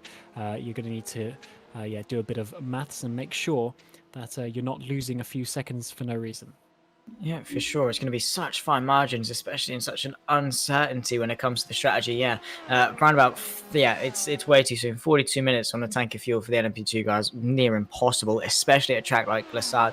Maybe at Motegi, Watkins Glen, they have that opportunity to lift and coast, but you just can't take your foot off the gas here at Lassard because a lot of this circuit really does depend on having that foot flat to the floor and using a lot of fuel. So yeah, it's not like you can easily save fuel. You can save a little bit here and there through the corners and in a bit or so, but it's going to be very hard to actually save enough in order to extend this stint by a good couple of laps. It's going to need to be if they want to make it to now. As you can see the Texanese Aaron Stanley into the pit lane for his his penultimate stop. They're going to have to do one more after this one, and they come out very close. But the thing is, do you take maybe the same amount of fuel as everyone else, maybe a little bit more, and then come in a couple of laps earlier to save yourself that little bit of time later on, and then you can have that undercut. You can then save yourself that time in the pit lane. It's going to be very close. The number 3, it's actually an AHU 1-2 at the moment.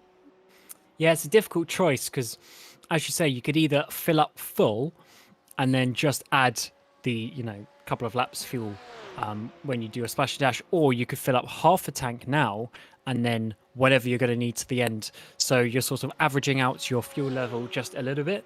It's a hard decision to say what is going to be best, because obviously a lot of the time it's easier just to fill up full tank, because then no matter the situation, whether it's safety car, whatever, you're just always going to be in the sort of in the best place. It's the less risky strategy, because obviously one risk is if you go short, is if then you make your final pit stop and then there's a safety car and everyone ahead of you gets a cheap stop, and then you just lose all that track position.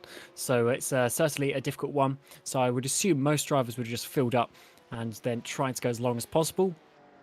But it all now really depends on where the leader crosses the line, because if it's quite close and they have to effectively do an extra lap, you need to account for that, obviously, when you're making your splash and dash. So sometimes you need to err on the side of caution and just add a lap of extra fuel. But obviously then that could cost you a bit of track position in the pit lane. So yeah, it's going to be a very big decision for these guys, but I'm sure they are experienced enough now to try and work it out. Yeah, experience is definitely going to be your best friend when it comes to this. You've been in these sort of situations before. You know what works and what doesn't, but every scenario is different in these types of things. It's going to be different times in the races, different fuel loads, etc., etc. The experience helps for sure, but it cannot prepare you for absolutely every scenario possible. So you are going to have to be thinking on your feet and trying to prepare. But of course, the teams are going to be preparing and have prepared a lot of it. But no one, you hope that things go your way from lap 1, and you will have that set out strategy. But at some point, you're going to have to throw all of that out of the window. And as they are now, think right on the feet and just try and live calculate it and hope that you make it. Oh yeah, sometimes you just gotta hope a little bit as well. Try and do your best, but it really depends where you are in the championship as well. Because if you really need to push it to the last literally liter, give or take, then sometimes it's easier just to add the extra couple of liters, just play it a little bit safe, as we have the number 4. AHU still there in the pit lane, so they're actually getting rather close. So that they're exiting the pit lane now with just over just over 38 minutes. So they might, so they're still gonna have to splash and dash, but they're going to be potentially one lap less fuel, as we see a bit of a change there, although that's relative. They're not for position P12, P13. P12, P14. So not quite there for position on the relative, if that is to be correct. So they will obviously, not be battling directly. But yeah, that number 4 is going to be potentially in a bit of a good position, but it also depends how close you are, because if you're 10 seconds behind someone, it doesn't matter, because you're not going to gain that 10 seconds either way. Well, you might do, depends if mistakes or anything factors into it, and never ever say never, as I think Shane van Gisbergen has proved in this race, because, well, everything thrown against him, especially if you look back to Hockenheim as well, where somehow he managed to claw back some time after that drive-through with only an hour to go. He really does work magic, doesn't he, Shane? He knows what to do, he knows how to do it, and he just has that pace. Once he's in that zone, once he just is absolutely determined to catch, he will hunt them down and catch them. Yeah, he certainly will. Just got that type of mentality there, which is what you need. And hopefully they continue pushing towards the end. But it is getting to that sort of tricky point where you want to be pushing, but you also don't want to be making any sort of stupid mistakes and risking what you've worked the last 7.5 hours for.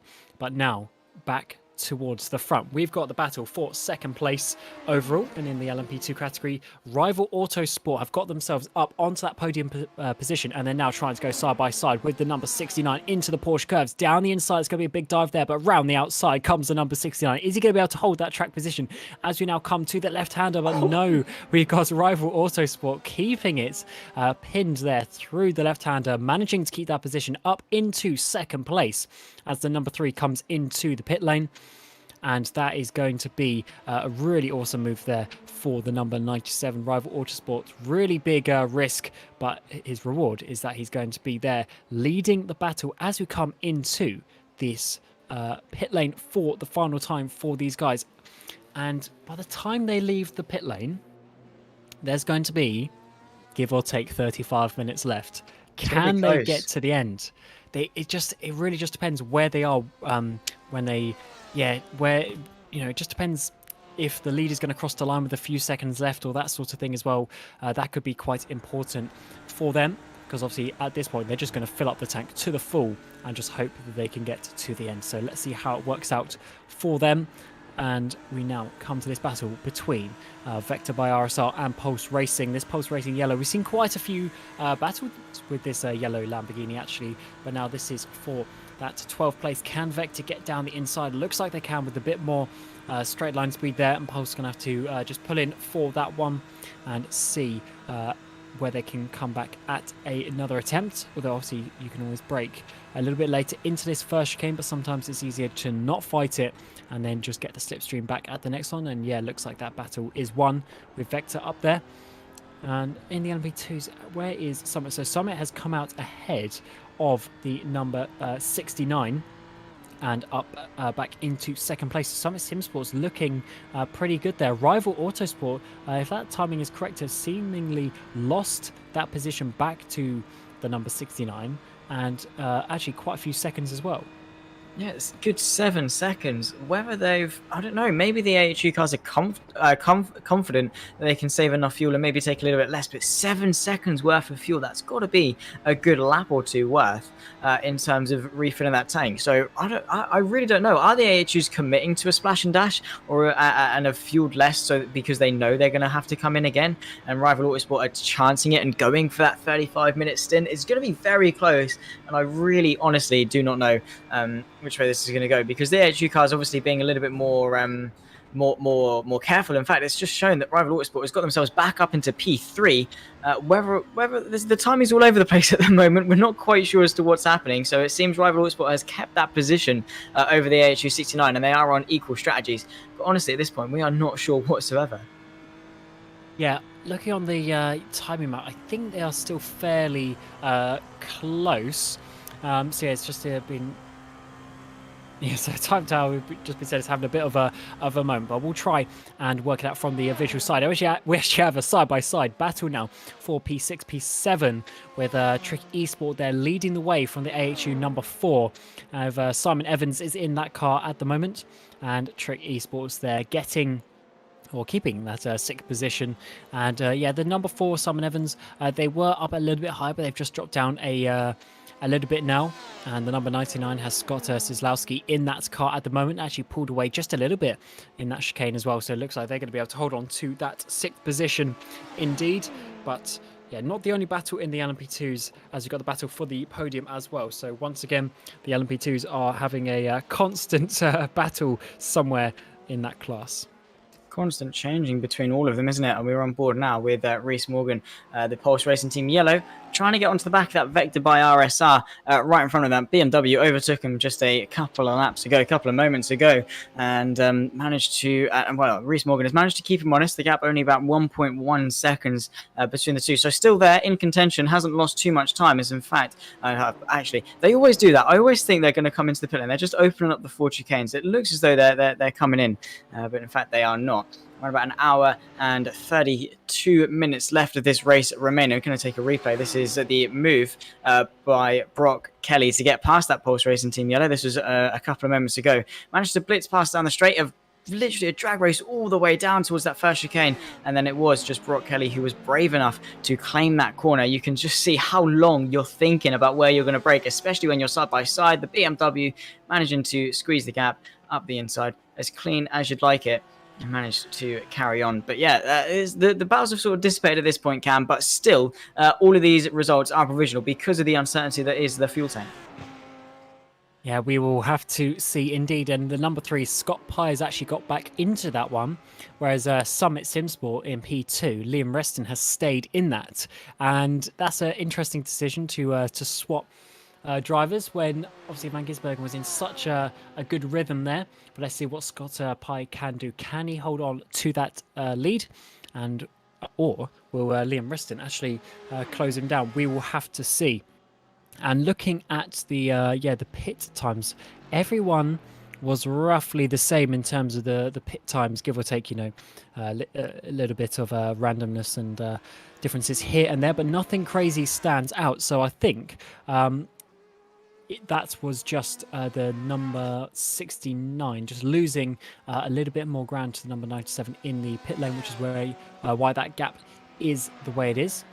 And we'll have to see how that one works out. But we're looking at Alexander Bird for Trick Esports, finally 5th place in the GTE category, and they have a little bit of a gap up the road to 4th place, so doesn't look like they're really going to be easily getting a position ahead, but they are currently holding on to that position from TechSense Fitzy Hades car from 6th, and also the BVN just in the background as well. But that battle looks to be going the way of Trick Esports at the moment. Indeed. Only around about 2.5 seconds back. And is it bad? I've only just noticed the TechSense cars. The last word of each of their names is a different. I believe it's a Greek god. You've got Hades and Athena on both of them. I think that's a nice touch. Whatever it might be, whatever symbolic reference it is to that team. I think that's. I've only just noticed it. I've only just realised.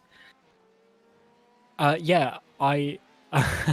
Final race of the season, but is it nice to actually separate the teams in a slightly different way? Normally you just get a number or a color, so nice to see something a little bit different. So what is Riley Bilson going to do here, coming into the four chicanes, and he's going to have a bit of a spin there. Not the first, not the last car that we will see do that, and he just gets a spin. Fortunately there are no cars there to collect him or anything like that, and he's going to be getting himself in a straight order and continuing back on with the race. So yeah, hopefully for him he doesn't do that again, because it's not going to be helping him too much.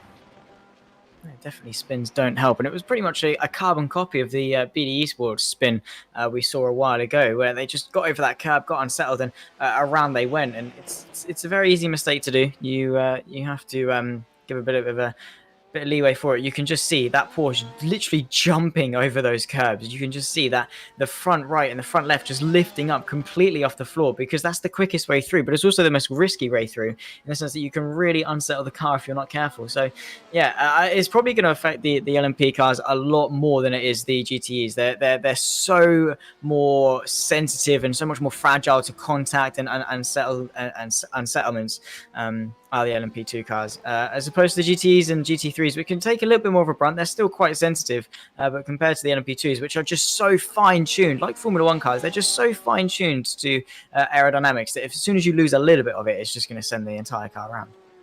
Yeah, and especially how you might think about setting up the car for this track. I mean, I've never driven this specific LMP2 that we've got, the Delara, but normally, obviously, if you want to get a straight line, you might run a bit of a softer rear suspension as well to try and get a little bit more squat in a straight line, try and get the car as low as possible. But then, obviously, in the corners, that is going to have a little bit less control. So you got to think about things like that and how you're really going to sort it out, and maybe in just those little chicanes, because the thing is, most of the corners here, even these chicanes on the Mulsanne, they're still sort of quite big and sort of flowing.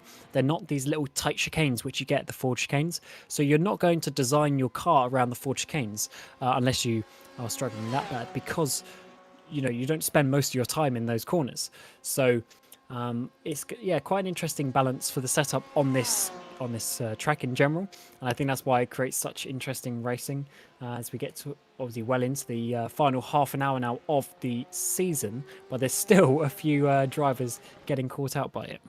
Yeah, still, and I mean, that is probably why it's such a good idea that they've only got 2 drivers per team, or they might have a few more, we'd never know, but that is why, because of the setup as it is so hard to fine-tune, that you do not want to be catering to so many drivers, 3, 4, and that's probably they're probably lucky that 8 hours is it for Le Mans, and not the full 24, where you might need 4 or 5 drivers and have to cater to absolutely everyone. But at the moment, this is the battle for P12 in the GT3 class, I believe. This is Pulse Racing Team Yellow looking to the left-hand side, almost up the inside, but the BMW just kept his nerve, broke late, and around the outside he went. The Lamborghini, the Pulse Racing Team Yellow, and the Vector by RSR have been very close together for the majority of this stint. They've been fighting relatively close, and neither of them have really been able to extend the gap on the other.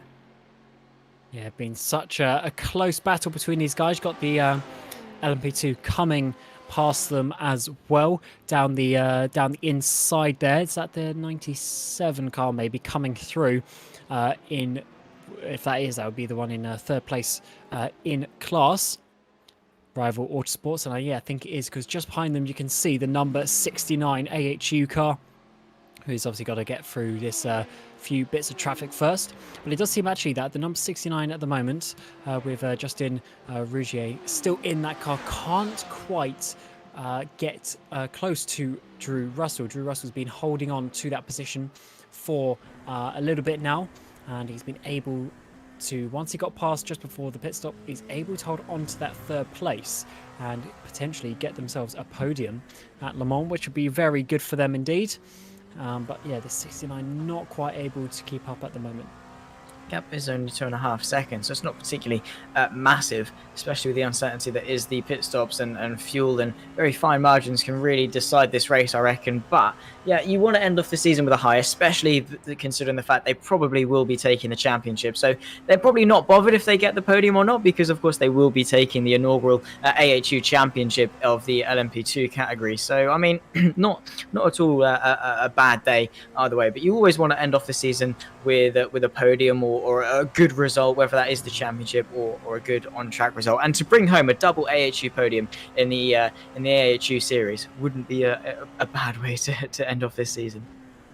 Yeah, certainly wouldn't indeed. But I think at some point we should also try and do the maths on the standings. So I have to update our little live standings things with what position each car is in, because obviously that is really the main focus point of the season, is not only to find the winner of the race, but to find the winner of basically the championship as well. And being as consistent as possible is something that we've said, and being consistently at the top is how you win a championship.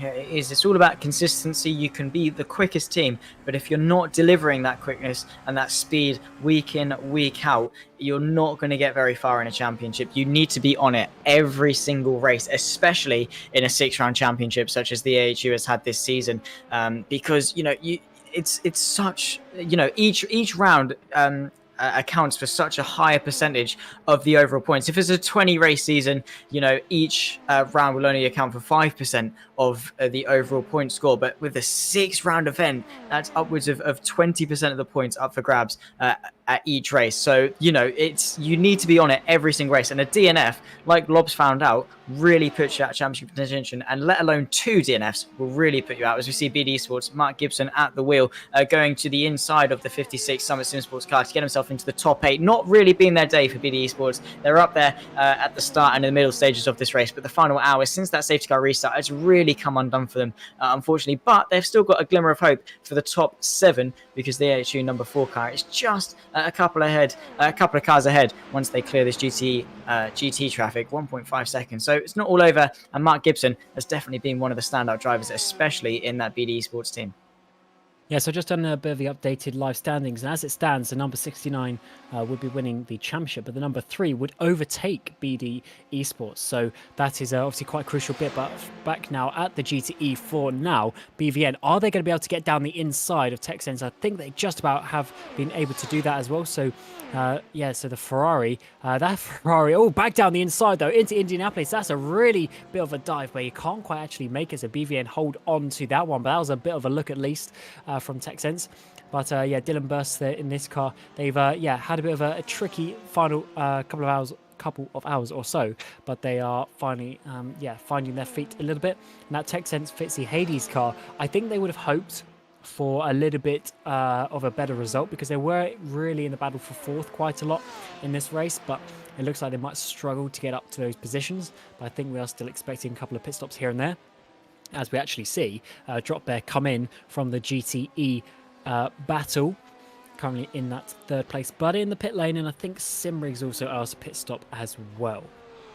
Yeah, there's still a while to go. Logitech Giata's come in, I think, a couple laps previously, and that's why they've lost the lead to Simrigs, who are yet to come in. And when they do, Giatas will be the ones to step up and retake that race lead for the final 20 minutes of the 8 hours of Le Mans. It's really gone quickly, and the season as a whole has really flown by, but it's been an absolutely incredible season. And we're at these closing stages now. I think we can say a massive thank you to everyone who's been involved with the series. The drivers coming in, and we've had full grids ever since, I think, Silverstone. After Silverstone, we've had a big grid, a wide grid, a really good grid as well. And of course, all those in race control. Dan Handover, our broadcast director, and of course Shane and Nick for starting the series in the first place. Well, yeah, indeed, and obviously can't forget the wonderful sponsors getting themselves involved: Boost Mobile, OSR, eSports as well, Grid Engineering, Simply Race, and Dave Cam, Coach Dave Academy, I should say, as well, all getting involved, which is really great for these teams of drivers. And don't forget as well, code AHU Endurance at Grid Engineering to get yourself, I believe it's a 10% discount on products over there, including similar products as well. So obviously get yourself a nice little discount with that code on screen, as you just saw. So yeah, always nice, and a big thanks to those guys for getting themselves involved. And it is now coming down to the final just under 20 minutes of the season to go, and it is looking very good for the number 69, because their theoretical points would still be 130 something points ahead of ahead. So let's see but how this is going to work out, because the number 3, Scott Pye's just lost the lead for Summit Sim Sports. Just so I look away to the to the table, is actually changing once again. Summit Sim Sports there getting the lead from the number 3, and they've still got a little bit of a gap behind them, but Summit Sim Sports, that is a really good result if they can hold on to that. Scott Pye though trying to get the slipstream back, and I think he's actually going to be able to battle this one back. And Zach, I don't think this one is going to be over just yet. Definitely not. I mean, Shane van Gisbergen worked so hard for Scott Pye to put him in that position, so Scott needs to do Shane a favour and manage to hold on to all of that hard work. Summit Sim Sports, we're not quite sure if they have to pit again. We're not quite sure if anyone else has to pit again because of the uncertainty that is the fuel tank in the LMP2s. But if Summit Sim Sports do have to pit again, will Scott Pye be aware of that? We don't know. He's getting a lovely bit of slipstream, though, down towards Indianapolis. It's not quite going to be enough to close the gap before the kink. He just needs to focus on staying close in towards Indianapolis. You can just see how committed that Summit Sim Sports car is going through, but Scott Pye, as they approach a little bit of traffic just in front, could allow him to launch that counter-attack in towards Arnage. They're going to have a little bit of slipstream before the Porsche curves. I'm going to quick replay. This is Riley Bilson in the Drop Bear HRS car getting in towards Indianapolis. This is going to be another lock of the rears going through. And yeah, the camber once again really catching a lot of people out. But Cam, this fight for the race lead definitely is not over, provided Scott Pye can get through on this Porsche. You can just see he's going to absolutely send it to the inside because he cannot lose any time. And this is the desperation that is going to be driving him forward. He needs to unlock something. He needs to unlock DRS or an extra gear to be in order to stay in this lead fight. Unless Summit Sim Sports does come into the pit lane, in which case it's just be handed back to him for free. But he needs to definitely get a move on, and getting stuck behind this Lamborghini definitely not helping. Oh, the pit lane almost forgot about that. You have to remember, some of these guys are going to need.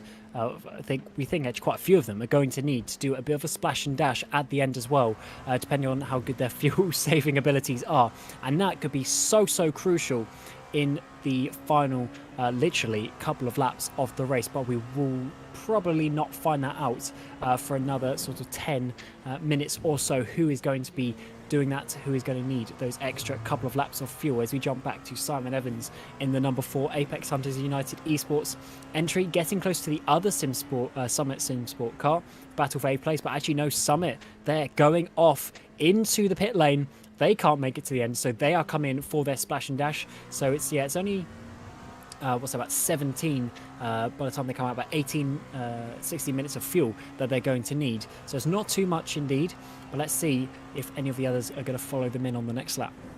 Yeah, it's going to be interesting. And, one of the Summer Sim Sports is in, as you say. Rush Sim Racing also come in. Is the other car, going to follow suit? 2.2 seconds is the gap to the number 3. Scott Pye really couldn't stay on the back of the Summer Sim Sports for very long.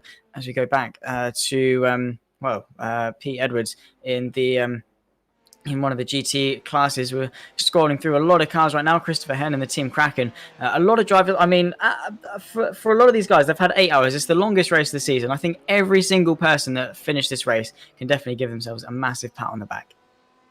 Yeah, it's not a 24-hour race, but it's still 8 hours is still, a long enough time to be racing. You got, 2-3 drivers in these teams, literally thousands of corners and braking zones that you're going through. So to not make a catastrophic mistake in all of that time is still very good result. Indeed, trying to get to the end of an 8-hour race is pretty difficult. But let's see now. Battle for P9. Analytical trying to get the slipstream down the inside of Injectors Online. Number 46. I think they're going to be able to make that. That slipstream was a huge overspeed for the number 27. But on the brakes, is he going to be able to hold it on the inside? Yes, he is. So Guy Leach is going to be dropping there down towards 10th place. And Analytical already going quite far up the road. But let's see how good the slipstream is in return. Down towards the second Mulsanne chicane. Then the 46 Guy Leach wanted to get himself one better and get himself into the top 9. You can see the Analytical having to go half defensive, now bringing it back to the race line. Guy Leach closing at a rate of knots, now pulling to the inside, has a little look just to spot his braking point. He's got to have the slipstream back towards the Mulsanne corner if as long as he can get a good enough run off the exit of this second chicane, and he is very close indeed. The gap just over 0.3 of a second as they go through that little kink, and now it's a straight run, a very long run in fact towards Mulsanne corner. You can see the 27 sort of weaving around, trying to break that toe, snaking left and right just to stop that hole that he's punching in the air. But Guy Leach closing at a rate of knots. Is it going to be good enough towards the kink? Not quite. So the Analytical just about going to manage to maintain this P9. Unless Guy Leach can get a good enough launch, but I don't think he has off Mulsanne corner. So the Analytical should be safe in towards Indianapolis, and that is Guy Leach down into P10. This is one thing I love about sim racing. This camera angle is pretty awesome, but obviously that just physically wouldn't be possible in real life. But you can really see, actually we're closing down so much coming up towards Indianapolis, but he's not going to be quite close enough. He's kind of half looking, but not really thinking about it. It's just a bit too dangerous to dive into that corner because you don't really slow down too much before it. So it's a bit difficult to get a bit of overspeed, bit of a dive into that corner. But this one now coming up out of Arnage up to Porsche curves, it's always a really good place to get a bit of a slipstream, but I think he might just be the tiniest bit too far behind to once again really think about it. But he's going to have to try and do something indeed, because we are running out of laps in this race. Just over 13 minutes left of this race, of the season, for these drivers to work out their positions, and it's certainly getting close with a couple of these teams. And as we get to the end of another lap, who is going to be coming into the pit lane? Is anyone going to be doing so? Or are we going to be seeing some drivers try and risk it to the end? We will just have to wait and find out. Maybe some at SimSports might chance it if they have got the capacity to do so. 2.5 seconds, they've got to the number 3. I mean, there's only 13 minutes left to go. That's probably around about 4-5 laps left of this race remaining. So not long at all. The number 3, of course, freshly into the pit lane, will be comfortable to the end, probably. But the Summit SimSports did come in a couple of laps before, so might have a task in order to maintain that lead and maintain that fuel load, more importantly, because running out of fuel at this circuit is going to be absolutely detrimental, because it's such a long lap and it's such a fast circuit that if you're going slow in low fuel mode and running out, that you've got a long way back to the pit lane, and it's just going to lose you so much time. This is the P2 man of the GT3s, Kobe Williams, and the Drop Bear Motorsport Sam Blacklock Media 268 car, but very quick indeed, 35 seconds clear of third place, but just sort of in that no man's land because of how quick the Team FA Alonso Car Australia once again has been, and are looking very good for 6 races out of 6 races. That is just incredible. Yeah, you sometimes you just have to sit back and just admire some achievement, and that certainly is. There's been so many hours of racing, and at the end of all of that, if they can come out being victorious in each of those 6 races, that is certainly an incredible job. They've obviously got a bit of a speed advantage. It's kind of obvious, but you still, you can't make mistakes. You can't get caught up in traffic. You've got to do the correct pit stops. You need to pit at the correct time under safety cars. There's still a lot that you have to do, and it's a bit difficult to, because you obviously you get to a point where you kind of just expect them, or not necessarily them, but in a situation like that, you expect the person who's winning all the time to continue winning, but you kind of forget the effort and the input that goes with that. So yeah, they're certainly doing a good job indeed. And Kobe Williams for Drop Bear, 2nd place after 8 hours, and also by a comfortable margin themselves, would still be a really good result. It really is, and a podium in Le Mans to round off the season. I think Team FA Alonso Car Australia, Drop Bear, and Cataclysm can all give themselves a pat on the back, because all of them are pretty comfortable in terms of the person behind them, and pretty clear of the person in front of them. So they've all just driven their own races, been really consistent, really good. And well, while GT3 hasn't been the closest championship in the world, purely because of the dominance of Team FA, it's still been a very good series, and all of them up and down the grid have given us some good racing in the past, as has the LMP2 cars, which, speaking of, Summit SimSports are into the pit lane for a splash and dash, so Scott Pye is going to re-inherit the race lead cam. We still don't know if that number 3 is going to get to the end, though. It's going to be very tight, depending on where they are on the track. But yeah, this is certainly... well, we will have to find out actually how it's going to go for Summit SimSports, but we're assuming that there's going to be other people having to do this as well in the next laps. But firstly, we'll come back to Drop Bear Motorsports trying to get past Fishy Motorsports here for 14th place, the number 7 on the number 8, and the number 7 gets down the inside there into the second Mulsanne chicane, and he is going to be going up a position there. But don't feel too bad for Summit SimSports just yet, because we do think other people are going to be pitting. Yeah, it's really a race all that is very dicey between the 8 and the 7. The Drop Bear HRS having to be very, very careful as they negotiate the GT3 race leader to the inside. Through the Mulsanne corner goes the Fishy Motorsport number 8. Gets it stopped. Very nicely done. Goes in deep though. That's going to invite the 7 to get a lovely run off of Mulsanne corner. They're going to run side by side down towards Indianapolis. And I think the number 8 is just going to have to tuck in behind and have that slipstream towards Indianapolis. But you can see the 7 weaving around, trying to break that slipstream. The number 8 going to look to the outside. This is the fight for 14th, but it's such a good one indeed. The number 8 on the outside. It'll be the inside for Indianapolis if he can keep it around the outside through the kink. If the 7 gives him space, look at that slingshot. Look at that straight line speed of the 8. He's almost clear ahead of him. They're going to be side by side through Indianapolis. The number 8 on the inside. The 7, is he going to go all the way around the outside? Lovely bit of racing, kicking up a bit of gravel, and the number 8 trying to find a way through, going to dummy to the inside, has a look, but has to cut back in to tuck behind the Drop Bear HRS. That was incredible racing between the two. Yeah, these guys really battling it out. Doesn't matter if it's for 14th, 15th place. They are going to be giving it their all, as there's only just a few minutes, a couple of laps left of the season. And Fishy now trying to get a bit of a slipstream round the outside of Porsche curves. That's going to be really ballsy. We've seen the number 69 do that not too many laps ago, but number 8 there just backing out of it just a little bit.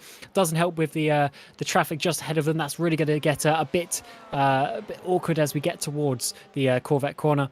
And it looks like Fisher Motorsports there having to just lose out a little bit. But number 7 maybe having a bit of a slower exit, actually, because of the way they sort of dived up the inside there of the Porsche.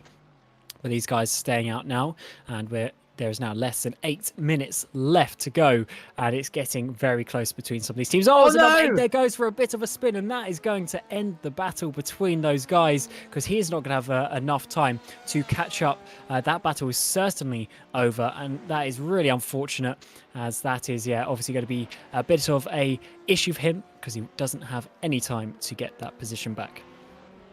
That's a shame, and an end to a very good battle indeed. I'm going to take a replay of it now. Blake Delaney, you can just see very close to the back of that number 7 right in front, just hopping over the curb. A mistake we've seen so many times. Turned a bit too early, took a little bit too much curb in the middle of the floor, bounced over that sausage, and around it went. And that is a big shame, and an end to what was an incredible battle. We're going to come back to it, though, with Scott Cieslawski in the Trick Esports PSG Chrome. In the number 99, you can see that's the one just behind BD Esports, the fight for P5 in class and overall with just over 7 minutes left to go. And in fact, the gap at the front between Rival Autosport 97 and the AHU number 3 also closing. This is definitely going to be a very spicy finish indeed. Not only are they closing, in fact, they have got in front Rival Autosport 97, the AHU number 3 has fallen behind once again after re-inheriting the race lead. Trick Esports trying to find a way through past the traffic. They both dart their way into the pit lane. And, well, this is going to be a very spicy end to this race indeed. I can't even predict who's going to be winning this race, because, as we said, it might come down to even the start of the final lap that someone comes in just for 1 lap of fuel for a splash and dash. Such was the timing of the safety car, as we have Injectors Online number 51, BDE Racing and Trick Esports all into the pit lane as we speak. So that's the number 51.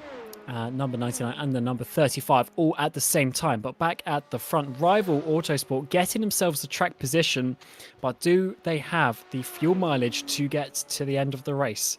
We will only find out in due course. But number 3, with Scott Pye currently at the wheel, he is getting just a little bit further away, and I don't know if he's going to be able to hold on to this battle on pure race pace. But let's see what they do with the slipstream, with the fuel saving, and who can get to the end.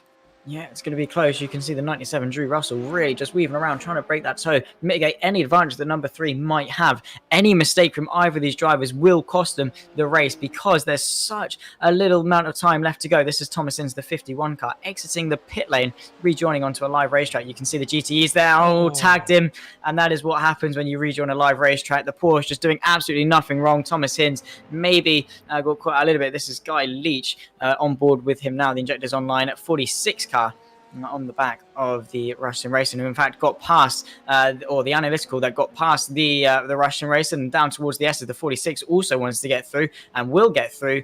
And Russian Racing really just getting forced out there, losing 2 positions. Oh no, the 46 has gone round through the S's. Russian Racing didn't lose 2 places in 2 corners, they only lost 1. And the 46, Guy Leach, having to pull himself out of the gravel. And at the front, it's still as close as ever. And back to this fight between BDE, Injectors Online 51 and Trick Esports. You can see Thomas Hinds very, very defensive to the inside. And the Trick Esports having to tuck back in. This is Scott Sosowski going to the left-hand side, dummying to the right, trying to find a bit of space. Injectors going to the outside of the 35 BDE Esports. This is very close, a 3-horse race for P5 in class. And they're going to all have the slipstream down towards the second Mulsanne chicane. Yeah, this is getting frantic. They know there's only very limited opportunities to get past now. But who is going to come out on top? BDE Racing, they're going so defensive to the inside. That is Mark Gibson there.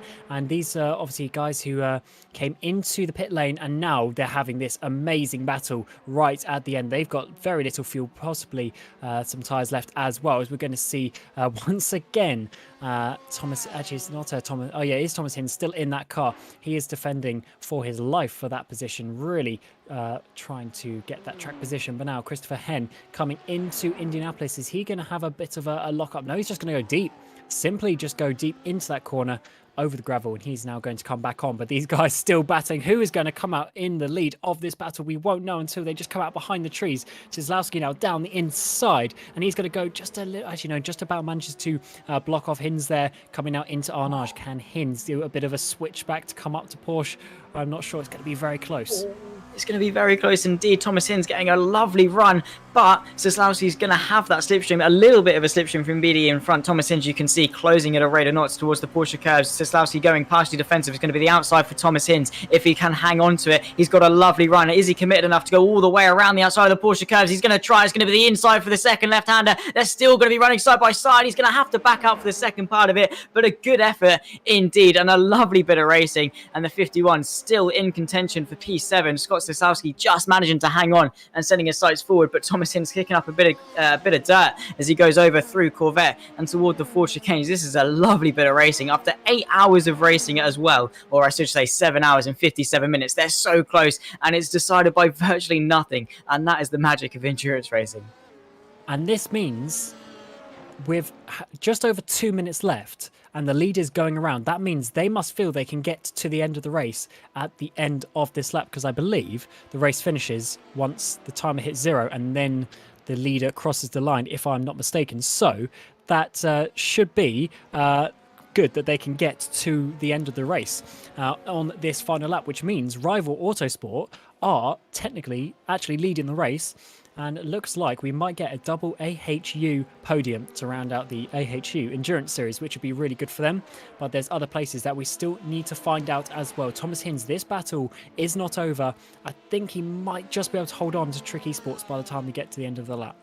Yeah, maybe, but the 51 is going to be lovely and tucked up in the slipstream. Scott Cisłowski going to have to be looking in his mirrors and making sure he can cover it off, because 3 attempts on the final lap definitely is not secure by any stretch of the imagination. The 99 not flinching at all, not going defensive to the first chicane, and Rival Autosport already putting that gap to 2.8, maybe even 3 seconds on this last lap, which is a shame because of the charge that Shane put on for Scott earlier on in the stint. The 51 just needs a good run off of this first chicane in towards the second one, be tucked up in the slipstream. The 99 hasn't really got much of a slipstream from the 35 in front, so it's all about pure engine power for that 99 to try and stay in front on the final lap of what has been an 8-hour race in towards the second chicane. I don't think Thomas Hinz is going to be close enough. In fact, he might be. The 99 definitely having to look over. Thomas Hinz probably just going to wait for that run in towards the Mulsanne corner.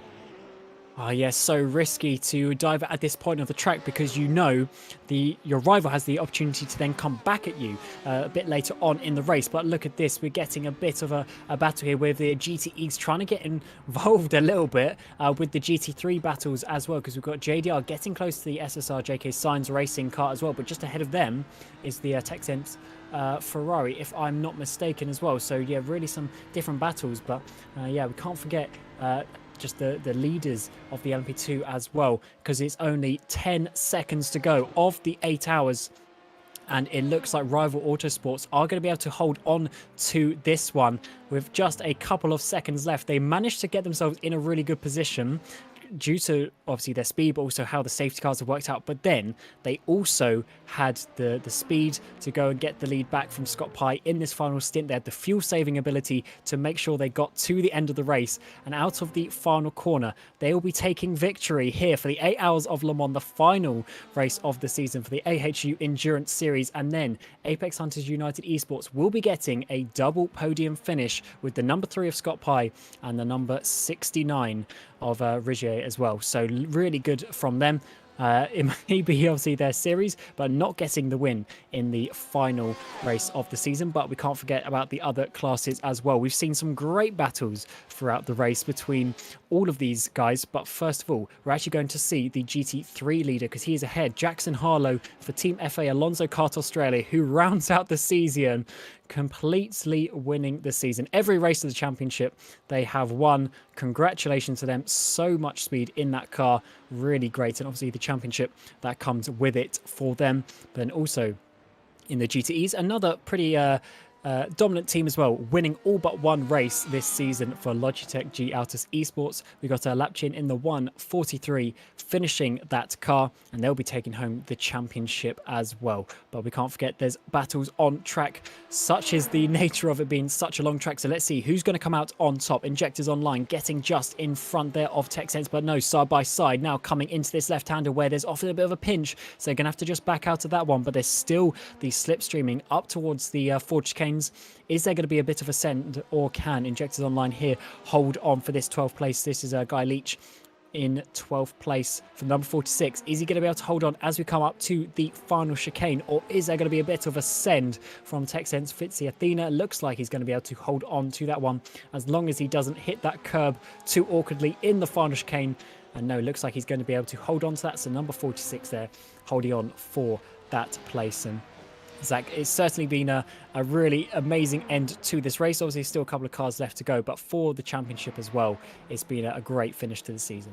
It really has been. Could not have asked for a better season finale, especially with that late safety car. First of all, congratulations to the AHU 69, who brings home the inaugural LMP2 championship, as well as Logitech G Altus, winning all but one race this season, brings home the GTE title, and of course the Team FA Alonso Kart Australia team, who have just been so dominant. 100% win rate in this series. And, well, they could not have asked for a better season. All three of them very deserved champions and, well, so consistent throughout. And they can all give themselves a pat on the back, as can everyone in this season, because they've all done incredible. And for the first season of AHU, could not have asked for much better. Yeah, once again, got to say a big, massive thank you to the sponsors as well. Boost Mobile, OSR Esports, Grid Engineering, Simply Race as well. So it's been great to get them involved. And obviously the first season, so we never know what is going to happen in the future. Hopefully we'll get a bit of a talk with either Nick Foster or Shane van Gisbergen during the interviews to see what they have planned potentially. But yeah, it's been an amazing season. It's been frantic, really. I think one really good thing is people love them and hate them, but I think the safety cars really just add to the race. It really did it today with the timing of the safety car. Really just made it a sort of 2-hour sprint towards the end there, and it really adds that little bit extra sort of uncertainty towards the championship. Yeah, it certainly does. Overall, I like the safety car when it's not used in excess, I should say. And Race Control really do manage the safety car as well and bring them out at the right points. It's not for unnecessary reasons, and it always seems to happen at some of the spiciest moments right towards the end of the race, where the strategy makes it very interesting. The last 3 races, we had Monza, Hockenheim, and of course Le Mans now, and of course also Silverstone, decided by a late safety car, causing some very strategical drama. But yeah, overall, an incredible race. And hopefully we're going to be able to drag a couple of these drivers and teams into the interview room. But first of all, we will get some confirmation on the screen of some results of this race. 8 hours of racing at Le Mans to finish the AHU Endurance Series. And here is how it stands. So Rival Autosport, the number 97, getting the win there by some 5 seconds from the AHU number 3 in the end there, with the number 69 about 13 seconds behind. Then also Summit Sim Sports probably at one point thought they could win this race, but unfortunately the fuel strategy just not quite working in their favour. They had to splash and dash and drop down to 4th place before one of the other Apex Hunters United eSports cars, the number 4 there, finishing in 5th place.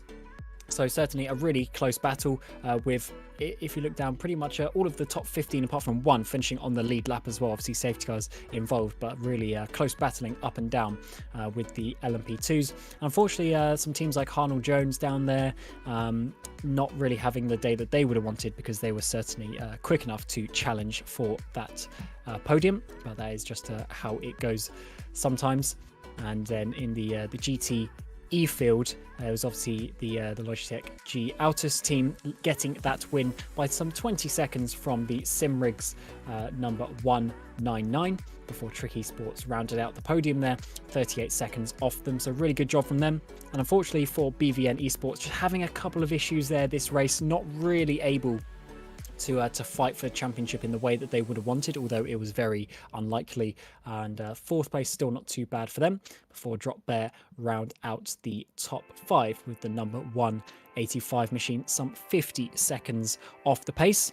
And also just congratulations to all the other teams there. Getting towards the end of an 8-hour race is certainly a little bit difficult. And we can't remember at the bottom there the safety car as well. Technically, it was a GTE safety car that we use, and that driven there by one of the other Van Gisbergens, is also doing a good job keeping the drivers safe when there was cars upside down, which unfortunately there were this race. And now in the GT3 categories, Team FA Alonso Kart Australia, the 215 machine getting that victory by 25 seconds to Drop Bear Motorsports, Sam Blacklock Media in the 268 car, followed by Cataclysm Computers Racing in the 289. Not too far behind really in that battle for the podium, but really, yeah, they just weren't really able to challenge for the victory today. Then SSR JK Science Racing the 271, followed by Pulse Racing Century Batteries for the 280 as well. Now, unfortunately, as we said, there's a couple of drivers getting some DNFs a little bit earlier on down there, so they could have fought for the victory, but unfortunately not to be. But yeah, Zach, that was certainly quite a crazy Le Mans, actually. Sometimes it can be, obviously with the way it is with the slipstream and everything, can be a little less action-packed than average, but this was certainly a lot more than average, I'd say. Oh yeah, certainly above average. All of the drivers deserve a massive pat on the back, and it's going to be nice to see when they all come in to the interviews in just a moment. I'll be lucky enough to get that insight. I think it's going to be a great insight to have and talk about them and talk to them about how they got on in the race. Yeah, it was a good race overall. I'm just going to wait for Dan Handover to drag in our class winners, and then we can talk to them and get a little bit of an insight. Yeah, it's hearing the opinions of these drivers could be quite interesting, because they might be a little bit tired after the 8 hours of racing as well. But Zach, here's Drew Russell for you, the winner of the race, finishing across the line in the number 97. Yeah, so Drew, a great race overall. First of all, well done for winning what has been the longest race of this season, and what a way to do it at the season finale and at Le Mans as well. Both you and your teammate Chris did an incredible job, but we cannot talk about we can't not talk about that ending of the race. That late safety car really made an uncertainty with the strategy. Were you confident in yourself that you could make it to the end? To be honest with you, not really. It was a little bit confusing whether we had enough fuel or not or whatever, and Scotty Pye had a fair gaff at the end there, so it was a fun last stint. Chris just said, put the hammer down, let's see what happens. If we run out, we run out. So I'm glad it all worked out in the end. So definitely brought it home in good fashion. And of course, you seemed fairly comfortable throughout the race, both you and Chris. This question goes to the pair of you. Shane Van Gisbergen was on an absolute mission after that safety car. He was in 13th, and he managed to catch up to every single person and get to the lead. Were you almost scared because of how almost comfortable you were for the entirety of the majority of the start and the middle stint of the races? I don't think we're ever scared. You just got to see how the strategy plays out. We took tyres a couple of stints from the end to make sure we had something to fight with at the end, and I think that's probably one of the reasons we end up winning the race. So I'm glad we pulled the strategy right and got there in the end. Definitely good. And Chris, for you, were you just as confident as your teammate? Oh, maybe not as confident as my teammate. He's just an absolute weapon. So, but yeah, we felt pretty good in the car overall. It's obviously challenging when you're up against Van Giz, but we just held it together. Kept our heads down and just pushed it really, and paid off really. So it's good.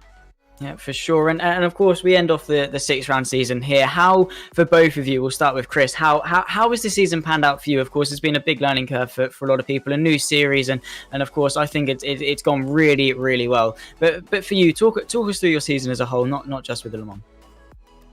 Well, we started halfway through the season, so we haven't been able to fight for the championship or anything, which maybe has helped us because we can just kind of send it in a way and not have to worry about any points or anything. But yeah, we've just been taking it one race at a time really and just enjoying it.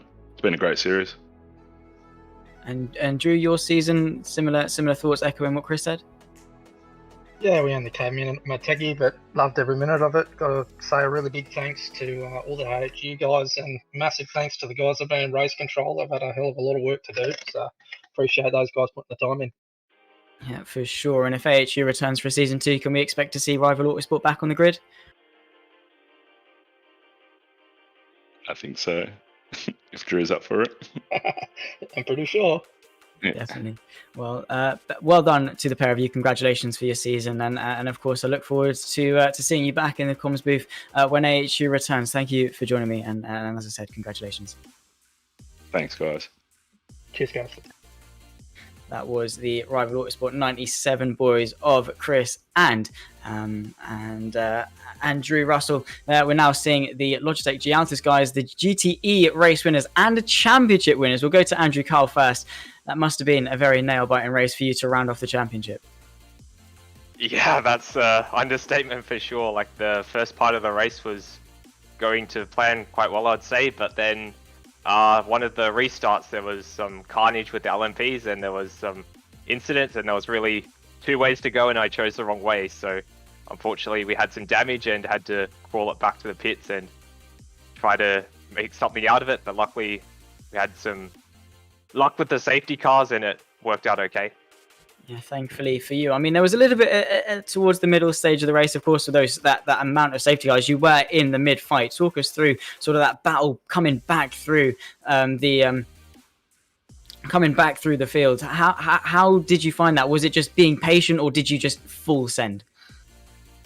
I was trying to be patient. I didn't want a repeat of Silverstone or anything like that, so I was trying to be patient. But then a couple of times, like I just broke at a point where I thought I was braking sort of conservatively, and it almost ended up being a move on the other guy. So it probably looked more aggressive than what I was trying to make it, that's for sure. Well, it definitely gave us something to watch. And James, to you, your race and season as a whole, of course, both of you have won the championship, and you both won every single race bar Silverstone. So a pretty successful season for you, James. Talk us through the entirety and the feelings for a season as a whole. Yeah, I think the season's been really great for us. Obviously, for me personally, jumping into a car that previously I haven't really put much time into, so it's been really fun to get into a GTE and sort of learn a little bit about it and whatever else. But yeah, Silverstone was obviously tough, but we bounced back really well, winning the next 5 races. And yeah, Andrew's been awesome the whole season. So yeah, it's been really good for both me and the team as well. Yeah, for sure. And if AHU returns for a second season, can we expect Logitech G Altus to return to the grid? Yeah, for sure. I think we've all enjoyed ourselves. We were actually talking just before about thinking of, like, what classes we might run next year. Haven't made up a decision just yet, but yeah, we'll see what classes are available and what cars and stuff like that. And yeah, I'm sure we'll come back and have a run in something, that's for sure. Well, best of luck to the both of you for next season. And of course, congratulations on both your race win today and the last 5 race wins. And of course, the championship as well. Well done to both of you. And thank you, as always, for joining me in the commentary box. No worries. Just a quick shout out to the sponsors as well, with Logitech G, Astro Gaming, Cube Controls, Own3D, Racetech Seats, Virtual Racing School, and Sam Blackwood Media. And obviously, you guys for the broadcast today and for the previous 5 rounds as well. It's been awesome to watch. And obviously Shane, Nick and Simon and all the guys at OSR who put the series on. It's been great. And yeah, really hope season 2's just as good. Yeah, well, thank you so much. And I'll wish you a very good evening, I believe it is, to where you are. So yeah, go get some well-deserved sleep and go and celebrate. Thanks, guys. Thank you. That was the 143, the Logitech G Altus, the GTE race winners and champions. We're now going to jump in with Jackson, Susan Harlow and Jake Burton, the very dominant Team FA Alonso Kart Australia. You guys, 100% race victories. I don't know how you did that. We'll go to Jackson first. Just talk us through your race today. Of course, at one point, 140-second gap to second place. And of course, in quali, 2.5 seconds to second place. You couldn't have been more dominant today. Yeah, cheers. I love this track. Awesome track. Yeah, it was a pretty fun race. yeah, really enjoyed it. Yeah, just cheers to Jake. He came straight from work, headed home. His internet failed big time. He got on the sim during the session, dropped out about 3 times. He rushed to his girlfriend's house, got on her sim that he's unfamiliar with, and just to get out there. So big thanks to him. Not a lot of people would have done that. We got him out there. The plan was to get him a stint, probably a little bit more, but just with unfamiliar stuff, and yeah, like I said, just with the internet problems, it was going to be hard to get him more than a stint without, yeah, struggling a bit more. So we decided just to get him in, get those laps done, and then put me back into the end. It worked out good, so yeah, it was a good race. Yeah, for sure. Jake, we'll go to you then, completely unaware of your situation. First of all, you are extremely lucky to have a girlfriend that has a sim. First of all, I think that's something a lot of people are envious of. But talk us through your race and, of course, it being a very unfamiliar experience for you. Yeah, that's it. I honestly, kudos to Jackson. Like, it wasn't really much of a race for me, to be honest. He drove about 7 hours and 10 minutes of the 8 hours. So, yeah, really, it was just a matter of sort of getting home and yeah, as I say, got home from work and the net died pretty much straight away. I tried using my phone, tried heaps of other things, and I just couldn't get it to go. So fortunately had the option to head over to Emily's and have a crack on her rig, and managed to get about just short of an hour of driving in, but most of it was under the safety car anyway. I think I only had 3 or 4 green laps, which is probably fortunate because my pace wasn't too good. Our rigs have some similar elements, but little things like managing the traffic when at home I have a triple screen set up and M's is only a single screen, so stuff like that was quite challenging. So probably thankful that Jackson was in the car for most of the important parts of the race anyway. But yeah, it's been very up and down season for us, and although we've won every race, fortunately, there's been moments like this that have certainly added some spice to it. Well, with that, all these factors coming in, of course, at the end of Motegi, you said you hadn't practiced much for it at all and still managed to win in extremely dominant fashion. So well done to the pair of you. You seem to be extremely good teammates. We'll start with you again, Jake. This question goes to the pair of you. Talk us through your season as a whole. Start with Silverstone and how has the first season of AHU been? It's been awesome. We're actually just mentioning to Shane before how much fun we've had. From the perspective of our season, it's just been, it's been fairly hit and miss in terms of the luck we've had. Like, Silverstone was fairly cut and dry. But then, we go to Watkins Glen and we had to claw the thing back from a lap down after it was over the fence halfway through the race. So as much as you look at the record and say 6-0, it's pretty cool. But it also hasn't been smooth sailing the whole way. So yeah, it's certainly been a challenge at times. But one thing we mentioned to Shane is, for the next season of AHU, we'd really, really like to see some more guys come along and race GT3, make it as competitive as it can be, and really make it a little bit more of a challenge for us, as funny as that is to say, because it makes the racing and the championship a hell of a lot more interesting. But yeah, can't thank the AHU guys enough. I think for their first crack at it, this was probably one of the most well-run leagues I've ever been a part of. So heaps and heaps of fun. Yeah, for sure. And to you, Jackson, is it just echoing what your teammate said? 100%. Yeah, big thank you to all the AHU guys. Series have been awesome. Obviously, with no real life racing for me, this has been perfect just to have some fun. Me and Jake love driving the GT3. And yeah, like Jake said, hopefully next season we can get some more people and make a bigger race out of it. For sure. So I think you've just answered my next question. We can definitely expect to see you guys back on the grid next season. I think you can pretty much expect that. Hopefully I can commit to all the rounds. Yeah, obviously real life racing will come into play, but I'm sure if I won't be racing, Jake will try and attend everyone he can, and yeah, we'll find someone else if that's the case. But yeah, I'll try and make all the ones I can, and yeah, we'll try and back up this one.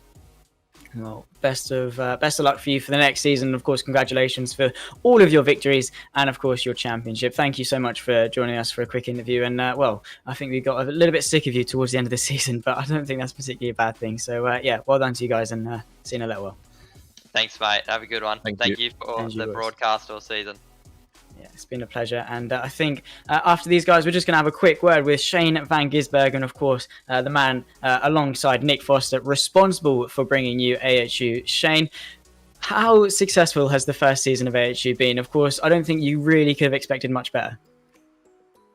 Hey guys, oh well, thanks to everyone who's helped out, including you guys. Like, the job of the broadcast is awesome, always awesome to watch, and then all the people, like, yeah, everything's so positive and everyone's having fun, and then we go racing and it's super serious. So yeah, it's been cool, and Nick and Simon and I, we've all put in a lot of effort, but hopefully we've made a really cool racing series for everyone. You definitely have. And looking forward into the future after the success of the first season, can we expect a season 2? And of course, what if there is, are we going to see anything new? Are we going to see any new additions? Yeah, we'll definitely do a season 2. It'll probably be in the new year, early new year sometime. And we're thinking at the moment we'll make it LMP2 and GT3, seeing as the P2 cars are sort of died off. So that's what we're thinking. It still might change, but yeah, we'd love to do a season 2, and there seems to be plenty of support for it. Yeah, for sure. And it's been an absolute pleasure commentating on it and being a part of it, because yeah, from Silverstone to now, it has grown a lot and has been a very enjoyable experience. But we can't not talk to you about your absolute incredible charge to the front of the field from P13 off that safety car restart. Even if you didn't win, that was a charge and a half. Yeah, well, we came from a lap down due to my co-driver's penalty, but yeah, I think the last 3 races have come down to the last 5 laps or something, so it's certainly been pretty exciting. But yeah, Scotty was doing awesome, but he had my tyres that had done 2 stints, so he was sliding around a bit. But hey, it made for a mega finish, and hopefully it was good to watch. But yeah, trying to save fuel and get to the end, it made it pretty tough. Yeah, I can imagine. Well, thank you, Shane, for coming in for a quick chat and discussing the future of AHU. It's definitely been a pleasure to commentate on you and watch how the season has progressed, and I certainly cannot wait for season 2. Awesome, guys. Really appreciate it again. Speak to you soon. It's in a little while. Well, Cam, we just had the interviews. It's been lovely to get a bit of insight from everyone. Overall, this season has been incredible. Yeah, it's been a great season, and it's good to hear from Shane himself that obviously, what's that, about 3 months' time or so, we'll be aiming to get a season 2 out, which is great to see.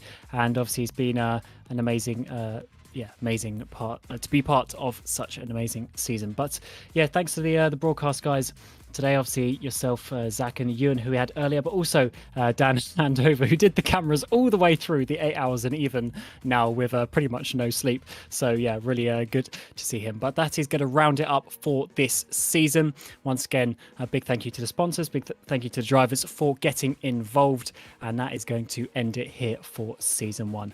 And until season 2, we wish you a very warm goodbye.